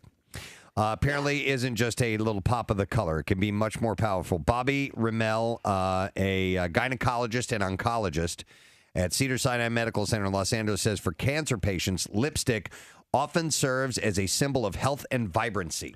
Huh. And says that lipstick helps restore a normal sense of self that a patient can lose during an incredibly difficult cancer treatment and help them feel like themselves. I was never a lipstick wearer. I never wore lipstick until, I guess as I aged, I started wearing it more. So Was it your first rainbow party that... Stop it. So, yes, I think it does help you, feel better about yourself. And especially if, maybe if they're going through chemo and they've lost their hair or whatever it is, just that little bit of lipstick, I could see that Could make you helping feel them. wonderful. Look, I've got a whole bag of lipsticks here, so. All right, put on something. Shake 'em. Anybody? I just did. Let's hear it so people can this hear is your lame, whatever how you much got. my- lipstick you have. Oh, okay. You have your bag there? Yeah. Pour it out on the table. Okay. Here. This is Kathy's Wow. Cosmetics array. What is your I'm going out and I want action with an illegal alien? What's that lip? Now, what is your I want to, as Preston says, you want to just feel your absolute best. You want to look sexy. You want to be sexy. Well, listen, it depends on the time of year. Say you're going to like a police function. Kristen and Steve's Bizarre File. And then we'll also get to trash and music news right after this. But it's brought to you today, thank you, Nick, by Manhattan Bagel. Place your order today for a sandwich tray from Manhattan Bagel. Sure to satisfy even the hungriest fans on game day. Big game sandwich trays from ManhattanBagel.com. You gather, they cater. Manhattan Bagel. Yeah! The TikToker who accused a University of Idaho professor of being involved in the murders of 4 college students has blown off a defamation lawsuit over her claims. Oh, so she was upset she was falsely accused. Yeah, well, no, yeah, so she is suing this person who said, yes, exactly. According to the court documents, TikTok star Ashley Giard, who has the username Ashley Solves Mysteries, has failed to respond to Professor Rebecca Schofield's lawsuit. Oh, is she one of these mystery podcasters? She does, she's like a tarot card reader, and she solves murders through her soothsaying. Asterisks, not accurately. Yeah, and so she had said that this professor was involved in the whole thing and pointed the blame at her. And she said the professor had been involved in a relationship with one of the murdered students. The statements made about this, according to Schofield's attorney, said the statements made about Professor Schofield are false, plain and simple. What's even worse is these are untrue statements, and they create safety issues for the professor and her family. She should sue the manufacturer of the tarot cards. In response to the lawsuit, the TikTok star said, I am not stopping, and questioned why the professor needed 3 lawyers to fight the case if she's so innocent. This was before they actually found the actual killer. And now I think this TikToker doesn't know quite what to do. So declaring your innocence is a true sign of someone who's guilty. There you go. That's it, according to her, apparently. Let's see. This is a cute story. A lost dog found her way back to her family thanks to a surprising intelligent trick. In January, a rescue dog named Bailey, who had recently been adopted from Texas Animal Rescue League of El Paso, went missing from her new home. Bailey's pet's parent contacted the Animal Rescue League to inform the shelter about the dog's disappearance. To help find the canine, the shelter posted about Bailey on social media. Everybody started looking for him, and it didn't take too long for the rescuers' followers started reporting sightings of Bailey, but it turned out the shelter wouldn't need them. On January 31st, Bailey, the dog, surprised the Animal Rescue League by coming to them. The dog showed up at the shelter and rang the doorbell. Wow. Looking for help at 1:15 in the morning. Yeah, I converted some Bitcoin, and I hired an Uber driver to take me over here. Bailey made her way back and rang the doorbell. I've got all the information you need here. Staff rushed in my wallet. to the shelter and put Bailey back in her home for the time being. Yeah, it could have been a disaster, but I tried to think my way through it. It's unclear how Bailey spent her time away from home. Licking my ass. All right. Now we know. But she's now back and settling in with her forever family after her detour. And then we'll just do one more story. We're keeping it kind of short. Let's end with this. A Texas woman shared her shoe shopping struggle online, and it went viral, even catching the attention of a Chicago boutique. And now, for the first time, the Houston woman has a pair of high heels. First time ever. And they're breaking records thanks to the custom shoe shop in Westtown. Tanya Herbert is her name. She holds the Guinness World Record for the world's largest feet on a living female. And they're gigantic. A title she earned last year. Herbert is 6'9" and wears a size women's 18 shoe. Wow. And she said most women can't go to the store and find a pair of shoes to go with any outfit and that's never been my experience. I would always wear men's shoes. Kathy, she uses Sleep Number mattresses as tampons. Oh, my God. Lord. I mean, she's just huge. So she posted a video, and it went viral about trying to find some shoes, some attractive shoes anyway. Yes. And then a woman named Annie Mohopt, who is a co-founder of a place called Mohop. It's the name of the store. So Mohop's a... Mohopt. Oh, okay. Is the co-founder of Mohop. Okay. So I think it's a play. It's a play on her own name. Now I got it. And she said, we've been working for a long time on a variety of sizes and really trying to create larger and larger shoes, but we never made a size 18. So I was like, let's give it a try. She made her some wedges, and they worked out all right, and eventually was able to make high heels for this woman. It can be ungodly expensive to get custom-made shoes. Yes. By the way, Herbert now comes in at 7'1" when she wears her 4-inch heels. So I saw an interview with her, and she is as pleasant and as sweet as can be. That's but, but she's big. 4 inches is a high heel. Like that's really high. Yeah. So she's going for it. All right, and that is what I have in the bizarre file for you. We're going to do today's lesson question. Nick, I'm going to lean on you to ask the question, which, by the way, we're going to give away a pair of tickets to see comedian Steve Trevino tonight, by the way, at Keswick Theater. So, Nick, what's the question we're asking today? Our video producer, Kyle McCarty, was dressed up as Swunt earlier this morning. How is Swunt related to swoop? 215-263-WMMR. I myself don't remember. 215-263-WMMR. I said WMMR. Remember. Yeah. Dear God. They know it. All right, if you remember, call now. We'll do the trash while you're calling. The trash business is a gold mine. 93.3 WMMR with Preston and Steve's Hollywood Trash. All right, this morning it is brought to you by Brooklyn Bowl. Miller Lite presents Bird Bowl 2023 at Brooklyn Bowl, Philadelphia, with VIP bowling experiences, food and drink specials, and more.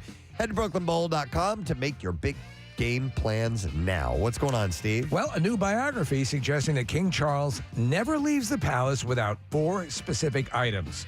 Those items are a slice of ginger root, whippets, saran wrap, and a tank of pure oxygen. Rattlers!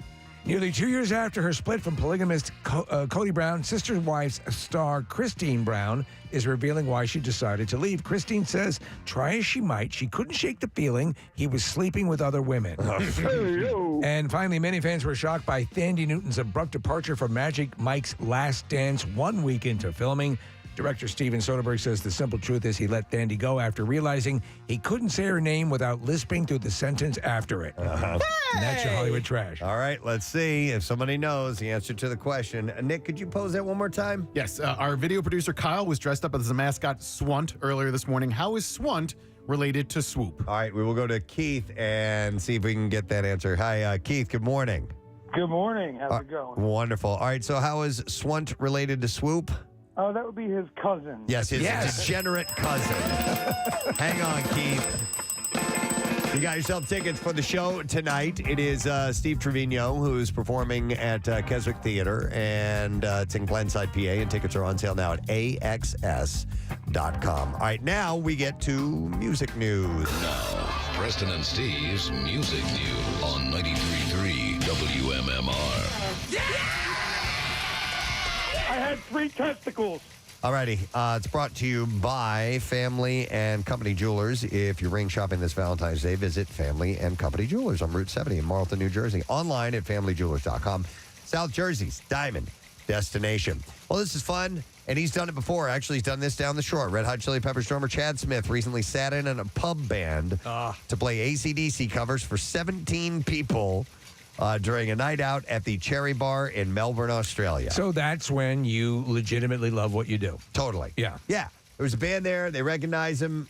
Maybe they asked him to play, maybe not. When we did the Camp Out for Hunger and we had Mike Portnoy there, we did the interview and everything, and we got done. And the next thing I know, I turn around, and he's playing with Shorty Long and the Jersey Horns. And I think it's just he likes to play drums. Yeah. I think the same thing with Chad. Yeah, I'll play. So it was an open mic night at the pub, and Smith played the drums while the house band of AC Dan and Josh May led covers of AC/DC's If You Want Blood and Up to My Neck in You. So that was cool that he did that. Killswitch Engage are making progress on their 9th studio album. The band's vocalist, Jesse Leach, wrote via Instagram, when I make a record and I get so lost in it, it can drag me down and truly hold me prisoner. I've got the songs to show for it, and I'm proud of my work so far. He said new Killswitch Engage album is almost demoed out and ready to be reworked and considered. Then on to rewriting and deciding what the ideas and concepts are before we actually begin to attempt to record. And then finally, I wanted to point this out today. Really cool. 45 years ago today, that Van Halen released their self-titled debut album. Wow, 45 years. The collection, which hit number 19 on Billboard 200, peaked at number 4 on the magazine's top rock albums chart and redefined the direction of hard rock for the 1980s. The set, which was produced by Ted Templeman, best known for his work with the Doobie Brothers at that time, spawned such instant radio staples as Running with the Devil, Ain't Talking About Love, Jamie's Crying, and the band's killer reinvention of the Kinks, You Really Got Me. And, you know, that was the first time anybody heard Eruption. And you're like, wow, what is this? I remember upgrading my stereo simply to play Eruption. Insane.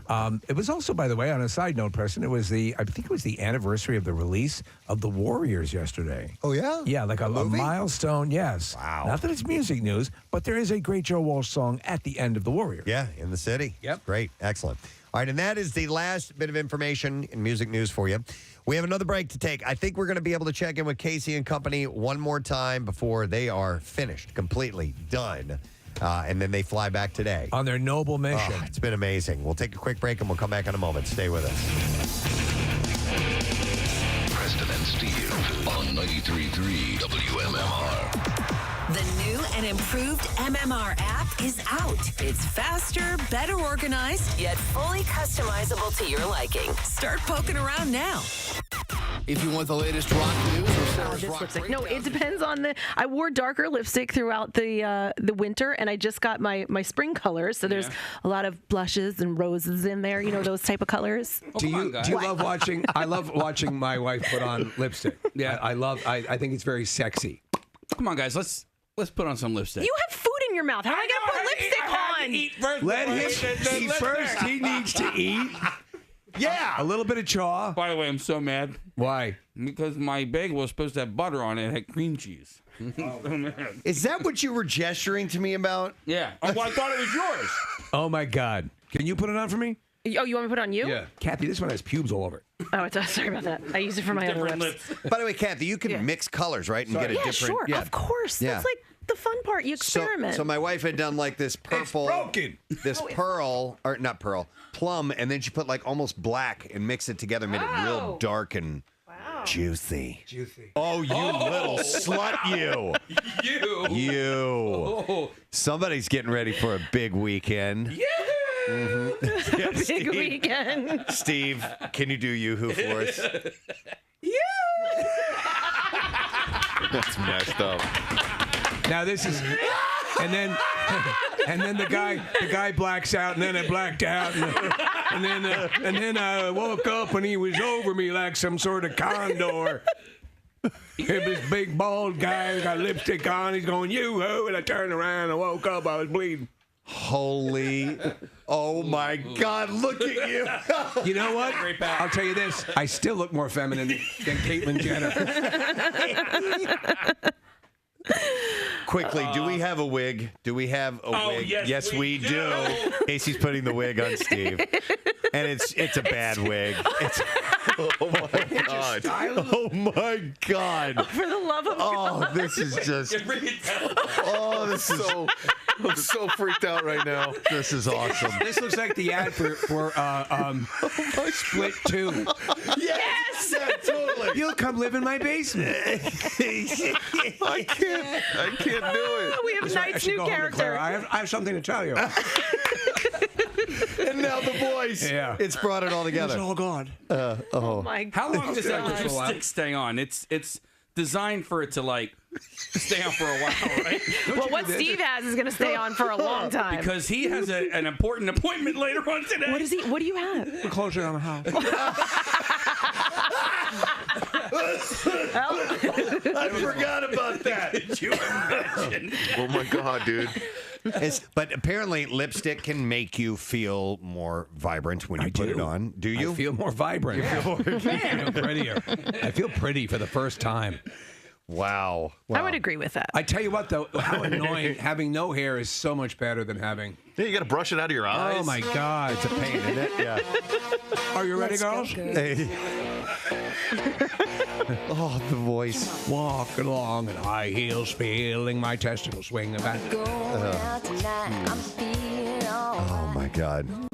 This just bizarrely, spontaneously happened. And it is bizarre. It is Well, fantastic. you were saying, and I am a big fan of the red. Well, yours I is like kind your of- lipstick better. Yeah, you have better But lipstick. this is Steve. lip gloss, correct? It's a matte. It's a matte color. So, she said so it won't come off. Yeah. All right. Okay, good. Oh no, Steve's closing on a house today. Well, what would? It'll come off But you by already know the then, but people you that are might have it for Do the you entire show. So let me get this straight. This is all marketing that once you apply it, it stays on till you die and rot in the ground. No, it's clearly removable. But it's I've heard apply it once and then live with it for the rest of your life. No, but red lipstick is pretty difficult to get off. Okay, Not he, for me. he can do it though. He'll- No, I work out. I've heard of people getting eyeliner tattooed on. Right? Yeah. You can't have Michael lipstick. Jackson had that. My grandmother had that done. Really? Yep. Mm-hmm. Oh my gosh. Had the eyeliner tattooed on. Steve looks like somebody. You look like a Caitlin's hotter sister. No, Like no, an actress and or- like an actual female actress, A younger Kathy Bates. I was thinking of somebody 80s hair metal band, like because there's this. The guys in bands in the 80s would put lipstick on. Oh, it's like when they're past their prime and they don't. They're performing now in like David in Coverdale. Tokyo. Now. Yeah. Casey- I went to see Coverdale the other night. Holy crap! Casey, you can get permanent lipstick tattooed, but it's not like, it's sort of just like a neutral lip color. Like they almost darken your lip color a little bit. Okay. All right. This is a name out of the past. Linda Tripp. Yes. Do you remember Linda Tripp? Tripp was the one that betrayed Monica Lewinsky. Yes. Could someone pull up a Jeez. picture of Linda Tripp? I want to see if. Let's put it this way: John Goodman played her on SNL. That's right. Now, would I? Oh my God! When women, by the way, Kathy, this is a trick I've noticed. A lot of women don't do this. When they're listening, they'll jut the lower Kind of lip. pouting a little Yeah. But it's a forced thing to make you. Oh, you're going to ask me something? Steve, say prune. Prune. bit. Hold Let's the fruit. take a poop. Pip. Prune. I don't think prune is the right. Wait a minute. Do your Sean Connery with the wearing. Check your perp. Check this picture now. Yeah, I've indulged your perversion. I will not make your pancakes. You're better looking than Linda Tripp. Yeah. You are? The reason that we were going there is because a guy that has been on the show several times, is a South Jersey native, and you've heard us talk to him on the air and talk about him many times. The composer, Michael Giacchino, invited us out to be a part of something really cool. He is currently, or was currently, scoring the film Spider-Man Homecoming.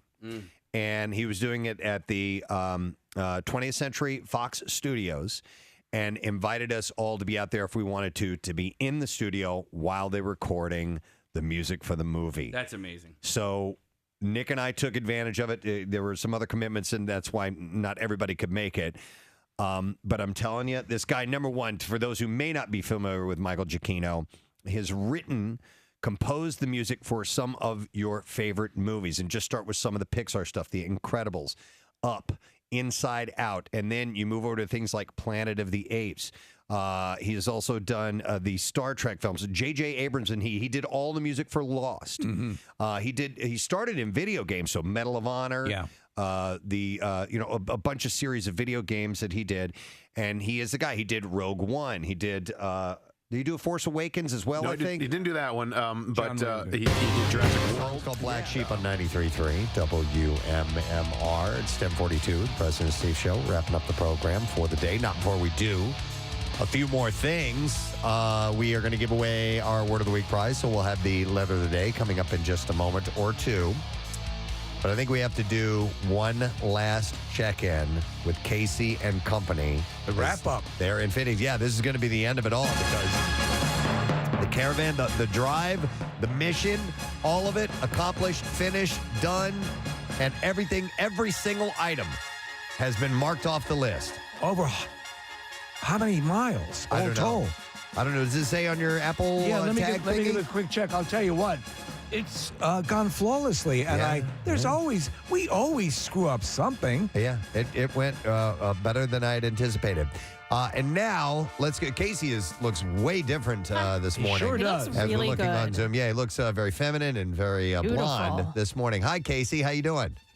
I'm good. Casey, as Casey, I want to tell you that I've been, oh my gosh, here's what's happening. Just so everyone knows, Casey, Kyle, Cuz, Jackie all walked in here, okay? I didn't even recognize them.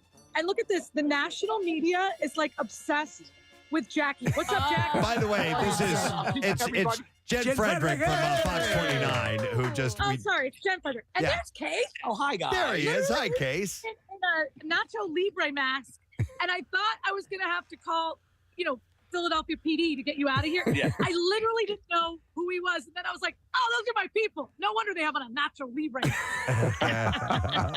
Yeah. So we have been a little bit of a spectacle here at Radio Row. There's like a lot of people sitting around being like professional and stuff, like doing the radio shows. And then you got that guy right there. Like Jackie's posing nonstop. Jackie never stopped strutting. He was strutting in the middle of New Mexico on a deserted road, and he's struggling in this convention. It looks like a convention center you're in. Yeah.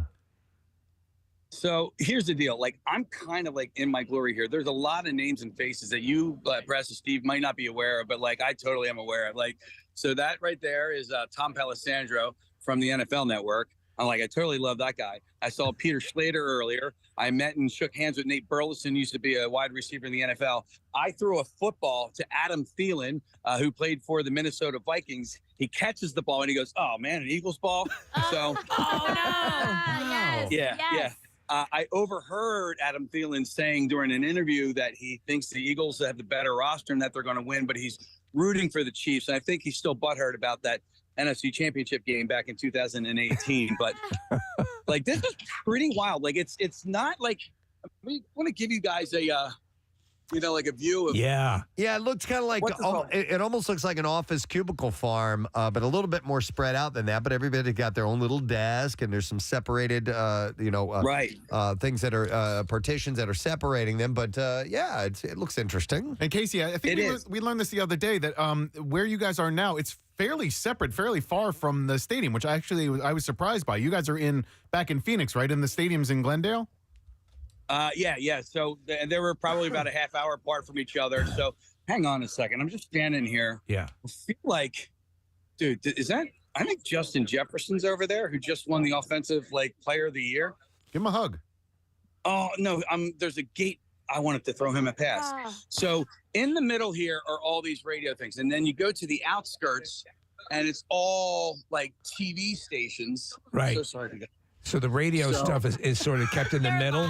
You're in the shot. Excuse me. You just ended up in someone's broadcast. So just walk over and go. Just say, "Are you guys on the air?" Yeah. So what are you guys talking about? Are you guys playing cards? Oh wow, that's cool. Yeah, and then there's Boomer Esiason's over there. Boo. I know. Go flip the table over. And then there's this guy. So here's the deal: we're coming in with all sorts of positive vibes and love, and then some clown from some Dallas radio station. I gave him a bag of hers, and he freaking punted it. I'm like, you a-hole. Well, they're in Dallas. What do you expect? Yeah, and then some other guy. He's trying to throw shade at me and Bam Bam and Kyle, saying that it was a pajama party. I'm like, dude, can you just have a little fun and stop being a tool bag? That's a radio thing. You go a lot of times you go to other markets and we all that whole kind of these guys coming in with their footballs and their bags of chips. We can't have that. Right. Yeah. And those guys are there every year probably. This is your first time. I'm in awe watching this because this is like backstage at the Grammys or the Academy Awards. They have these big media areas with far less everybody. talent. Yeah. So is that Baja Biamila? What's that? So we know him in our him. studio before. Yeah, that's it. Hey. WMMR in Philly. You've been in that studio before. Yeah. So there you go. So he's about to do another radio show. So I should really hop on. And then here we go. Have some class. Here we go. And then this is John Kincaid. Hey! What's up? Midnight Green Philly goat. I love it. How was your show today, man? It was fantastic. Casey joined us for 30 seconds. So it really helped our numbers. Because anytime we even mention your show, it really does give us a good bump. Yeah, we appreciate your support. Hey, John, we're really happy for you out there and everything. And Cuz has been great throughout the week. And I know you guys have been checking in as well. And it's amazing, too, because you guys cut into Cuz's show prep, which I think is usually around 7 minutes. Yeah. You know, he thinks of his morning rant over his morning cup of coffee, and then he takes like 900 calls of people doing Eagles chants.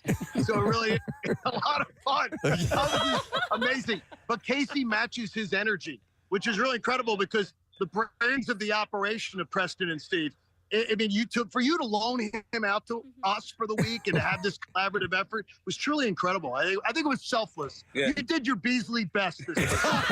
We did our Beasley best. But did you do your digital content? No. You know what?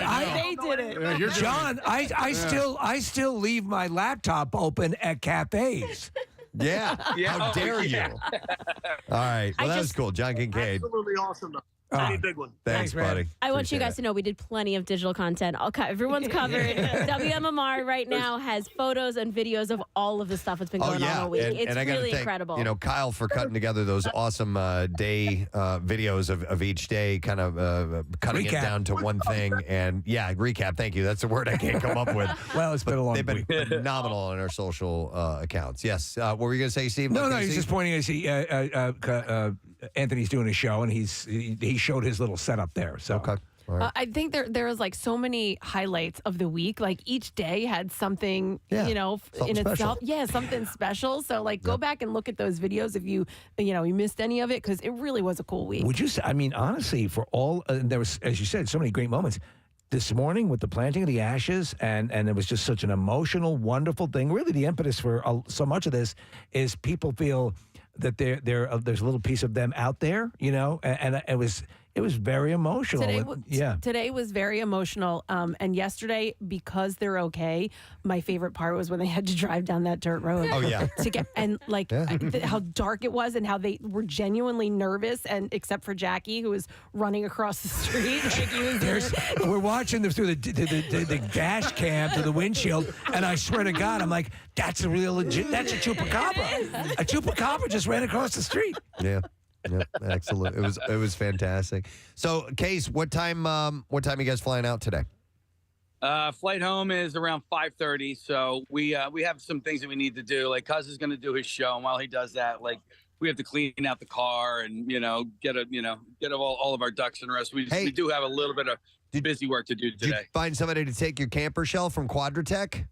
No. Oh my I did God! not. Give it to the dealership. Somebody at Subaru will take that home. I know somebody will take it, or maybe I'll offer it to go because I'm going to FedEx. Maybe I'll offer it to the FedEx workers. But no, we didn't. You know what? See if you can ship it back overnight and use it to put your buffalo dip in for the Super Bowl. Yeah, for the That's party. a lot. Yep. Hey, I want to show you guys something that I did a little while ago. Okay. I want to show you this so I can flip the camera around. Here we go. Okay. Nice. What did you do? You put hers on a bag of hers chips next to a Chiefs helmet. Whose area is that? I don't know, but it was just a gift that I wanted to leave for some people. It's a Screech in the Turd Bowl. Yeah. Great show. Screech in the turd. Case, I don't know if you heard, but a Chiefs fan made their way over to the Rocky statue and put a jersey on the statue. He's a Fish fan. I think he lives in Philly. He's like a 76ers fan and a Chiefs fan, and he put it on, even though everybody said it's bad juju. So everything you guys did was right, and they did it wrong. You were the complete opposite. You guys were spreading sunshine and love. And ashes. What's that? And ashes. And ashes. And ashes, exactly. Yeah. So it's been like a great experience, and thank you guys again, like I did back in September, for allowing me to do this. Like driving across the country, and man, I did a lot of driving. Yeah, I you did did. all but I think 8 hours of the driving. I think Jackie drove 8 hours, like 2 4-hour shifts. But I love it.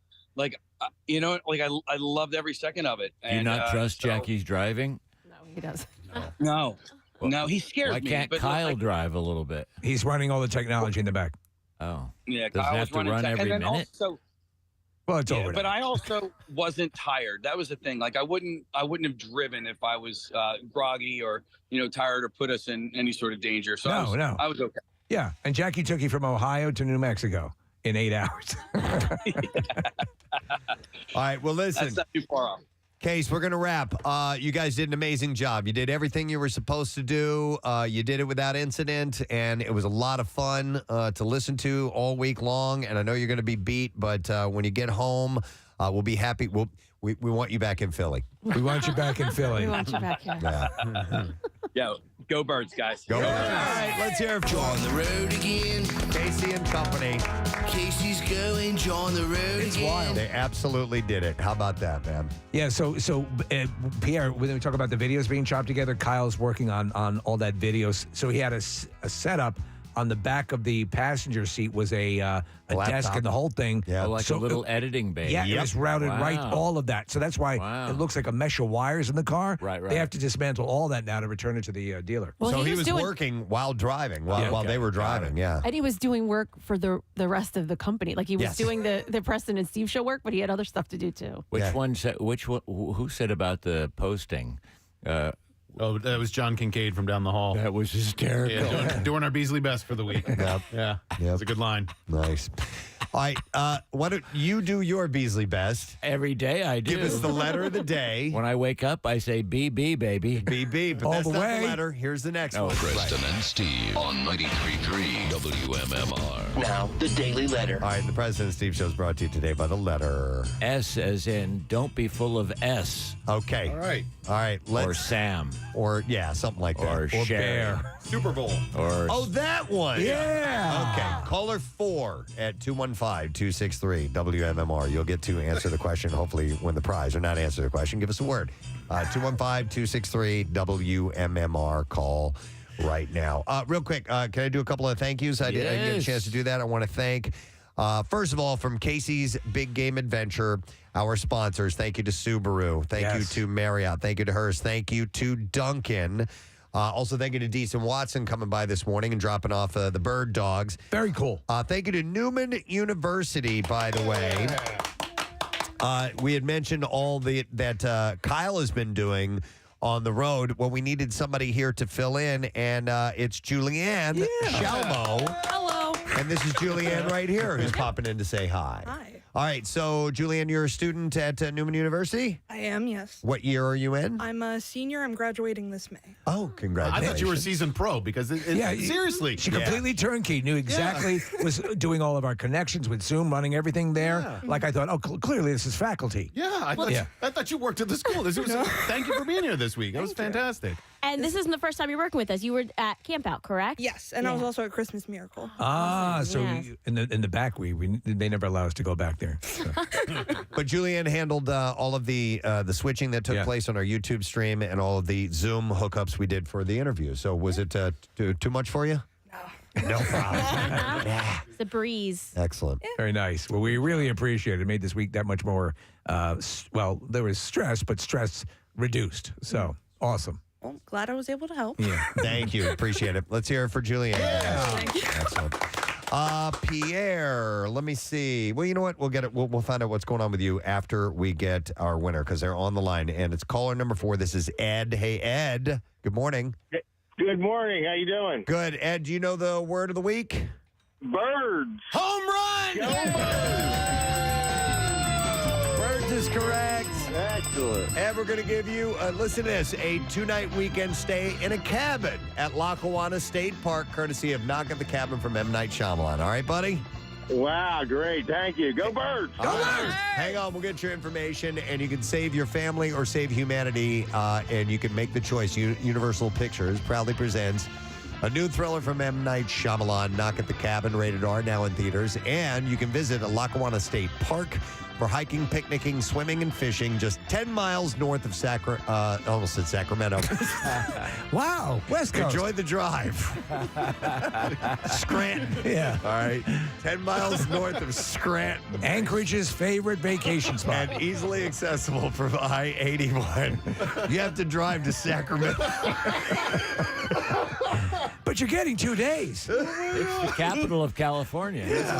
Oh, my God. It's almost over, Press. You're almost there. That's where Schwarzenegger used to get his coffee. Exactly. All right, congratulations to you, Ed. What's up on the show today, Pierre? We have more Wise $50 gift cards to give away, and we've got a block of Def Leppard at noon and a conversation with Rick Allen, their amazing drummer. You've had him on the program before. He's great. The Motley Crue Def Leppard show is tonight and tomorrow. By the way, Bam Bam gets back late tonight, probably won't go to bed, and we'll drive to Atlantic City tomorrow to host the show at the Hard Rock. But there's a great display of Rick Allen's artwork at the Wentworth Gallery, which is, there's one in King of Prussia, but there's also one inside the Hard Rock. And so Rick is going to talk to us about some of his art that he's done since he was on with you guys. Amazing guy, their drummer, and an amazing story he has. So we'll do a block of Def Leppard, a block of Linkin Park. Mike Shinoda's birthday is tomorrow, and I believe we have a new song that was unreleased. Called Lost. Yeah. We actually, we heard it this morning. It's Did really... you play the whole thing? We did. Oh, you it's did? Okay. really, really good. Okay. Like, I don't know how they never released it in the first place. It's fantastic. Okay, so we will play that in that block. And then I thought we would conclude with a nice long block of Super Bowl bands from years past, although it has tended to lean more pop or hip-hop or, different directions like Rihanna this year. But bands ranging from Aerosmith to U2 to The Who, Paul McCartney, Rolling Stones, Prince, Paul McCartney, Bruce, Coldplay, I think, was the last kind of rockish band that played there in 2016. So we'll do a whole bunch of live music from those different bands as a giant conclusion.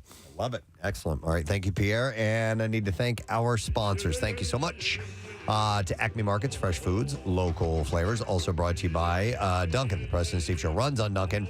And by Trinity Rehab, locations all over and now open in King of Prussia, Trinity-rehab.com. And thank you again, Kathy, to Balloons by Victoria. Yeah, she did our Eagles balloons in the studio. They're awesome. It's balloonsbyvictoria.com. Yes, and next week we'll have Nate Brigate joining us. Mark Summers is going to be on the program.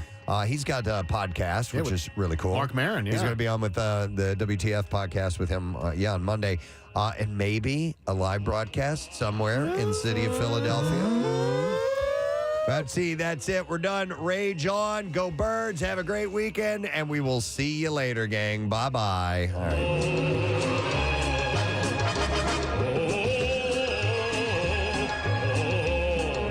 Preston and Steve on 93.3 WMMR. Hey, everybody, it's good to have you on the map.